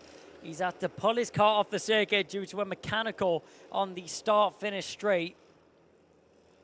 That's heartbreak there for Chris Whitten. And that's such a shame to see after an unfortunate weekend he's had so far. Has to retire before the race has even started. Down the home straight we go, and we go racing. TKM Extreme will dive down towards the first corner, and up at the front end, it looks like we're going to have Kian Bennett with a textbook start. Leo Robinson will tuck in behind in second, down the inside. There's a move by Jack Stewart as he gets himself up into third. Down into the Senna S as we go, as we now go through the second of the Senna S's, making our way around the circuit for the first time of this lap. Down the back straight into the Gasworks hairpin. It was just time before it happened. We know he's a man on the move. He doesn't like sitting around. Leo Robinson gets himself into the lead of the race. His first year in the TKM Extreme category, and he's really starting to make his mark. Robinson out in front from Kian Bennett in second, Jack Stewart in third. Stewart just tucked in behind Bennett right now. We've seen out in front, that was Leo Robinson kicking up a little bit of grass and kicking up a bit of dirt on the exit of the dogleg there. And for anyone wondering, the timing on the left-hand side of your screen isn't accurate. Chris Whitten is not in the lead of the race.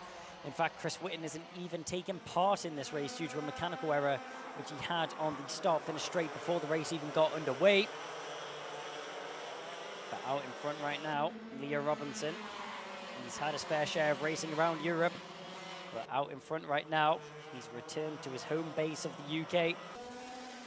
And down the home straight he goes. Kian Bennett in second position right now, as Jack Stewart's in third. A contact warning going the way of Kian Bennett there. Not quite sure what that's for. But obviously the steward's unhappy with an action which has been taken down the inside. A great cut to the camera there, and Kian Bennett's on the inside of Leo Robinson. So Leo Robinson will drop down into second position now, and it's going to be a lead change once again. Having a look to his rear wheel though, maybe an issue there for Kian Bennett. He looked over his shoulder twice at his rear right wheel. So not quite sure if there's an issue there for Kian Bennett or if he's just being cautious.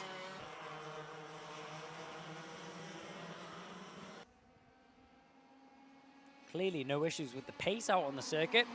52.92 is the time which Kian Bennett has set there on the circuit right now. Fastest lap is going to go under his belt. We're keeping an eye on that. Can't see if we can see any issues. Doesn't look like it from our perspective.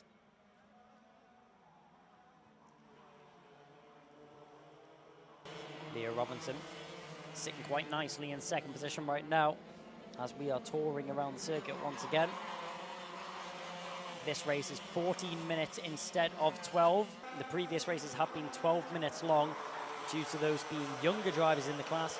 The elder drivers in the classes such as TKM Extreme, Junior Rotax and Senior Rotax will all have 14-minute races, so 2 extra minutes of racing, which equates to around 3 laps extra for each class.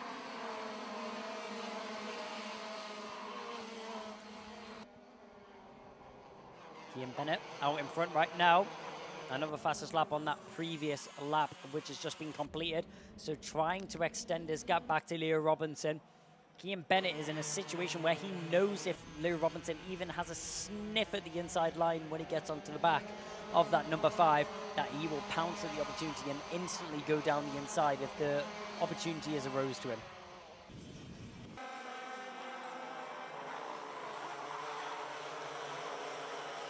But looking in the mid-pack, that's William Bryant getting himself in a little bit of action with Luke Barman in front. Sorry, that's Luke Jarman in front of him. So Luke Jarman sitting in the number 6, having a bit of a battle with William Bryant, was able to get that move done on the previous lap.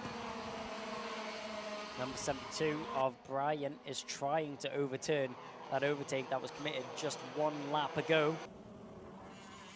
TKM Extreme, the oldest drivers here that will be competing, as well as the Senior Rotax, same age class with completely different carts, completely different compounds of tyres, running the Maxxis tyres here in the TKM Extreme kart.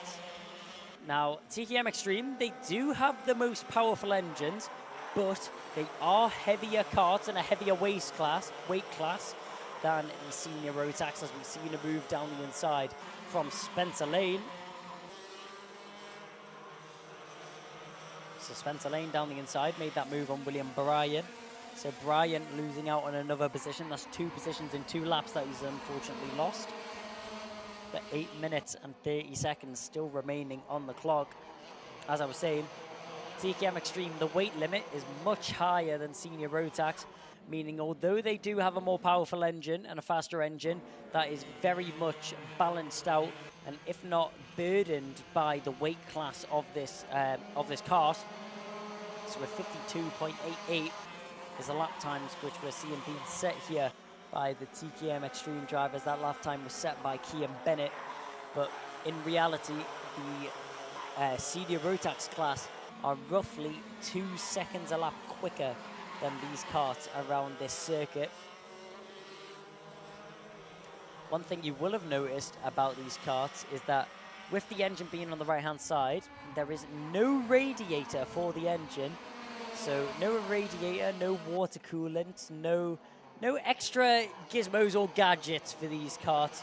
It's all pure racing motorsport. I mean, back to the basics here is TKM Extreme. It's such a pure form of motorsport and one of the oldest classes here in the UK. The first year of it's competing in the Ultimate Karting Championship.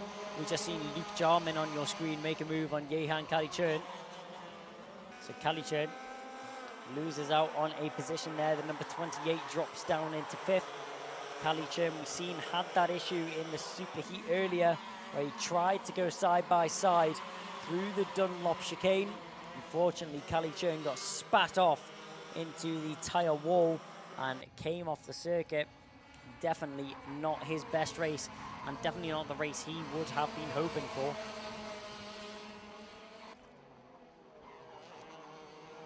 Kian Bennett out in front, setting another fastest lap that time round. Really starting to extend the gap back to Leo Robinson now. It's about a second which separates those 2 drivers. So now, as we round the circuit once again, and down through the Dunlop chicane goes Jehan Kalichern. That's where he went off in the previous race on the last lap.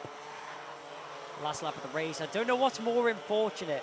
Jehan Kalichern going off on the final lap of the race in the superheat. Well, whether it be the superheat or not, going off on the final lap of the race, as did Jehan Kalichern last time round, or going off before the race has even started. In the case of Chris Whitten this time, that's so unfortunate to see. Chris Whitten did not deserve that at all. He's had a difficult weekend already. He's had some unlucky feats, but he was still fighting his way through the field and still powering on up at the front end of the field. Unfortunately, his weekend cut a little bit short though, as he was not able to compete in this race. Just 5 minutes and 20 seconds is now remaining on the clock as it strikes there now. We're keeping an eye on this battle between what is Jack Stewart, Luke Jarman, Jehan Kalichern. He's going to have to try to hold on to that one. He just about does. Spencer Lane, he seems stuck his car on the inside line. Tried to move down the inside, wasn't able to get it done. Warning flag goes out to the number 6 of Luke Jarman. So Jarman gets a warning for contact as he's still attacking and scrapping at the back of that number 57 car of Jack Stewart. So Jack Stewart just about holding on to third for now. This is a battle for the podium. Gets that car sideways through the first of the ZRSs. He would have lost quite a bit of time from that one. That would have opened the door to the drivers in behind him of Luke Jarman and Jehan Kalichern. Kalichern actually had to make a little bit of evasive action. Down the inside, not one but 2. Kalichern drops off a little bit there, runs a little bit wide out of Gasworks Benz. And Spencer Lane and William Bryan are both able to sweep past the number 28 of Yehan Kali Churn. Unfortunate there for Kali Churn. It was all going so well, and then two drivers just able to slip past in the same corner. He's going to have quite a bit of work left to do if he wants to get himself back into a fighting contention for a podium spot. Obviously, Jack Stewart currently sitting on that final step of the podium in third. But as you can see on your cameras, all over the back of him is Luke Jarman. Jarman applying so much pressure to the back of Jack Stewart right now. Stewart in a position where he's not sure what he wants to do. Does he want to start defending, or does he want to keep pedaling on like he is right now, continuing on with the racing line? But the question is, will he be able to give up that overtake to the number 6 of Jarman in behind, as Jarman is looking relentless to find himself in that third position and find himself on that final step of the podium once again. But Cian Bennett out in front right now. Not much of a gap which separates Jack Stewart and Luke Jarman, but there is a huge gap which separates Cian Bennett and Leo Robinson. About 1.86 seconds is the gap between those two drivers. It's an even bigger gap between Jack Stewart and Leo Robinson, 1.8. It's around similar. It's about 1.81 seconds is the gap which separates Leo Robinson and Jack Stewart. Those two drivers just maintaining their gap again. Cian Bennett, surprise, surprise, another fastest lap to go under his belt. Leo Robinson, who was contending for a race lead earlier on in this race and was fighting up at the front end. He was periodically in the race of this lead. In the lead of this race. I'm getting my words muddled up now. That's what a long day of action does to you at the Ultimate Karting Championship. Here down the inside. He's going to try it now, but no, he's not able to get it done. Luke Jarman just waiting, opportunity after opportunity. It's going to pass eventually. He tried down the inside into the Dunlop chicane. Now he has pressure on behind him from Spencer Lane. The number 11 of Spencer Lane now putting pressure onto the back of Luke Jarman, kicking up a little bit of dust as William Bryan. He instantly checks over his shoulder.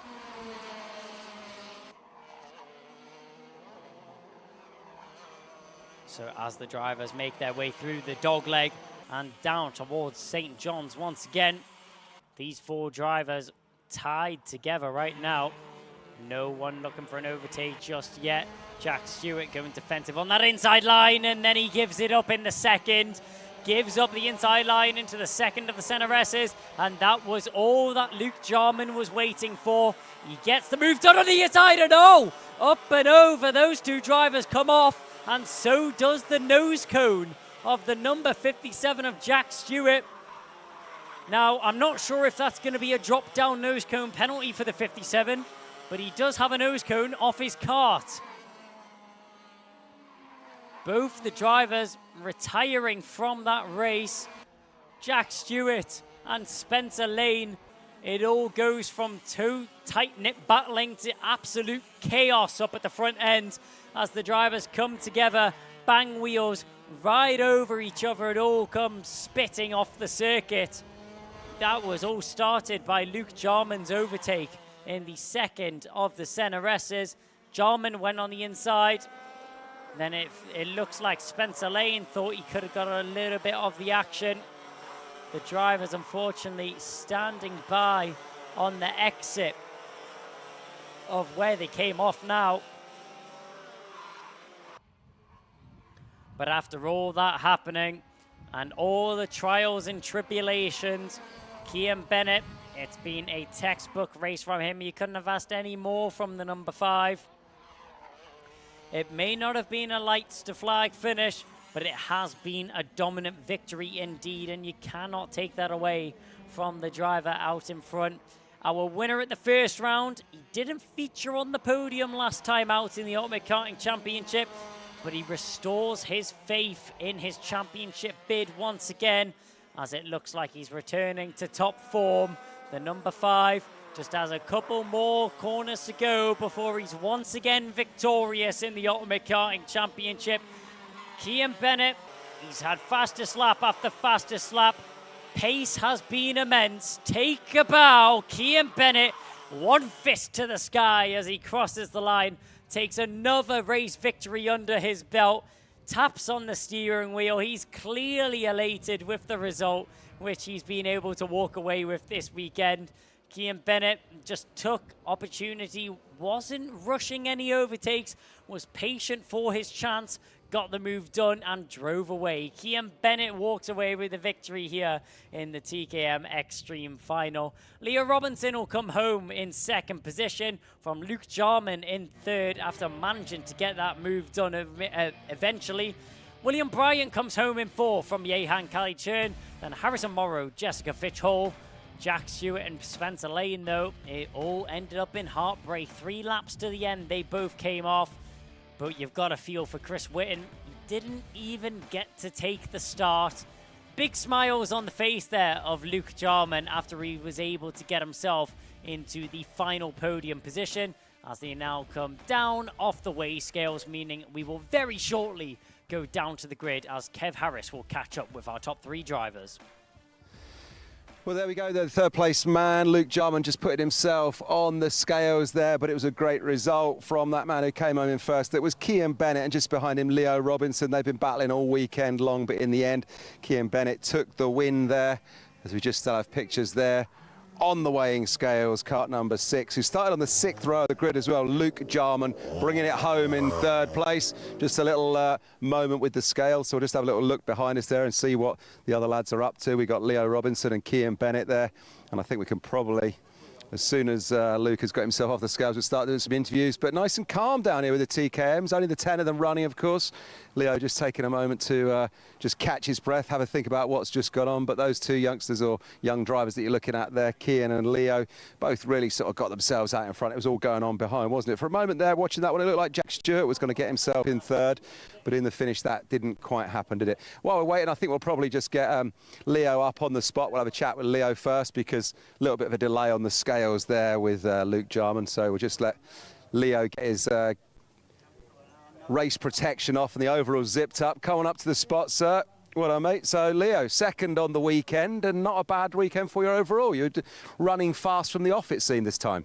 Yeah, we had a really good weekend. We scored really good points yesterday. We had 2/3 in heat 1 and 2, and then second in the super heat, and then second again in the final, which is really good points after obviously got taken out at Whitwell Mill.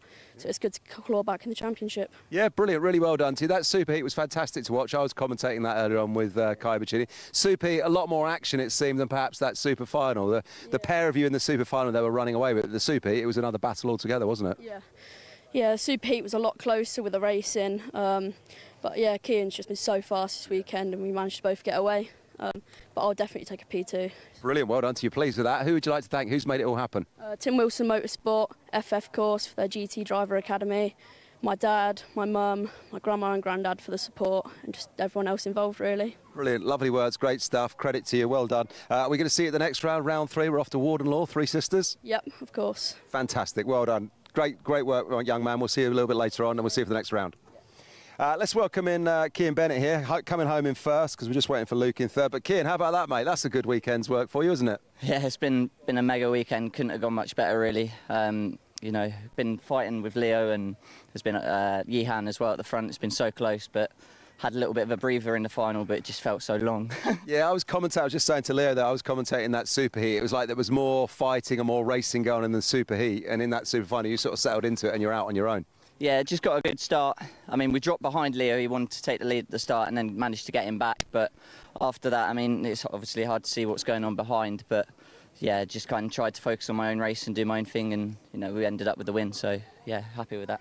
Back on the podium after last time out when you missed out. So who would you like to thank?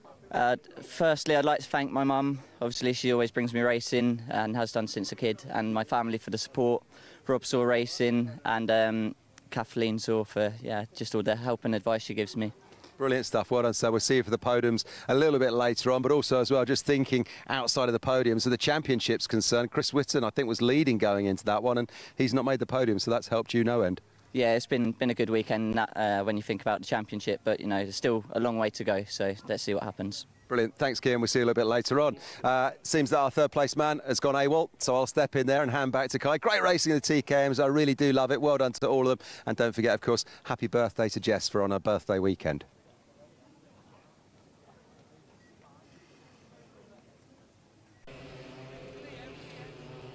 Well, thank you, Kev. And the replays start even before the race did, as Chris Whitten, a mechanical problem on the grid means that he wasn't even able to take part in this one. Yehan Kalichun was on a move the whole race, and so was that man, number 11, carving his way through the field. A lot of fighting, a lot of scrapping up at the front end, as Yehan Kalichun was getting himself stuck in and raring to go in the action. Spencer Lane was also getting involved, as Kalichun nearly losing out of position there. Great defensive and driver awareness to be able to hold that one around the outside. We look a little bit further on in this race. There was the move that we were waiting on this whole race, and this is where it all kicked off. It all exploded, and quite literally exploded did the karts, as we seen a front bumper come off. And I'm sure we'll see here. Oh, that's just so unfortunate. Two karts going for the same bit of track. It's never, ever going to work out. But Kian Bennett, our round one victor, not on the podium last time round, but he's back to winning form. Kian Bennett walks away with another race victory under his belt.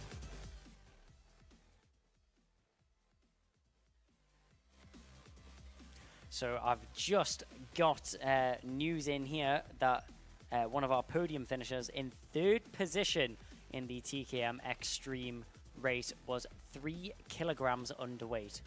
1.4, sorry. 3 kilograms underweight, which means that unfortunately, if that is the case, then he will be disqualified from the race since he's not complying with the technical regulations of the class. We were talking about how high the weight regulation was for these classes, and especially for TKM Extreme, and that just shows. But our next race, which is going to be coming up next, is going to be the not the Honda Cadets, it's going to be Micromax coming up next, but we're going to quickly take a short ad break.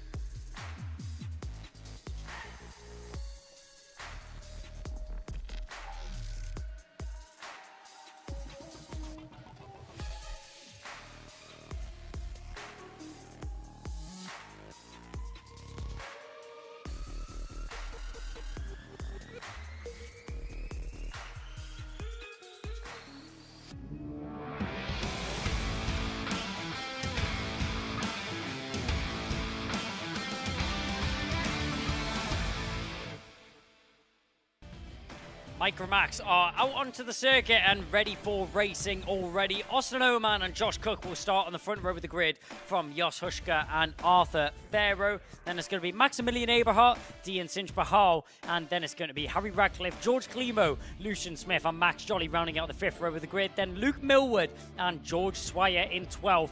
Then Sebastian Behrman, James Root, Harris Barber, Sebastian Crawford, Maria Roberto and Albert Farrow rounding out the ninth row of the grid. consisting of 21. It's going to be Oliver Dawson in 19th, then Logan Stanley Jones and Dax Farah rounding out the 21 driver grid. And there we go. That's how fast you can round off 21 names in the space of half a lap, as the drivers are now ready for racing action.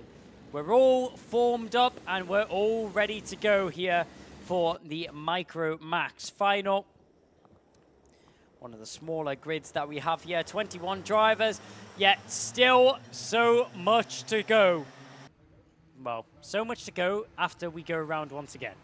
There is a Battenberg, sorry, as we have a false start, which means that we'll have the false start flags out at the marshal post. The drivers will have one more chance to go around once again, and we will shortly be underway with racing action. It's good for us. Gives us a little moment to catch your breath, get yourself prepared, and get yourself some nice snacks and drinks ready for the start of the Micro Max action there at home. The Alpha Live channel have done a great job. Alpha Live Productions have done a great job at bringing such a brilliant broadcast over the course of the day so far.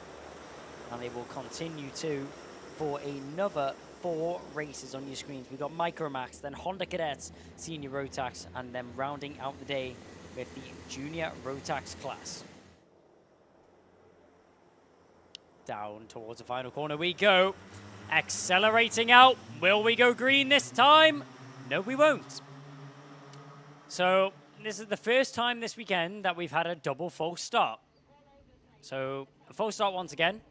The drivers will get given one more chance to get going again and have no problems on the next restart. But if we do have problems on the restart next time, what is normally the case is it will be red flagged. The drivers will be stopped on the circuit. The race directors will have a little word with the drivers at the front and a little word with the drivers on the grid. And then normally we will get back to racing action once again.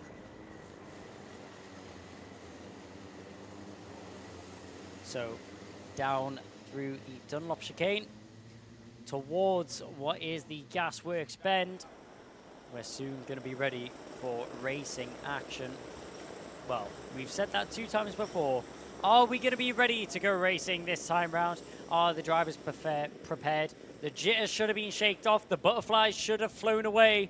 And we should be ready for a racing this time round. A lot slower and a lot more controlled than the last 2 times. That's what the marshals will like to see from the drivers here. Out the final corner we go. Are we green? No, we're not. Well. 3 times round we have went with this class. Micro Max maybe just a little bit too eager to get racing. Maybe a little bit too eager to get underway once again. But they will have to go around once again. The flags are out. The green flag with the yellow chevron. False start is shown to all the drivers. But question is, will the drivers be stopped and have a word with, or will we go racing this time round? Fingers crossed it's the latter of those options and we don't have another false start. I feel that the problem that the race control and drivers are having is that they're going a little too fast out of the final corner. So if they can slow it down, calm it down a little bit out of that final corner, then we should be ready for racing action. But only time can tell. We've had 3 times no go, 3 times no good. Is the 4th time the charm? So maybe a little too fast. They'll get told to slow down by the marshals out there on the circuit and the race director. Down through the final corner we go. Will we go racing this time round? Yes, we will. Lights are out and we are racing here with the Micro Max class. Diving down towards the first corner we go. Oh, it's big jostling up at the front end. As a few drivers going off in the background. Couple going up and over and some not facing the right way. All drivers are out with their karts that aren't able to get going straight away. And all drivers that did rejoin the circuit are okay. So no injuries there. but a couple drivers are off the circuit. One driver already under investigation. That's interesting. It's not often that you see a driver under investigation so early on in the race. Yep, the O plate is under investigation. That's Josh Cook. Josh Cook is under investigation by the stewards after the race start. So not quite sure what Josh Cook is under investigation for, but we'll have to wait and see if any more information is released to us. Down the home straight we go. Austin Oman's out in front. Where is Josh Cook? He's down in 6th. So not the start Josh Cook would have been hoping for. Maybe he was involved in a bit of that incident at the first corner. But either way, he loses 5 positions from that pole position that he found himself on. Austin Oman jumps into the lead of this race down the inside. There's a move from the 26, 23 trying to follow through. That's Harry Radcliffe and Dean Sinchbahal managing to put Jos Huschke in behind them. Or was that Max Aberhart? Yes, it was. So Harry Radcliffe and Dean Sinchbahal making the move on Max Aberhart. There's Josh Cook, the driver under investigation. Driver who started on the front row of the grid. Let's see what the O plate is able to do now that he's in a racing position and found a little bit of momentum back in himself. It is a technical flag to the number 51. That's James Roots down in 19th position. He was involved in the incident down at the first corner. So what I could only guess is going to be damage from the first corner incident. He will have to pull into the pit lane as he's been awarded a technical flag by the stewards.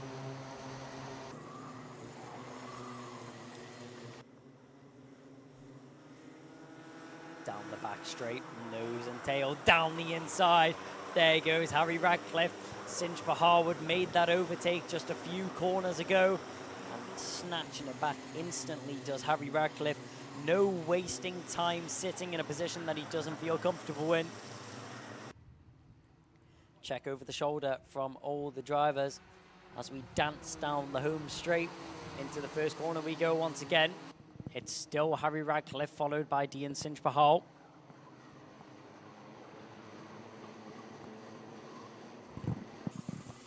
So Sinchbahal just still sitting in behind Harry Radcliffe. We're keeping an eye on this battle a little bit further forwards as well.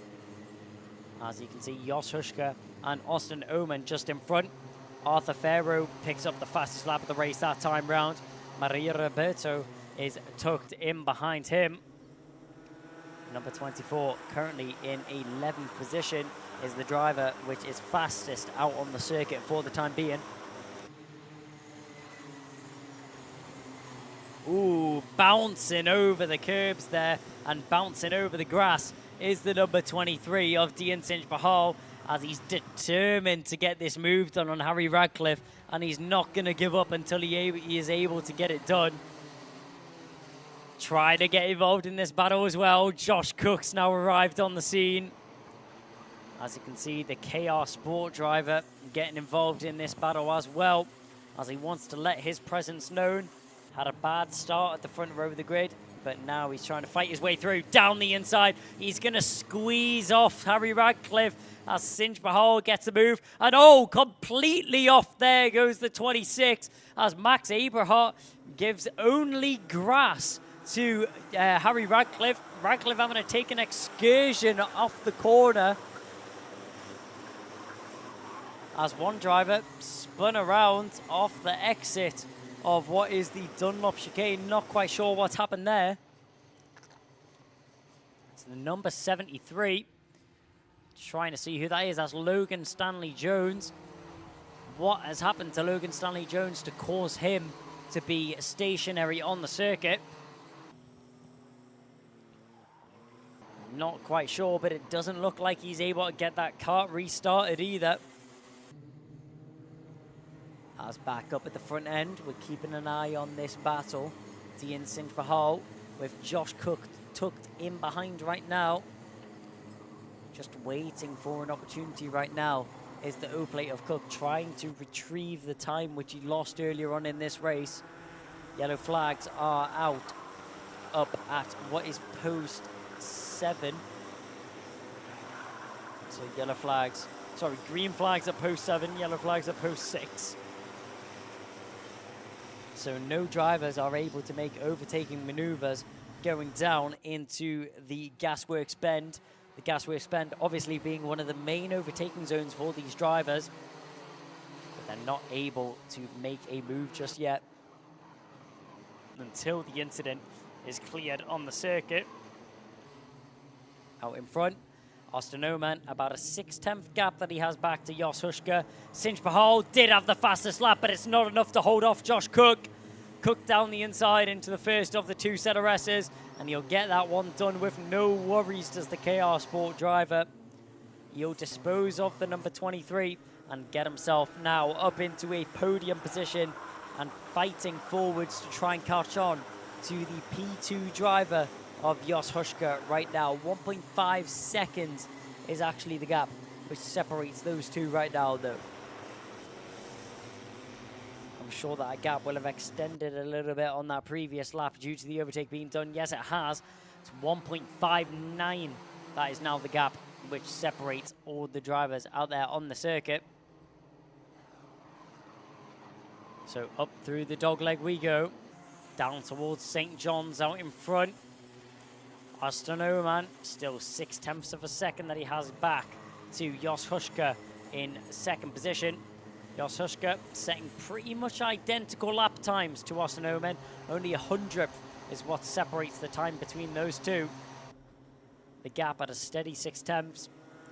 There's our leading driver of Austin Oman. In behind him, Jos Huschke visually doesn't look as far back as he actually is. So he has still quite a bit of work to do, just Jos Huschke, if he wants to catch on to the back of Austin Oman.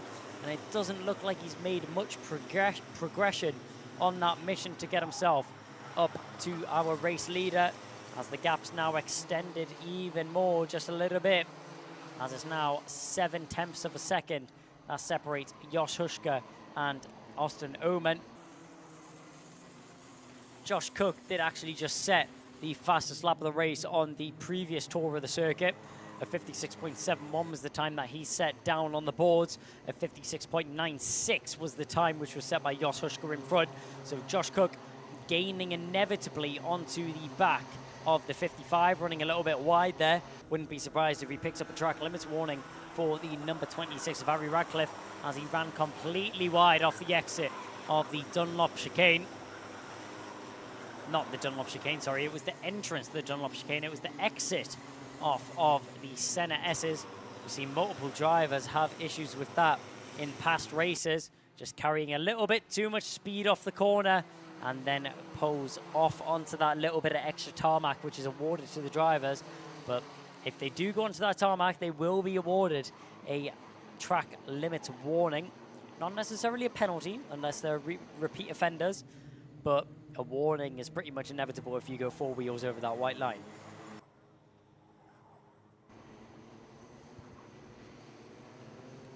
So now only 2 minutes and 50 seconds remaining on the clock. Just shy of 3 minutes is remaining as all the drivers are still touring around the circuit. This 12-minute race has flown by with all the drivers now starting to eke themselves out little bits of gaps between each other. Josh Cook still has Dean Cinch Bahal that he has to worry about. Cinch Bahal in behind Cook was 2/10 quicker on that previous lap of the circuit. He was still a little bit slower last time round, though.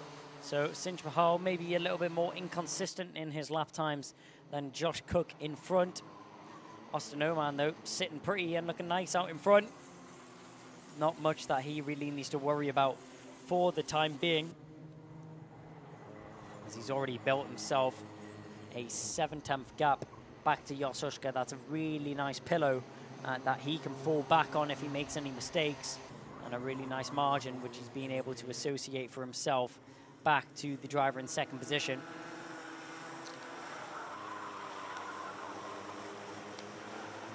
That gap between Yosh and Josh Cook, though, looking closer and closer lap by lap.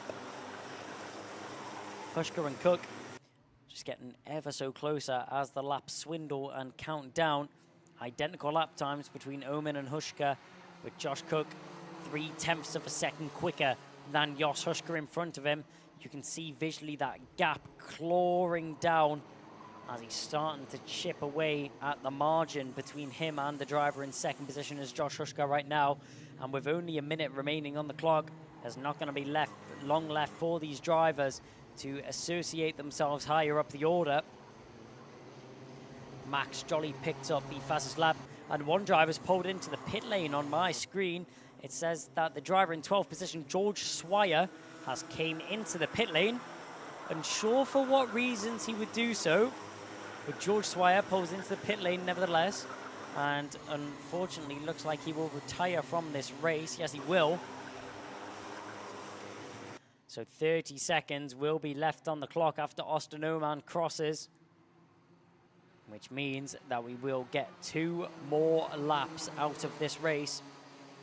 2 more laps of Micro Max action, and Austin Oman out in front, still just extending his lead. He's not leaning off the pace at all. He's still pushing all the way to the limits. As we have a look on screen right now, there's the O-plate of Josh Cook making the move on Jos Hushka. So Cook finally manages to get the move on Hushka.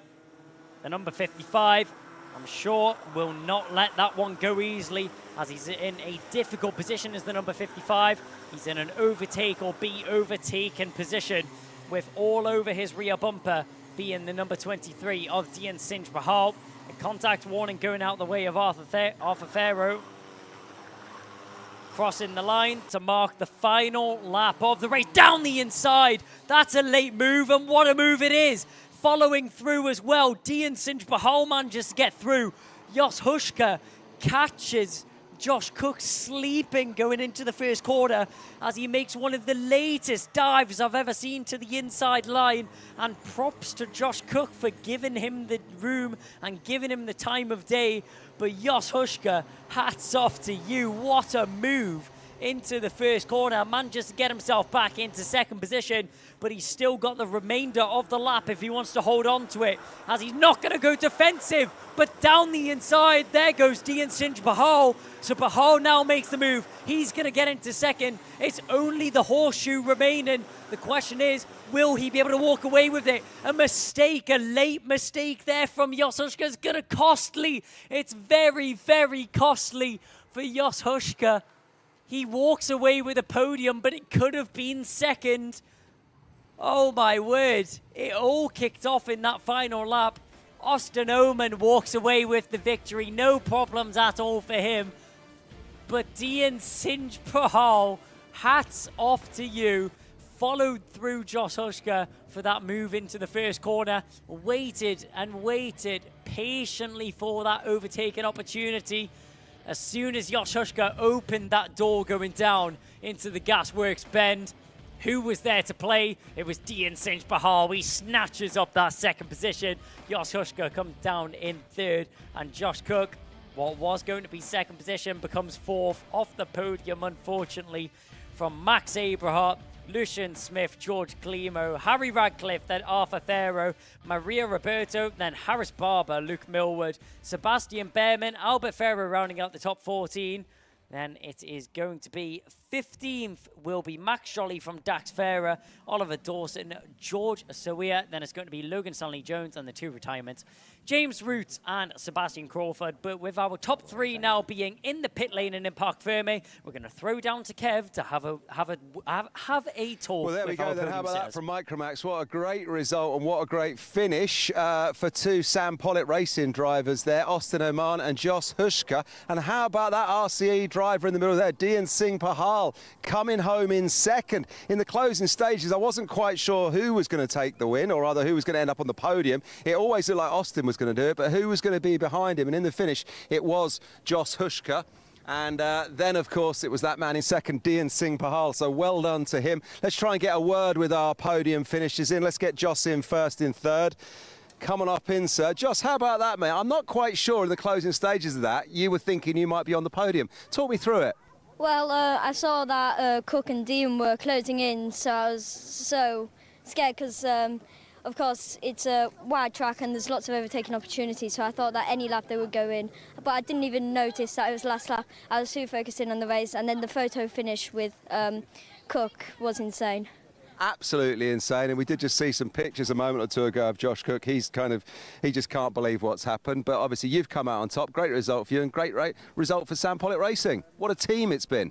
Yeah, I mean, we all were thinking that it was going to be a 1, 2, 3, but unfortunately something happened at the start, and I don't know if Harry was involved, and but yeah, the 1, 2, 3 could have been on, but I don't know what happened with Harry. Well, listen, well done to you. Who would you like to thank? Who's made it all possible this weekend? Ashcott, KPL Supercars, Northern Trading, Romos Royals, yeah, my mum, dad, my dad who's been on the spanners, Sam Pollitt for all the great setups, and Ethan Jeff Hall for the great data advices. You listen, well done. It's a long list of people to thank, so huge congratulations to you and all of them. Go and high-five your team, and we'll see you for the podiums a little bit later on. Okay. There he goes. Off goes Joss. Let's welcome in Dian. In you come, Dian. Dian Singh. Come and have a chat. Our second place driver. Come and put your feet on the spot here, young man. Just have to bob down a little bit lower for you because you're a small one. But listen, well done. Talk me through the closing stages of that race. Did you think you were going to end up on the podium? At the start, it was crazy. There were a few false starts. I was thinking, if there wasn't a false start at the start, I probably could have won it. But congratulations to Austin for sure. He pretty much clean sweeped it, except from that time when he came second. It was a very hard race. I thought I was going to get like a top three. Wilton Miller got a top 3, so I was looking forward to here. Yeah. And I got a top 3, so I got my target. Listen, well done. You were on the podium last time. You're on the podium again. I think last time it was a third. Today it's a second. So the next time we see you, who knows, you might make it first. I will make it first. I love that. You will make it first. Right, who would you like to thank? Who's made it all possible? My dad, my mum, my whole family supporting at home, all my sponsors. I wouldn't be able to drive if they didn't sponsor me. My teammate Max, Dave Richardson, RC owner, but he's not here at the minute. And everybody else who supported me. Listen, well done. Go and high-five all of them. We'll see you for the podiums a little bit later on. A great result for you and a good weekend. Well done. We'll catch you a little bit later on, all right? There he goes. Right, come on in, Austin Oman, the man that's had a good weekend and the man that ran away with it in the final there, Austin. You've been battling hard with Josh Cook. I think you'd probably like to just say a word about Josh because he's been a great competitor all weekend long, hasn't he? Well, pre-final was when he was at his very best. In the final, he just got unlucky. I think someone did something to him. I'm not sure who or what. But listen, you kept your head. You got out in front, didn't you? And you had a really good super final there. That was a strong race from you. Yeah, at the start, I just had to get through, get to first, and just go as much as I can. Well, that's what you did. You got through, you got to the front, you went as much as you could, and you stayed out in the front for the whole race. Who would you like to thank? I would like to thank my mum, my dad, Nigel Horner, and my little sister, Sam Pollitt, and just everyone that watches me. And everyone else who knows me. Well done. Listen, Austin, congratulations to you. We'll catch you for the podiums a little bit later on. Go and high-five your team. Thank you. There he goes, Austin Oman. How about that? Well, what a great result for those Micromax, or what a great race for those Micromax drivers and for us to watch. Let's replay some of it now then with your commentator, Kai. Thank you, Kev, and a lot of action for us to go over here as it was a chaotic first corner. Multiple drivers being sent onto the grass there. Still not sure what happened there, but I'll tell you what, a lot did happen as we now go down into Gasworks. Ben moved down the inside. That was Josh Cook.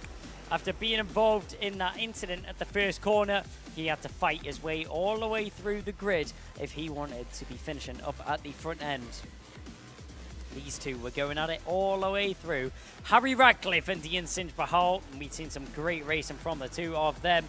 And as we've seen once again, down into Gasworks we go. That was a move there by Harry Radcliffe on Ian Singe-Bahal. Those two drivers were scrapping non-stop. And what a surprise! Which two names is it again? Ian Singe-Bahal and Harry Radcliffe, as they were going to and fro for that whole race, swapping positions. And this is where Josh Cook got involved down the inside, trying to follow through and squeezing him onto the grass to Maximilian Aberhart, as nowhere to go did Ian Singe-Bahal. Sorry, that wasn't Ian Singe-Bahal. Harry Radcliffe had nowhere to go but take the scenic route and go onto the grass. Out of the center S's he goes, and it was a great recovery drive from Josh Cook after being involved in that incident in the first corner. He started from second position on the front row of the grid, but had to fight his way all the way back through to find himself up at the front row of the grid. But the last lap, this is where it all kicked off. What a move down the inside, so late. Inch perfect to get it done there from Jos Huschka. Following through was Ian Singe-Bahal, and then a slight mistake here from the 55. Didn't go defensive. Why didn't you go defensive, Harry? But sliding through on the inside line, Ian Singe-Bahal managed to get that second position, snatched it up from Harry Radcliffe. And with the replays being done, we're going to very shortly now move on to the Micromax final.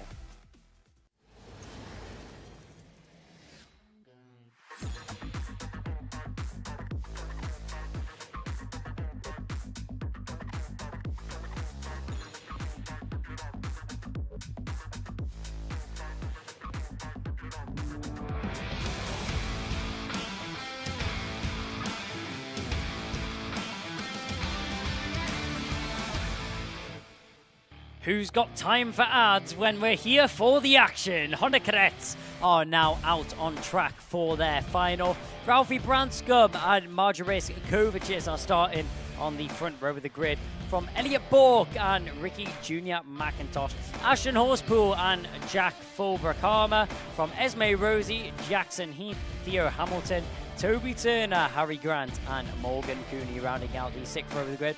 Seventh row of the grid is going to be finished off by Harry Pennington and Shea Hilton. So 14 drivers here for the Honda Cadets and 14 drivers to put on a show for us. It's going to be interesting indeed. Ralphie Branscombe, he's had a pretty solid weekend so far. The O-plate will be starting from pole position. The bright pink helmet, you can't miss him out on the circuit, and you especially can't miss him when he's starting from pole position. But the question is, can he work his magic from the front row of the grid? All the drivers will now pull up into their grid spots, and it won't be long before we go racing with the Honda Cadet action.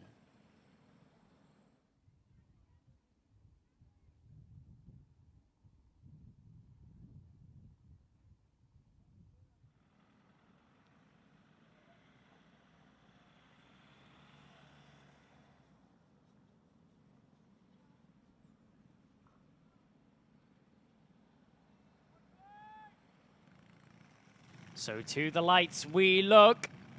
And do we go racing? Yes, we do. Ralphie Branscombe bouncing off the front row of the grid. Check over his shoulder. Squeeze to the inside line. Kovacic is going to try it, but it goes the way of Branscombe into the first corner. Branscombe manages to dive down into the first corner, and no worries there for the O-plate. So as we go down the hill into St. John's now, and towards the center S's, having a look on the inside line. Ralphie Branscombe still managing to keep Kovacic at bay. Kovacic just waiting for an opportunity. He thought he might have got it off the line, but wasn't able to this time round. Fighting in the background between the 45 and the 888. That's going to be Shea Hilton and Harry Grant. Those two drivers were battling earlier on this weekend. Down the inside, that's a late move, and it's banging wheels. They're now 3 wide going into the horseshoe. That was the 30 and the 300, sorry, and the 16 of Theo Hamilton and Toby Turner. Those two drivers going wheel to wheel, quite literally wheel to wheel, as they bang wheels on the exit of the Gasworks hairpin. Out in front, Ralphie Branscombe manages to pull a little bit of a gap. Mistake there from Kovacic as he runs a little bit wide. Opens the door for Elliot Bork. Bork tried it, but Kovacic recovers well. Manages to keep himself in second position for the time being. Down the inside, though, there's a move from Elliot Bork as RJ McIntosh momentarily managed to get himself into third place on a podium position. Unfortunately, not able to keep his car there, though. Out in front, Ralphie Branscombe, with all this battling going on in behind him, he's able to extend himself a little bit of a gap. Looks about 4 or 5 kart lengths, which separates Kovacic and Ralphie Branscombe. The gap will update once the drivers cross the line. Across the line we go, hand in the air there from Elliot Bork. He's clearly not happy with something which is happening on circuit. Down the inside, he's going to make the move though. Kovacic is going to have to concede. So Kovacic drops down into third position, and it's Elliot Bork which gets himself into second now.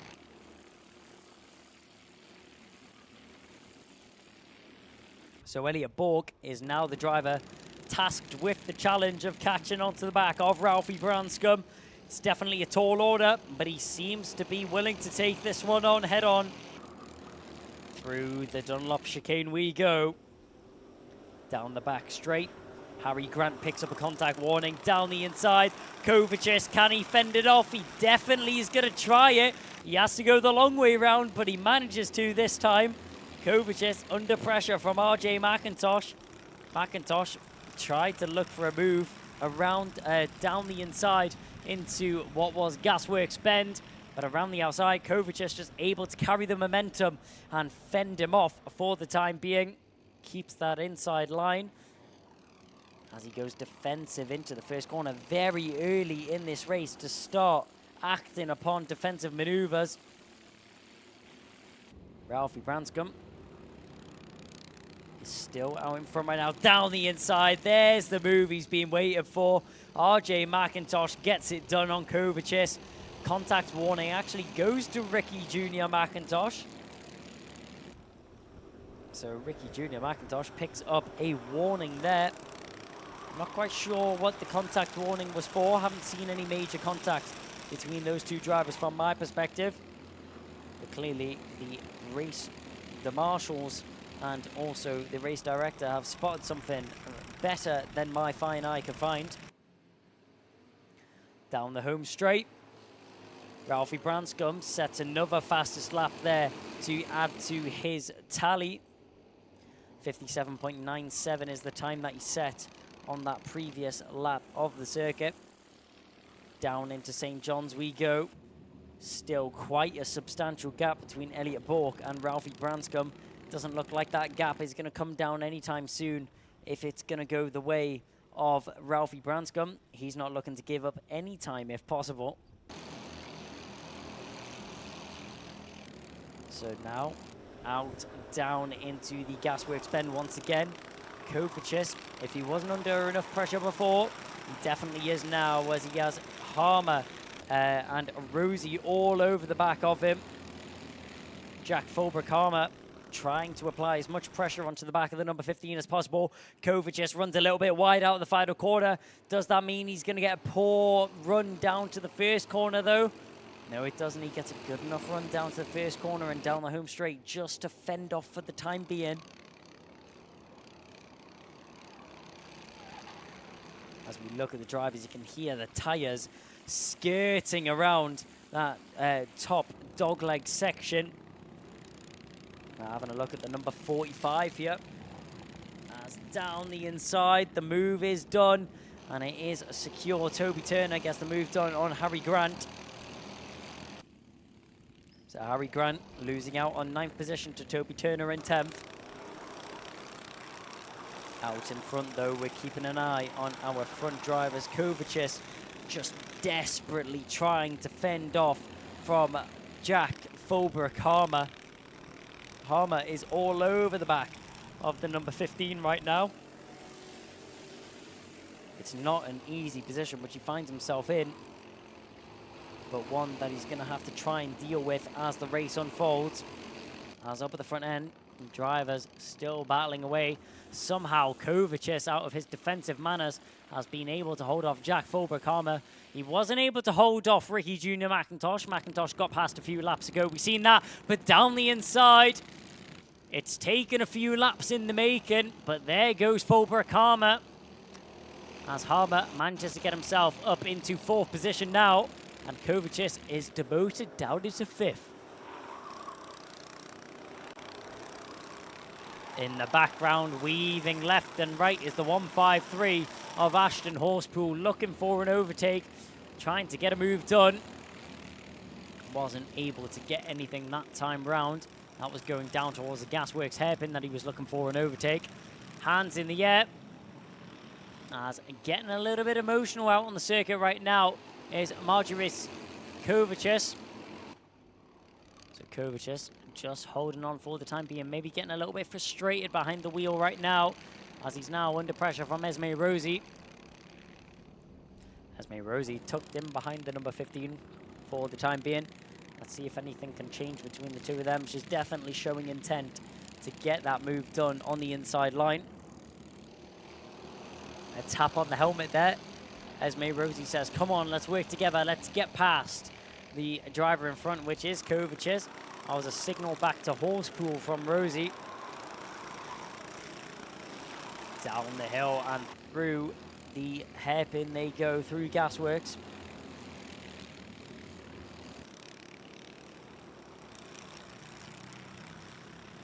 Now at the final bend and down the home straight. A check over the shoulder there, and that's Ricky Jr. McIntosh. He earlier disposed of what was Kovacic to get himself into that 3rd position, but now he's got a lot of pressure from Jack Fulbrick-Harmer in behind. Harmer's showing every intent to get himself into that podium position in 3rd. He'll throw everything he has at it if he's able to get that move on the inside. And yes, he is. There goes Harmer. Jack Fulbrick-Harmer down the inside. You'll get that move with no worries. Through the Dunlop chicane they go now. Time is ticking down on the clock. 3 minutes and 30 seconds is remaining. Kovacic still under a world of pressure from Esme Rosie. Rosie has a look on the inside going into the horseshoe. Not able to get anything done this time round. Down into the final bend. Hopping over the curbs in the background is going to be Jackson Heath. Jackson Heath losing a little bit of time off the back end of having a ride over those curbs. But Kovacic still followed by Rosie. Rosie by Horsepool. Horsepool by Heath. Ralphie Branscombe out in front. 1.87 seconds is now the gap that he has to Elliot Bork. Elliot Bork doing a great job in 2nd position to just extend his gaps either way. He has a nice cushion to the driver in front and a nice cushion to Jack Fulbrick-Harmer in behind. Harmer still followed by McIntosh. McIntosh starting to fall off a little bit though off the back of the number 94. McIntosh originally was in that 3rd position until Harmer made the move. As soon as Harmer's made the move, he's managed to pull himself a little bit of breathing room over Ricky Jr. McIntosh in 4th position. Kovacic, though, I don't know how he is dealing with this pressure out on the circuit. Kovacic somehow is still running strong in 5th position. Although the drivers around him are showing similar pace and showing intention, he has not cracked under the pressure. This is a great display of racecraft from the number 15 of Kovacic. Esme Rosie just looking any way left and right to try and get that move done for 5th position on Kovacic. They go down the back straight. Is it going to be into Gasworks? It very much might be. Oh, up and over. Oh no, that's a nasty incident there. As Kovacic latches onto the rear bumper of Esme Rosie, goes up and over. It's going to be a red flag. No surprise there, red flag's out. I'm sure the drivers will get all attention necessary. Esme Rosie luckily is sitting in the car looking around all right from that one, but all our thoughts and attention right now are with Kovacic. That was a really unfortunate incident there. Both drivers racing hard, red flag out there on the circuit. I doubt this race will be restarted. So red flags are out. That was, yeah, a difficult incident there. That very, very well handled by the marshals there to quickly get the red flags out and give any attention necessary to the drivers involved in that incident.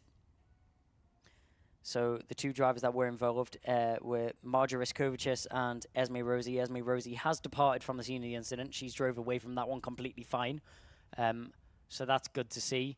But all our thoughts and prayers are currently with Marjoris Kovacic, and we'll definitely keep you updated with any updates or any developments we have in feedback. But during this red flag, we'll take a quick break from the action, give the marshals and paramedics time to tend to the scene of the incident. We'll take a quick ad break here on the Alpha Live YouTube channel.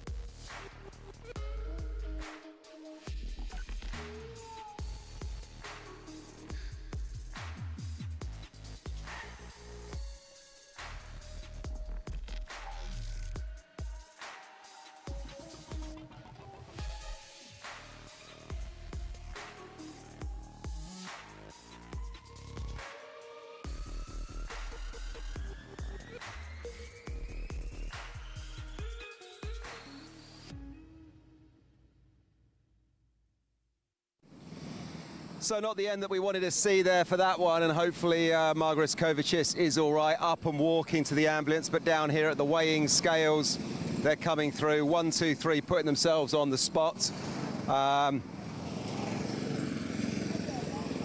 Well done to our 1, 2, 3. That was Ralphie Branscombe, Elliot Bourke and Jack Fullbrook-Harmer there. They're just high-fiving themselves. Jackson Heath coming in for a little bit of a congratulatory fist bump as well. But all eyes on Elliot Bourke on screen at the moment, being congratulated by what I think is his sister there.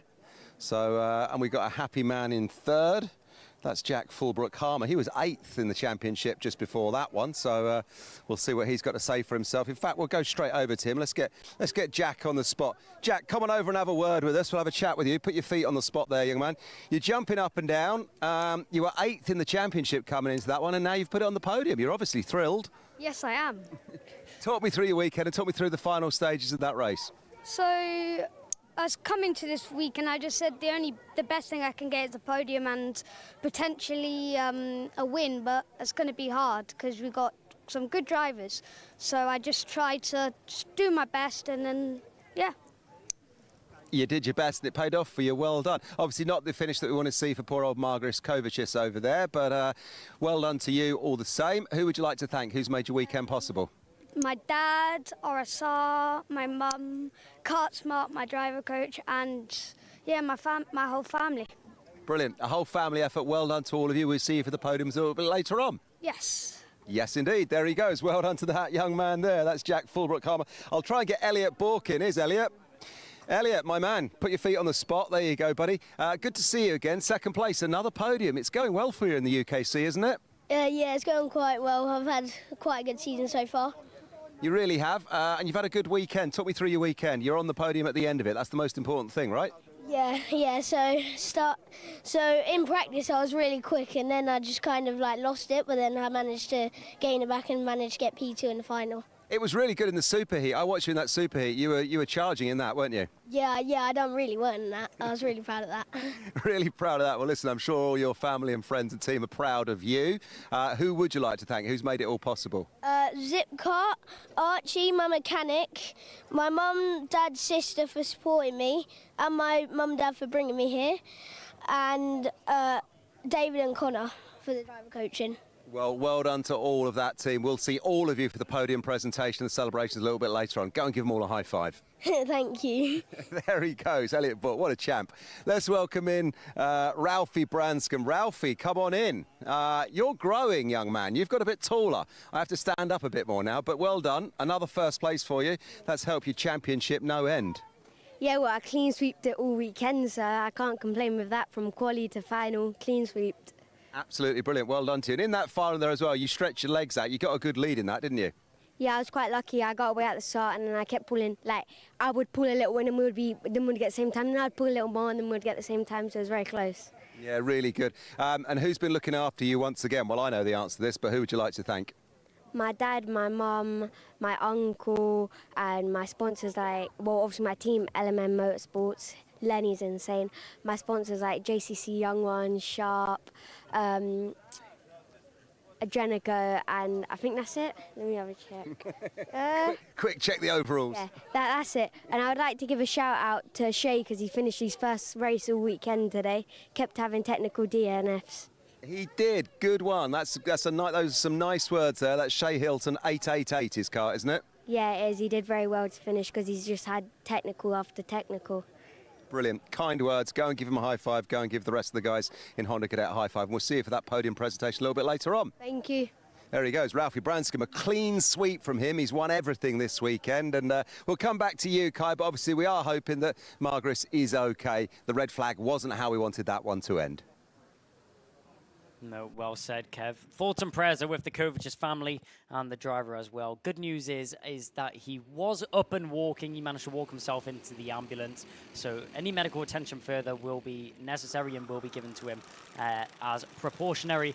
But back onto replays of this race. We had so much action going on. I mean, so many drivers bustling and racing all the way through the field. We've seen Theo Hamilton and Toby Turner going at it, as well as Harry Grant down the inside. There was Ricky Jr. McIntosh as he was making his way past Kovacic through the field, as drivers just squabbling all the way throughout the race.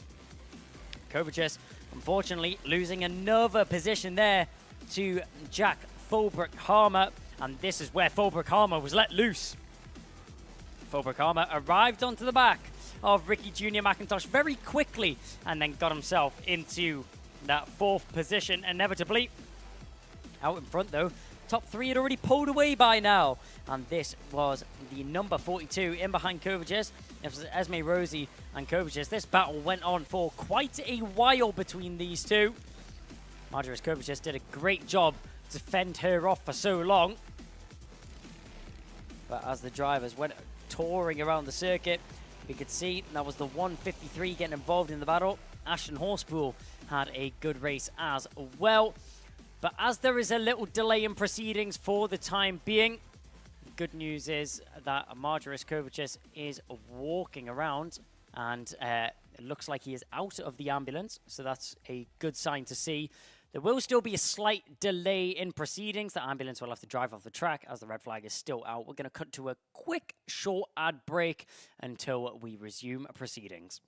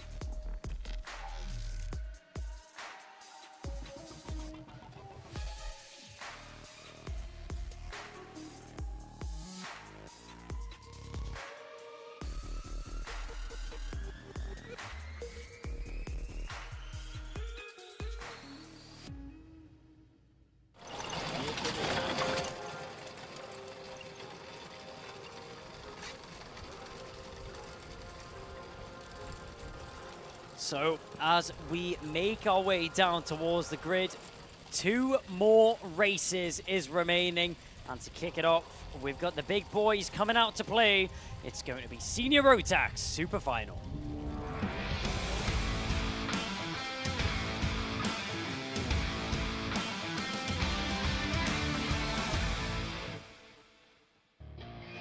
Well, senior road tax, we've had fireworks and tribulations all the way throughout the weekend. Kai Hunter, the local boy, is starting on pole position. Pearson Bullock Carter is alongside him from Jamie Perley, Teddy Pritchard Williams, Jack Liddy, and Archie Walker. Starting on the fourth row, the European man, Lewis Gilbert, joined alongside by Tyler Harris. A good weekend so far for Alexander Cole. It gets him starting ninth position with Alex Duncan alongside him. Then it's Ewan Charman and twice world champion Callum Bradshaw starting in 12th. Macaulay Bishop, not the weekend he would have been hoping for. He's starting in 13th from Stephen Duncan in 14th. Then Morgan Hudson-Brown, Liam Hartley, Joshua Graham, and Alexander Adams-Acton. Brandon Klein-Nagelvort and Gustav Zuzikovs round out the 10th row of the grid from Reese Bailey, Archie Buttle, Daniel Armstrong, and Jack Collins starting 24th. 13th row of the grid consists of Ethan Martin and John Brown, then Louis Weaver and Sam Breaker on the 14th. The 15th row is Rachel Robinson and David Mitchell. Ryan Ward and Reg Haywood start 31st and 32nd from Deacon Russell and Louis Marica, rounding out the 34 driver grid here for senior road tax. Well, what was a double grid here for senior road tax is now cut down into two. And you can see the drivers all making their way down towards their starting positions and getting ready for the start of this race as well. As pushing their carts and trolleys down the grid we go. You can see walking down. If you can't see the Team UK suit, that there is going to be Ewan Charman making his way down the grid and getting ready for the start of that race. As we're having a look down as well, you can see the likes of Callum Bradshaw and Lewis Gilbert standing by their carts. So Joshua Graham, that is, in the Team UK suit, making his way down the field. Very similar hairstyles and very similar suits. Get them mixed up very often. That's completely my fault, especially from a distance. I think I'll, take that one on the chin. I can see Ewan Charman there standing in his Birillart suit. I have seen Ewan Charman wear that Team UK suit before, though. I think I've seen him rep that one before. But, yeah, that's my mistake there. That was Joshua Graham walking down the grid in the Team UK suit and Ewan Charman standing on the sidelines with his bright fluoro yellow helmet and his nice clean white Birillart suit as well.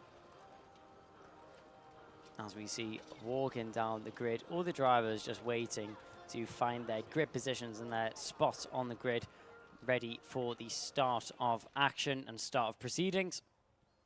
Starting up at the front end, though, one man who will not be a stranger to the front row of the grid. Obviously, we've got Kai Hunter starting on pole position. And there is the number 40 of Jamie Perley.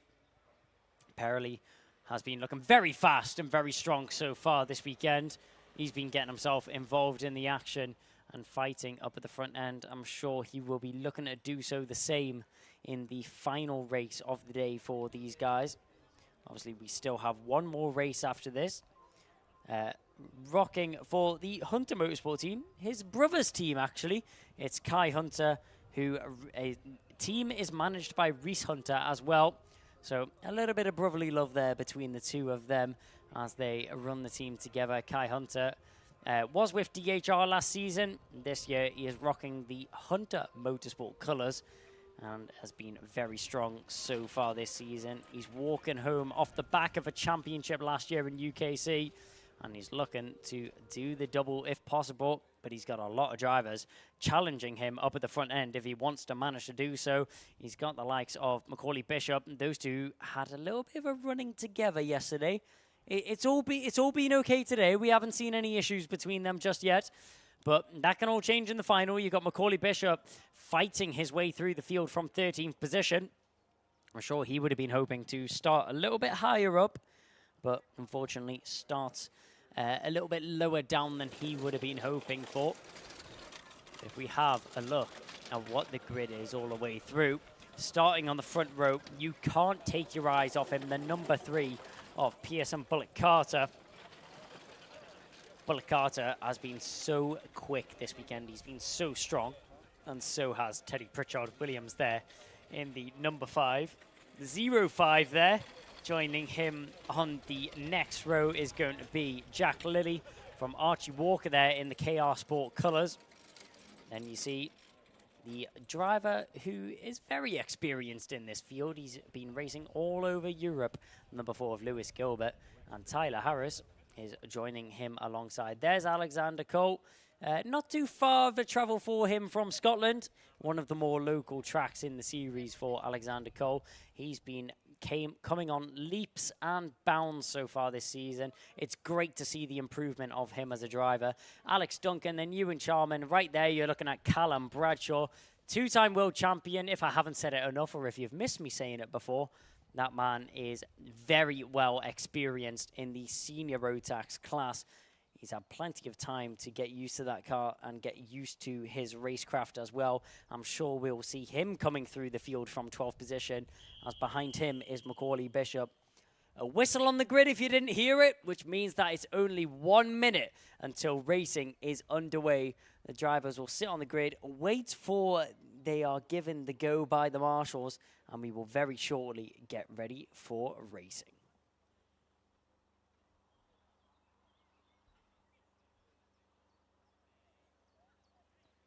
So as the drivers eagerly wait to get ready, they get the signal from the race director.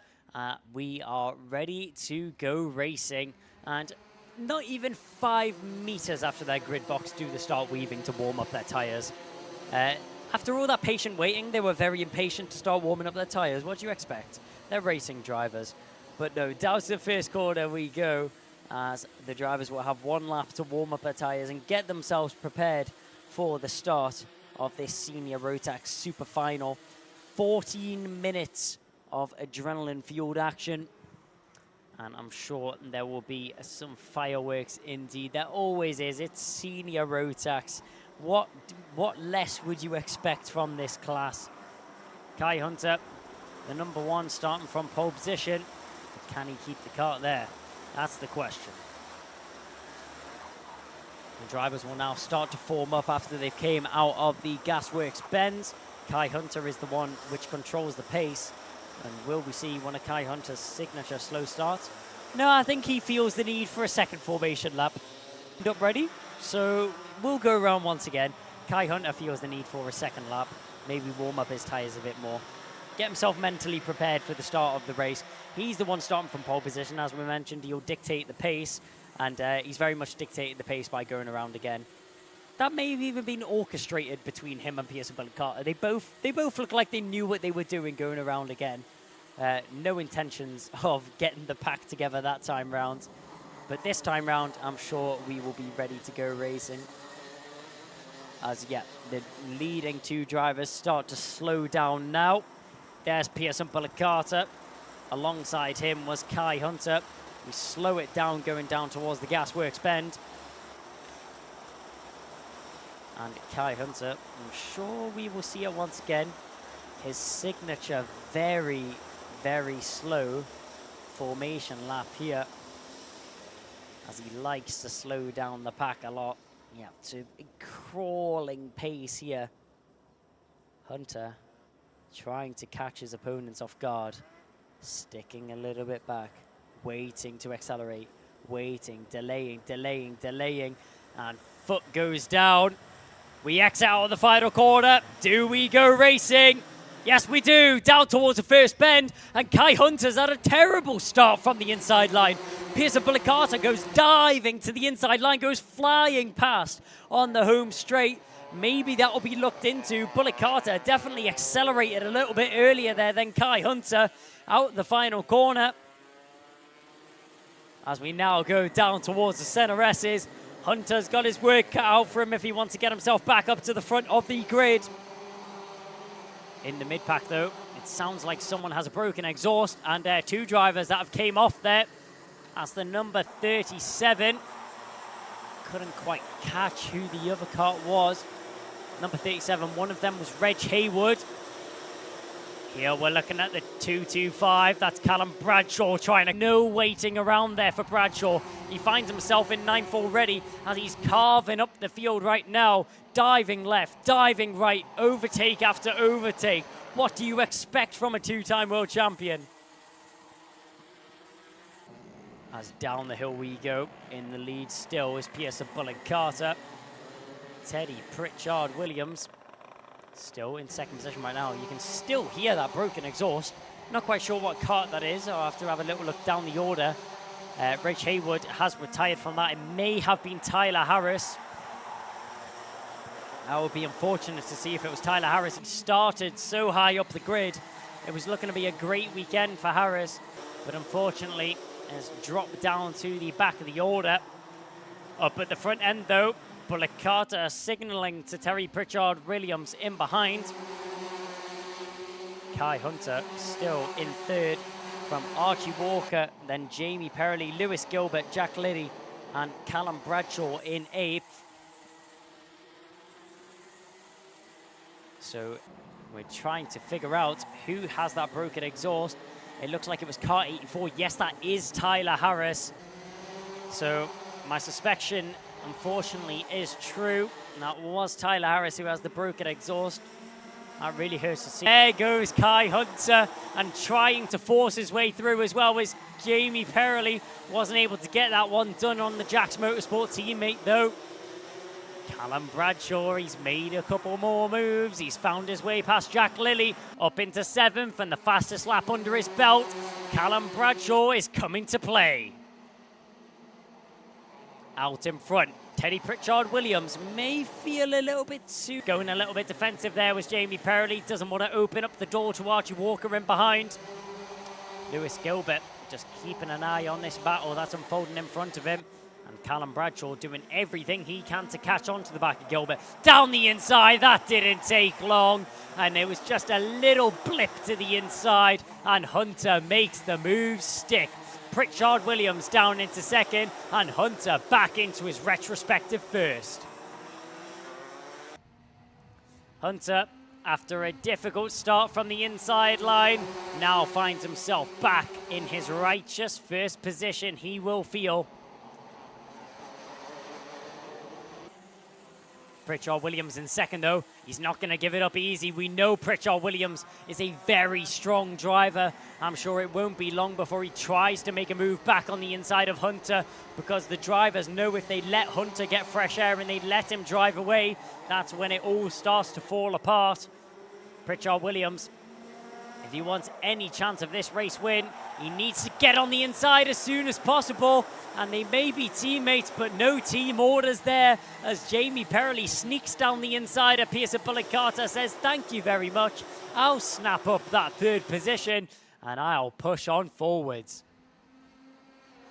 Perley picked up the fastest lap, but it's now handed back to Joshua Graham down in 17th position.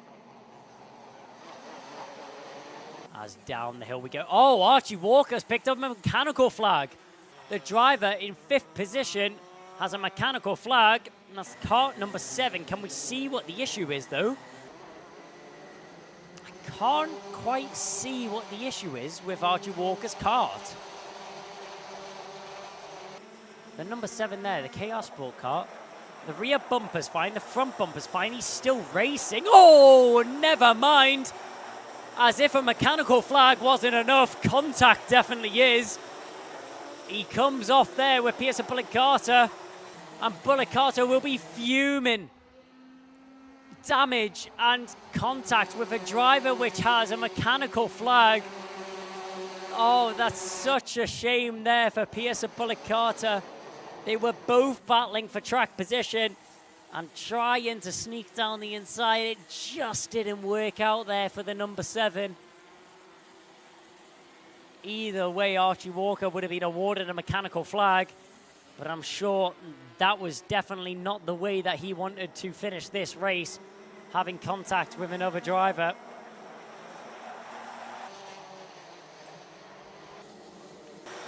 Through the Dunlop chicane they head. And now down the hill, we're keeping an eye on Ewan Charman. Charman's all over the back of Jack Lilly. They go round the final corner and down the home straight. That's been a long time coming. Kai Hunter did pick up the fastest lap. It's quickly handed off to Joshua Graham, though.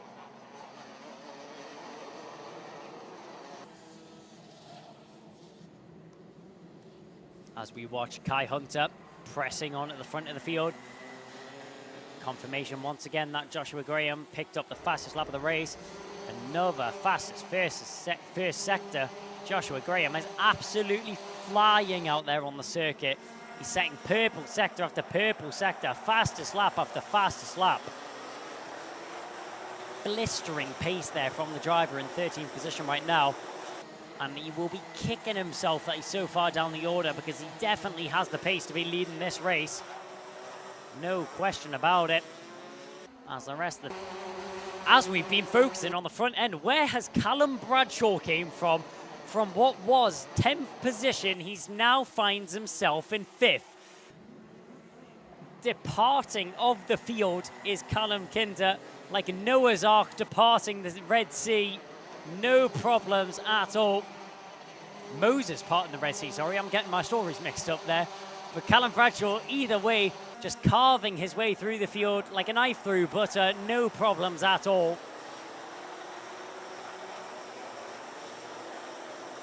As the drivers go through the horseshoe once again. There he is in the 225 of Callum Bradshaw, putting in the work out there on the circuit right now, trying to catch on to the back of Lewis Gilbert, the number 4 in 4th position right now.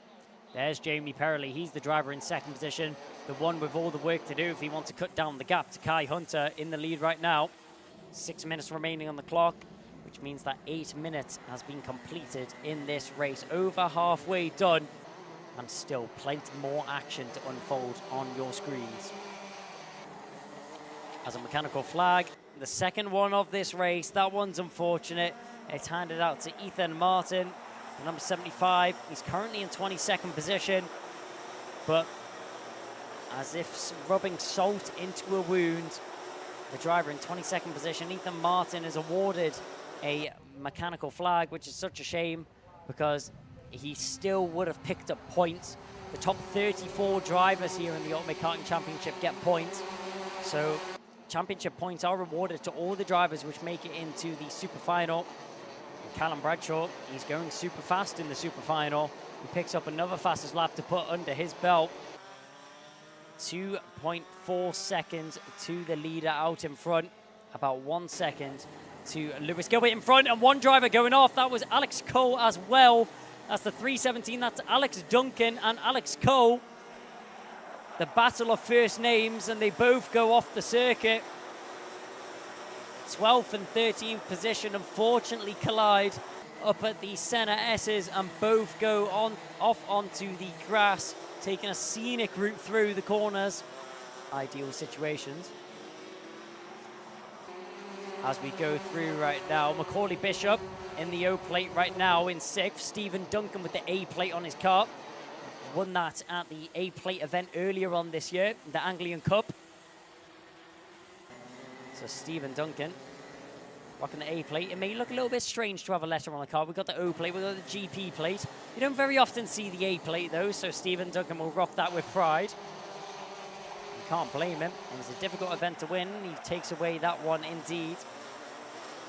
On the inside, we were waiting for a move to happen. That's Joshua Graham. That's Joshua Graham in the Team UK suit. No, that's not Ewan Sharman. It's Joshua Graham in the Team UK suit. He makes a move on his teammate in the KR Sport. So Archie Buttle loses out on 1 position, and Joshua Graham gets himself up into 9th position. Now he's the driver which has to chase down onto the back of Ewan Sharman. Macaulay Bishop, the O plate in 6th position right now, started down in 13th. Callum Bradshaw started down in 12th. So both the drivers, nose and tail, have been carving their way through the field and gaining positions retrospectively, lap after lap. There he is, the O plate of Macaulay Bishop, hooking it up very nicely around this circuit. As you can see, it was a solid first sector there from Callum Bradshaw. A good second sector as well from Callum Bradshaw.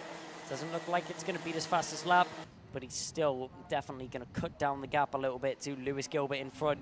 1 second was the gap before they crossed the line, and it's now about 9/10 of a second, which separates Callum Bradshaw and Lewis Gilbert. Definitely not much between those drivers. Joshua Graham picks up the fastest lap on that tour of the circuit. So the driver in 9th position sets a new fastest lap of the race, snatches it away from the grasp of Callum Bradshaw. And 2 minutes and 26 seconds remaining on the clock. But out in front, I mean, is it a surprise at this point? Kai Hunter, 0.8 of a second clear of any other driver. Jamie Perley in second. He has been trying his best and he has been pushing very hard to try and catch on to the back of our race leader, but just nothing has been working for him, unfortunately. Jack Lilly on the back of Archie Buttle there, you see him heading down the home straight. There's our leading drivers. And there is the number 22 of Archie Buttle with Jack Lilly all over the rear bumper of his KR Sport machine. They go through St. John's, down towards the centre S's. But back up at the front end, there's Jamie Perley currently sitting in second position. Teddy Pritchard-Williams is applying a good amount of pressure to the rear bumper of that number 40 kart.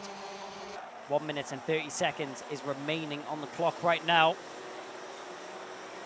There is Joshua Graham. He's in behind Ewan Charman, the Team UK teammates. They're going to battle it out on the circuit. Irrelot versus KR Sport.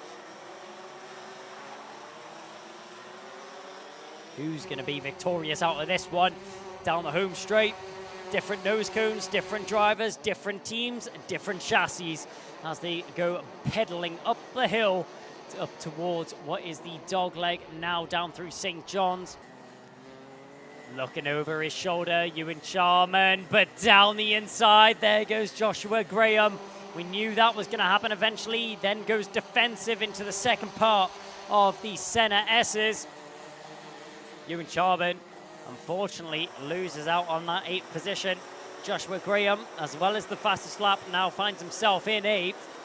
There's Jamie Perley. Teddy Pritchard-Williams is all over the rear bumper of the number 40 right now, and he's came at the right time. 30 seconds remaining on the clock right now. There is not long left for these drivers out on the circuit. Kai Hunter out in front. Jamie Perley still in second, but he's gonna have to keep an eye on the drivers in behind him. Teddy Pritchard-Williams is all over the rear bumper of that number 40 car. Lewis Gilbert is also getting involved in this battle. These three are gonna have it out. Watch out for Callum Bradshaw. Where's he came from? He's now arrived onto the back of this battle. So from what was a 2-kart battle is now a 4-kart train, all squabbling for second position. And it's going to get a little messy here as we make our way onto the final lap of the race. Kai Hunter, 0.8 of a second. He's out the window. We're not focusing on him right now. We're focusing on this battle for second place. Jamie Perry, defensive in the background goes Gilbert. He's going to give up the chance of a podium as he goes defensive from Callum Bradshaw. Bradshaw is now going to be desperate to get himself into 4th as they go down the hill through the dogleg, now into St. John's, parking it on the apex. Using his experience as Lewis Gilbert. Experience aplenty also has Bradshaw. He's going to try the switchback. Can he go round the outside? No, he can't. Here comes Bishop on the inside line. Bishop gets on the inside line of Callum Bradshaw, and he'll get that move done. Trying to follow through was Stephen Duncan. The A-plate wasn't able to get it done, though, as they all congest going down into Gasworks Bend, into the horseshoe now. On the inside, Bishop, he bumps into the back as they're all barging. It's a finger in the sky. He knows he's won Kai Hunter,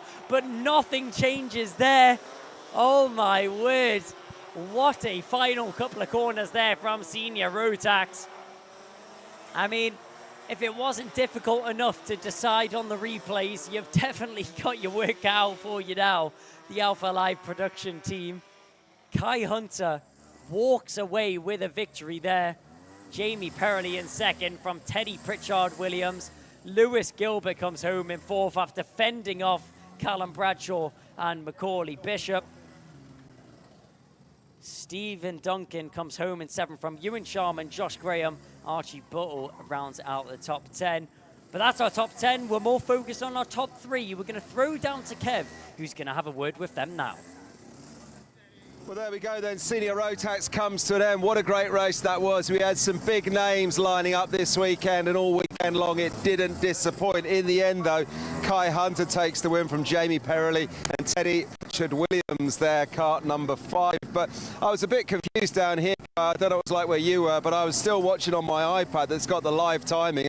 It's still counting down. The checkered flag caught me napping, I have to say. I was busy watching the race and what was going on, and then the next thing I know, I'm hearing the commentator, yourself, Kai, yelling about last lap and checkered flag, and then that's that. But there we go. So well done to the three of them, Teddy Pritchard Williams, Jamie Perrelli and Kai Hunter, just doing a few high fives with people just by the fence as I'll come around and we'll try and get a word with Teddy, who came home in third, kart number 5. Jump on in, sir. Yeah, come on in on the spot. Let's have a quick... That's it. Put feet on the tape, feet on the mark, sir. Well done to you. It was all going on in the closing stages of that one, wasn't it? Yeah, it was a bit scrappy, and 14 minutes around here is a long time. I think I've got arm pump. Yeah, I'm not used to being in a go-kart. Well, listen, you did well in the go-kart this weekend. Just tell us how it's all played out for you from start to finish. How have you got on up to this point? Really struggled Friday, Saturday morning.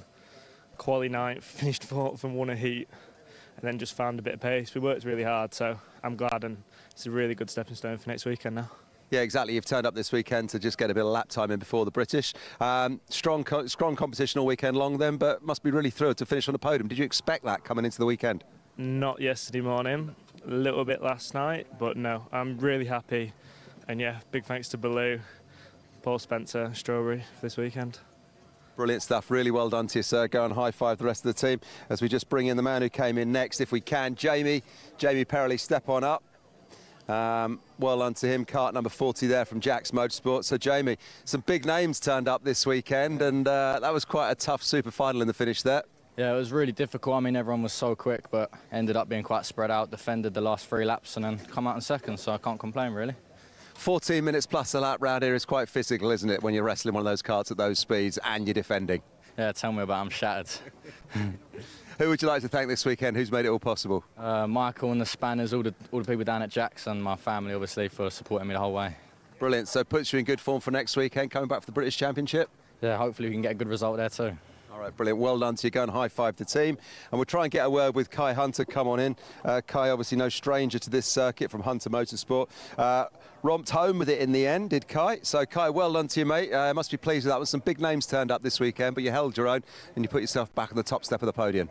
Yeah, I think it was a great weekend. All in all, Heat 2 went a bit sour, but you know what, that's racing, I guess. So, yeah, change a few things for the final. Absolutely unbelievable.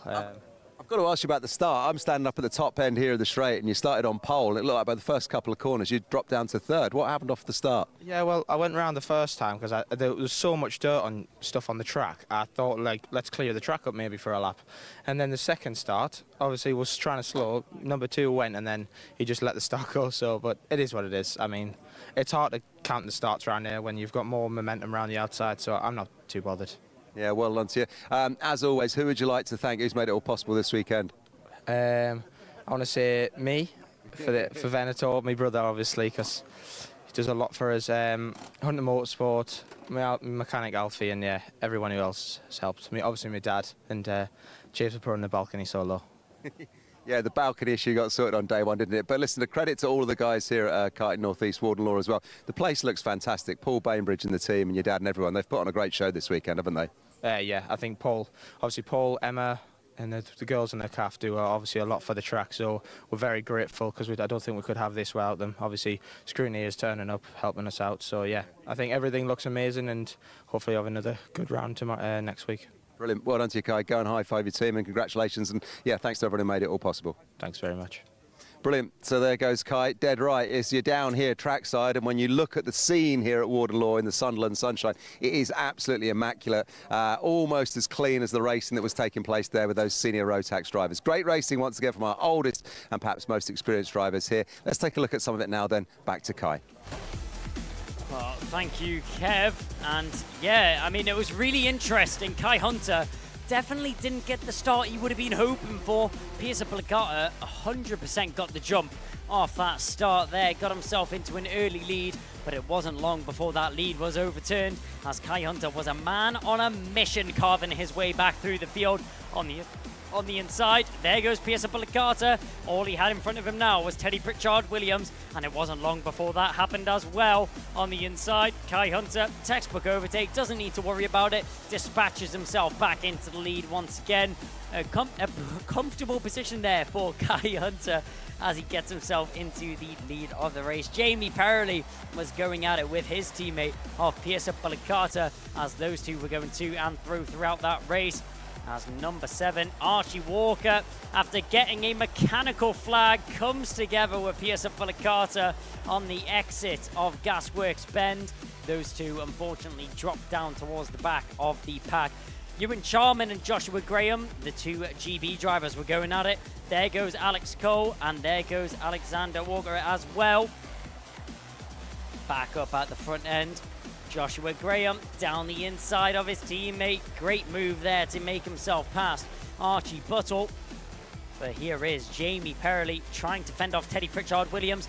Ewan Charman couldn't defend from the Team UK teammate for much longer as Graham dove down the inside, and no worries for that overtake to be done.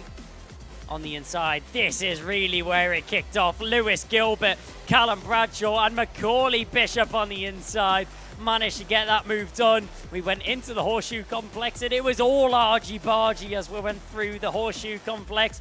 Now, it was a hand in the sky and an easy win there for Kai Hunter, but Macaulay Bishop crossing the line just manages to jump Callum Bradshaw. And with that race now being out of the way, there's only one more race left to come. We're going to have a short ad break before that, though. Next up is Junior Rotax.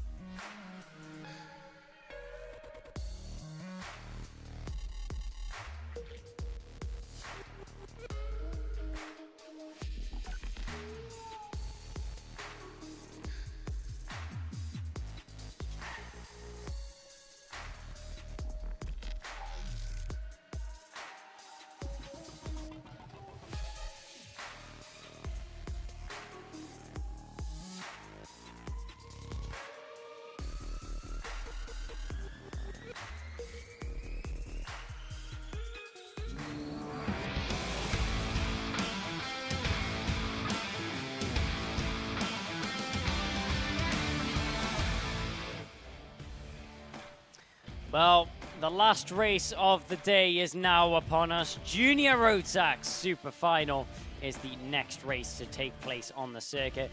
Harry Bartle and Jacob Ashcroft are starting on the front row of the grid from Lizzie Mentia and Thomas Behrman, then Jack West and Joshua Smith. Then it's Lewis Goff and Cameron Nelson from Lucas Blanford and Zane Quaker on the fifth row of the grid.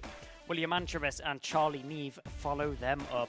From Cole Denham and Joshua Turnbull starting 14th, 15th is Dana Moore, then Will Archer, Noah Barham and Ollie Wise in 18th. 10th row of the grid is Jake Flewitt and Kai Clark rounding out the top 20, then Finley Buck, Jared Fox-Whiteley, Joe Anderson and Adam Wooden in 24th.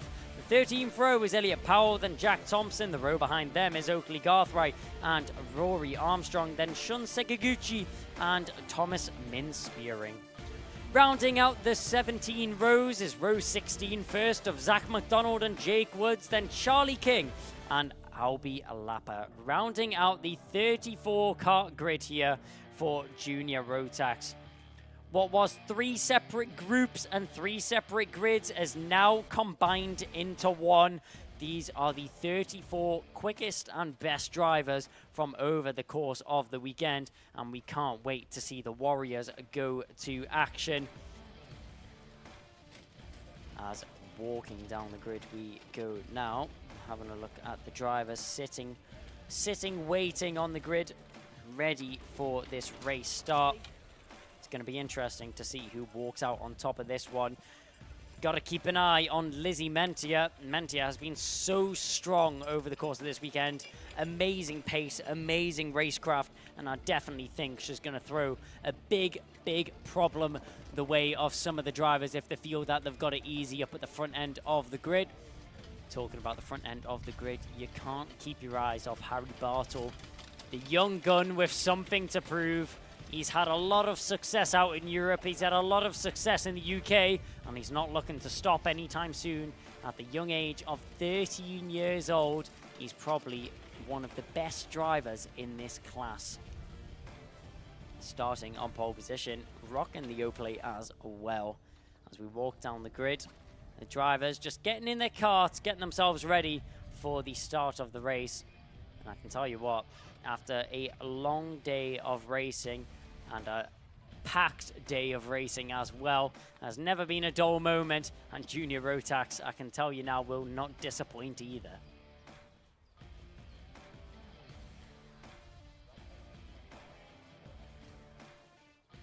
So there is, going down the grid, there's Jared Fox-Whiteley, the number 42. He's shown some great shons of paces. Hasn't been able to string it quite together though this weekend. He's had a couple of unlucky moments. There's Adam Wooden as we walk down the grid, and we can see all the drivers going down towards the rear end of the field now. Another Hunter Motorsport colours. They've already won one race this weekend. Can they win another? So as the sun continues to beat down on the Warden Law Karting Northeast circuit, we'll still feel the effects of the sunlight. The track temperature will continue to rise, rubble will continue to be burnt, and we will continue on with this racing. Just very shortly, we will get underway with the racing here in Junior Road Tax, and we cannot wait to see it unfold. A whistle at the front of the grid, that means that we are ready to go racing. That is a 1 minute warning. All the drivers are now in their cart, ready to go racing, and all the marshals will have to clear the grid. And now it's just the drivers themselves in their carts. It's all about mental preparation now and the start of the race. It's a long gap. It's only one formation lap. You don't have much time to warm up your tyres. You don't have much time to get yourself mentally prepared for the start of the race. As the drivers look around themselves, familiarise themselves with their opponents, and get ready for the start of this race. A couple of drivers stretching their arms. You can't blame them after sitting so compact in the kart for a while. But up at the front end, Harry Bartle and Jacob Ashcroft. Two big names. Ashcroft, currently the leader in our championship. The 222 isn't looking for a second place finish. although we may have 3 of them on his kart. Harry Bartle, though, starting from pole position, looking to keep it that way. Lizzie Mentia going to be looking to throw an upset towards them. And Thomas Behrman, the brother of very successful Formula 2 driver, and may I say, single race Formula 1 driver from the Jeddah Grand Prix. Thomas Behrman, brother of Oliver Behrman. It wasn't long ago before we seen him racing in these categories. It doesn't feel like long ago at all for me, since I was racing on the grid with Oliver Behrman. It really wasn't that long ago. Racing out of the same awning, out of the Strawberry Racing awning for a couple races, whilst he had his time with the team. Oliver Behrman always been a very successful driver all the way through his karting ranks, all the way up to his single-seater racing, even to the peak of Formula 1 racing for the Tifosi Ferrari team. But his brother here, Thomas Behrman, looking if he could replicate the same. It's been a long day of commentary. I apologize for butchering any names. For some reason, I was mixing together the name Thomas Mint-Spearing and Thomas Behrman. So we'll get there eventually. Thomas Behrman starting on the second row of the grid, though, repping the number 6 on his kart. Out the final bend we go, and down the home straight for the last time today, we go racing. All the drivers 3-4 wide in the mid-pack down towards the first corner. That's not going to work out for one driver, as the number 11 and the number 60 go flying off at the first corner. That was Charlie Neve, and can't quite work out. Joshua Smith and Charlie Neve with the 2 karts to go off at the first corner. As around the circuit we go, one driver off in the background as well. That's the 76. 76 out in the background. That's Kai Clark, unfortunately, having some issues on the first lap. He will have to pull down towards the back of the grid. But up at the front end, it's still very close. Down the inside, that was a move there from the 2-1-4. That was Jake Flewitt making a move on what was Kai Clark, picking up a contact warning, although he was the driver that went off the circuit. Down the inside, William Antrevis on the limits there into the first corner. Barely keeping that car in a straight line as he was sideways under braking into the first corner. Managed to get the kart stopped and turned in time. Harry Bartle out in front. He's having to go defensive already, and that shows the caliber of... Oh, up and over. Luckily manages to keep it on the circuit. That was the number 10 Argenti kart there. That was Thomas Mint-Spearing. He manages to get going again. Lucky to keep that in a straight line. Surprised there was no damage to the axle. But Thomas Mint-Spearing, you'll get going again. But unfortunately, you'll get going again down at the back of the grid. There we see multiple drivers battling all the way throughout the field. Up at the front end, Harry Bartle isn't getting away any easier than he would be hoping for. He's got Lizzie Mentia peering over his shoulder, having a look into the S's. Bartle goes to the inside. The O-plate using it large down the inside. There's Lewis Goff. He will arrive and make a move there on what was the number 6 of Thomas Behrman. So Thomas Behrman losing out on a position there as Lewis Goff went down the inside, sideways under braking, barely keeping the car under control. Lewis Goff was being pushed to the limits there. Somehow keeps that car in a straight line. That was beyond me.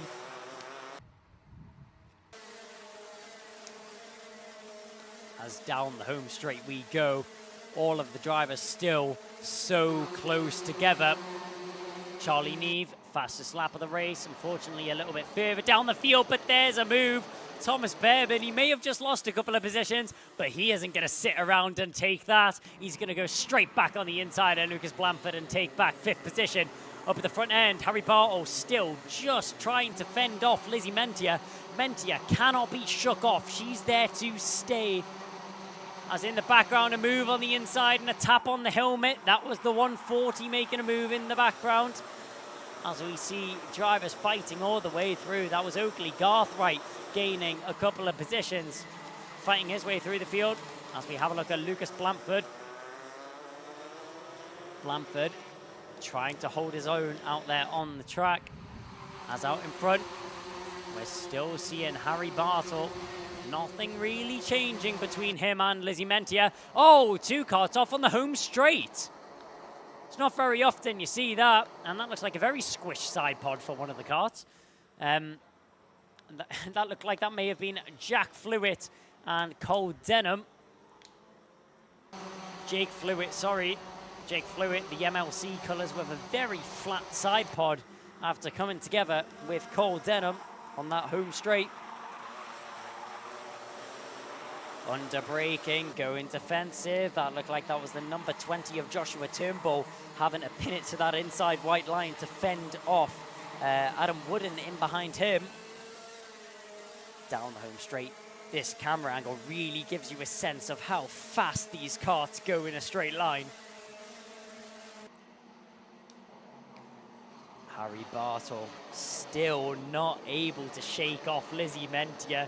Mentia isn't going anywhere, and overall she's actually quicker than Harry Bartle at the moment by 0.08 of a second, so nearly a tenth faster a lap than Harry Bartle in the lead. Mentia clearly not desperate to go for the move just yet, just applying the pressure to Bartle, keeping constant pressure, hoping, waiting for a mistake to be made by Harry Bartle out in front. Just loading the pressure onto the back of that O-plate car. There's the 222, our championship leader of Jacob Ashcroft. Not the start he would have been hoping for. He finds himself between Dan Amal and William Antrobus.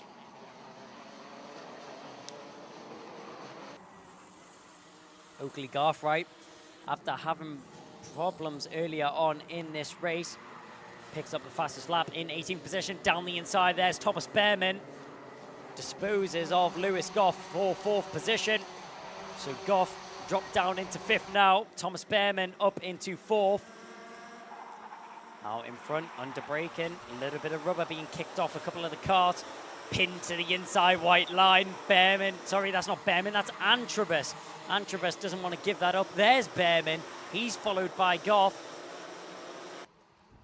Around the final bend, heat waves down the home straight. Jack Thompson picks up a contact warning. And Harry Bartle out in front, able to pull a little bit of a comfortable gap back to Lizzie Mentia. Nearly half a second is now what separates the two drivers. Will Archer, fastest lap going his way. He's currently in 12th position. Let's see what these drivers are able to do. There's the number 92 making his way around the circuit. That's Jack West in 3rd position. But look out for his teammate in behind. Thomas Behrman, he may have dropped back a few at the start of the race, but now he's coming back for vengeance. William Antrobus with so much pressure from behind. He's got Jacob Ashcroft, Dana Moore, Cameron Nelson, and Joshua Turnbull all lining up, waiting for a chance down the inside. That was a surprise overtake there from Cameron Nelson and Joshua Turnbull, making their way past Dana Moore in that final corner. So Dana Moore from 8th down to 10th as the two DHR teammates managed to slip through on the final bend. And that's left Dana Moore with even more pressure than he had before. Down the inside, just trying to fend off that position. Here's the number 20. Turnbull made that move into the first of the centre resters on his teammate of Cameron Nelson. So up towards the Gasworks bends on the inside, going defensive as the 261. That's Will Archer trying to fend off Jared Fox-Whiteley for the time being. William Antrobus hasn't quite gotten rid of the heat just yet. And not the heat from the sun, that's the heat from the drivers behind.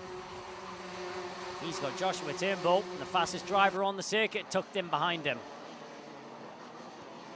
He also has Jacob Ashcroft right under his rear bumper. Joshua Turnbull just waiting in the bleachers for something to happen between the 57 and the 222. 3 DHR carts nose to tail right now is Jacob Ashcroft, Joshua Turnbull, and Cameron Nelson.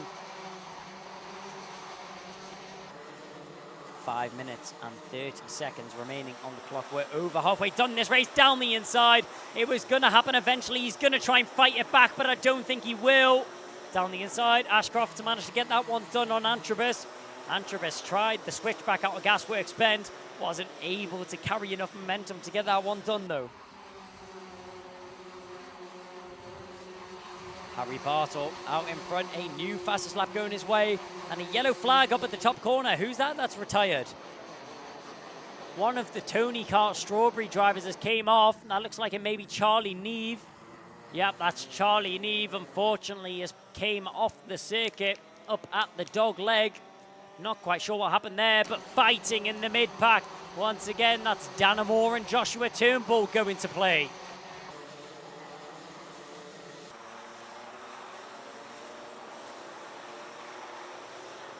It's all going down here for the last race of the day. Junior Rotax have came to put on a show, and moves being made every single corner.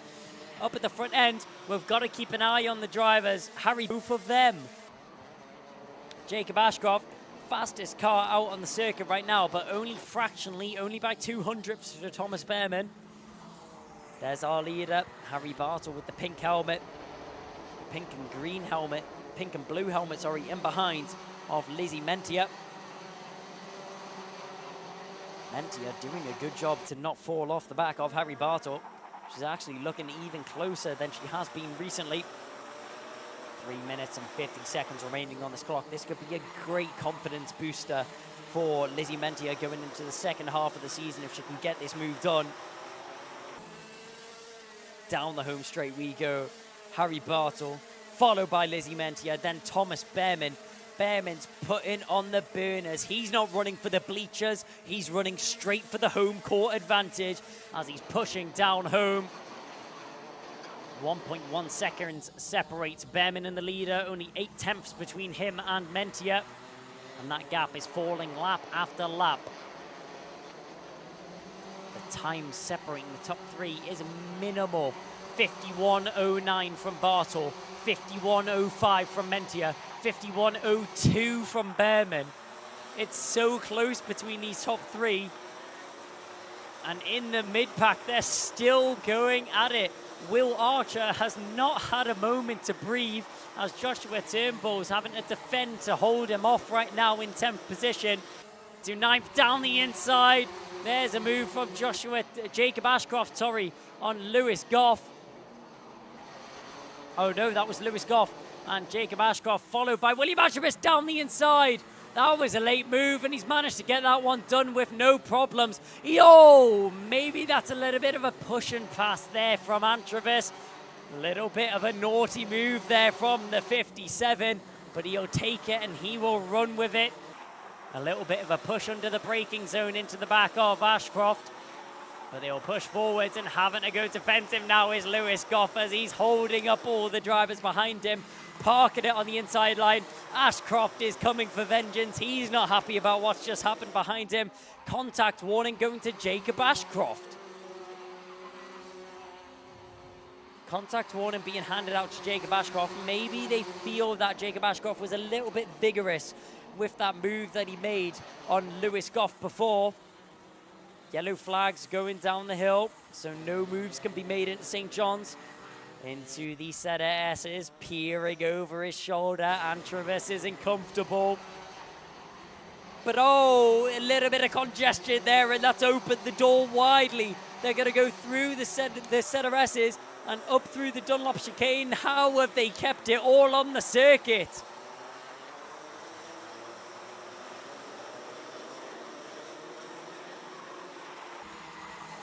It's all unfolding. As we go down the home straight, look at this chain of karts.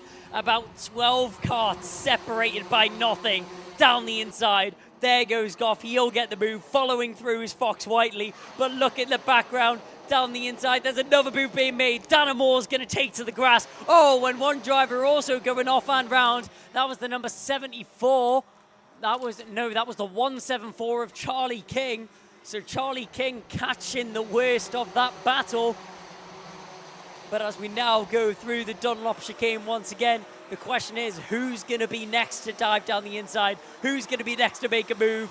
Going defensive is the number 20 of Turnbull. He doesn't want to give it up to Lewis Goff on the inside line. Goff's going to have to try and fight back on this one. Harry Bartle brings home the fastest lap of this race. There's going to be 2 more laps of Junior Rotax action here. A 50.84 was the last lap, which has been set by Harry Bartle, extending his lead over Lizzie Mentia. Mentia just not able to respond to the lap times being put down by the O-plate out in front right now. We're looking at Lewis Goff. He's coming down the hill through St. John's. He's got a lot of pressure on his shoulder right now from Rory Armstrong. Down the inside, the 2 teammates. Are they teammates for much longer? Well, at least there's no team orders going on there as Turnbull banzais down the inside of Cameron Nelson into the center S's. The 2 teammates banging wheels. And they may be friends off the circuit, but there is no friendships on the circuit. I can tell you that for free. Now, as we go down through what is going to be the horseshoe section and down into the final corner, down the home straight, final lap of the race.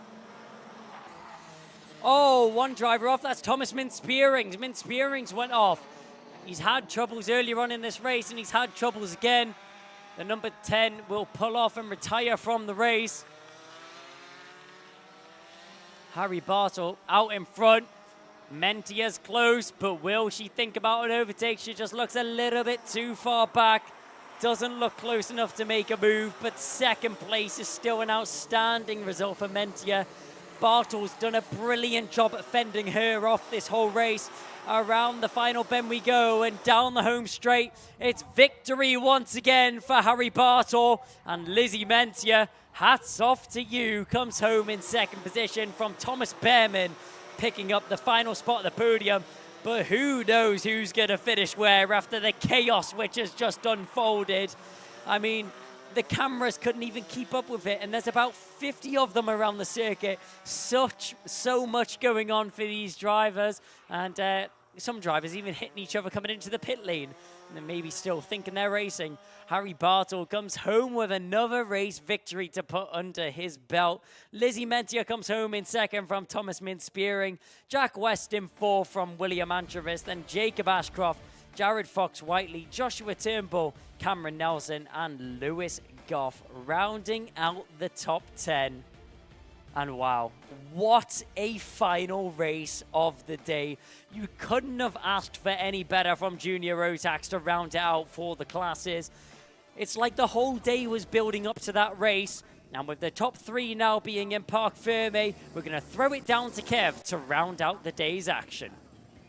Well, here we are then down in the Parc Ferme area. The 1, 2, 3 off the scales. It's a 1 through 1, 2, 3. Then Harry Bartle, Lizzie Mentia, and then of course in third place Thomas from KR Sport. Lizzie Mentia, huge congratulations to her. Just having a word with her mechanic there. I think I'm right in saying that's the first time she's ever got a second place on a weekend. Third place is the best she's done prior to this, but been brilliant all weekend long. Did well in the heats, did Lizzie.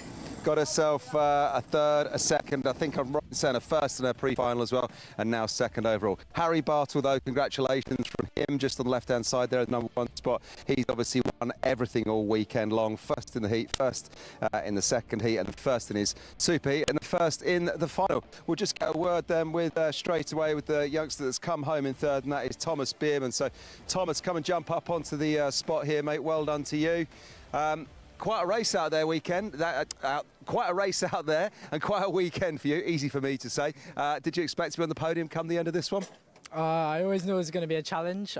Missing a day of testing and coming straight from a European track to a British track. It's still grippy, still sunny, but different classes, so it's tough to adapt. But I think we did a good job to get where we got, starting P5, and I think we probably maximised our result for what we could achieve this weekend. So I think a pretty decent job. Yeah, really decent job, and it seemed to me like the longer that race went on, the longer that super final went on, you 3 out in the front really just had to sort of keep your heads, because it didn't look like those positions were going to change much. Lizzie was a little bit too far down the road for you in the finish there?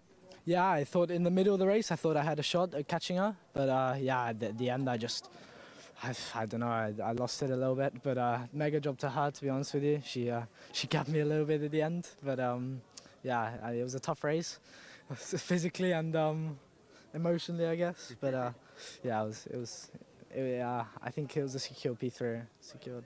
A really secure P3, great to watch from where we were standing. Who would you like to thank? Who's made it all possible? Thanks to Steve, my mechanic. It's been great. And all the KL boys, Ash, Martin, Sean, for help this whole weekend on setup, driver coaching and everything. Well, brilliant. Huge congratulations to you. We'll see you for the podiums a little bit later on. Thank you. Let's get Lizzie in here, get a word with her, because she's had a fantastic weekend. Well done to Thomas. Lizzie, how about that? Am I right in saying that's the first time you've ever got a second place at a UKC round? Yeah, first one. First one, well done. So you've had a third, you've had a second. The one is the first top step of the podium. Only a few rounds away, I'm sure. But talk us through your weekend, because you have been strong all weekend long.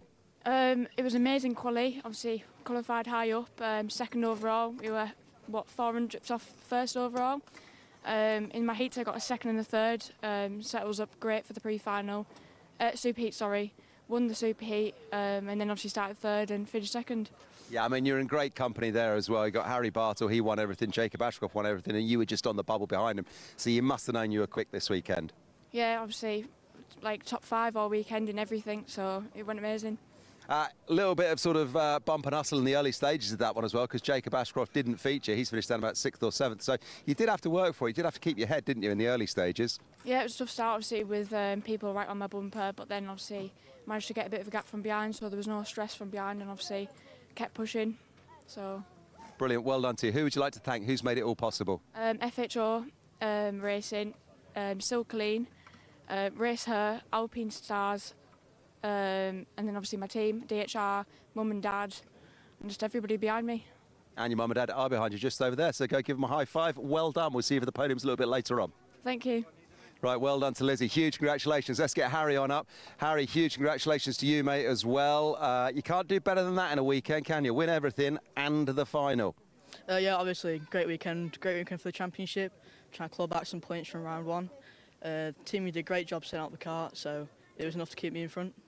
And you got out in front and stayed there. It seemed to me that once that race was sort of up and running and a couple of laps had gone by, you just found a rhythm and you were really flowing through the track.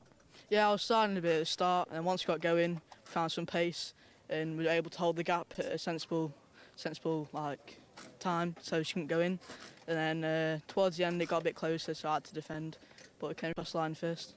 14 minutes plus a lap. It's quite physical. It's quite mentally tiring keeping yourself in that position, isn't it? Yeah, obviously every race is going to be mentally, but just happy to be in front. Brilliant. Well done to you. Who would you like to thank? Who's made it all possible? Sub Racing, Cream Racing Engines, my mum, my dad, all my family that's supporting me, Big Stu on the spanners, and all my sponsors, Auto Slick Cars, AB Race Cruisers, Autocraft, and then everyone else who's helped me through. It sounds good to me. There's a lot of people to thank. Well done to you. We'll see you and all of them for the podium a little bit later on, and hopefully at the next round as well. Your championship hopes are very much alive, aren't they? Yeah, so hopefully they win, but anything's possible, so. Well done to you, sir. Go and high-five the team. Big thanks to Harry. There he goes. Your winner on the day there in Junior Road Tax. And it was a clean sweep for him, winning in the heats, winning in the Super Heat and winning in the Super Final. That's done his championship hopes no harm at all. I think he'll probably be leading the championship after that one. And that is it from us here at Warden Law for round 3 of the 2024 Ultimate Karting Championship. It's been a superb weekend here. We can't thank the track enough. Paul Bainbridge and all the team at Karting North Hills have had this place looking absolutely immaculate. They've run a really tight ship all weekend long. So huge thanks to everyone, from the marshals, the cafe staff, all the guys running around making it all possible, and of course the hunters themselves for putting on a great event here, and Paul Bainbridge, general manager, circuit manager, putting it all on. It's been a fantastic weekend's racing. Right, next time you see us, we'll be coming to you from Three Sisters near Wigan, and that's the last weekend in July, 26th, 27th, 28th of July, and we'd love it if you could join us then. But for now, from myself, Kev Harris, and all the UKC team, until then, follow us on the social media at UKC Official. But for now, we're going to say, see ya.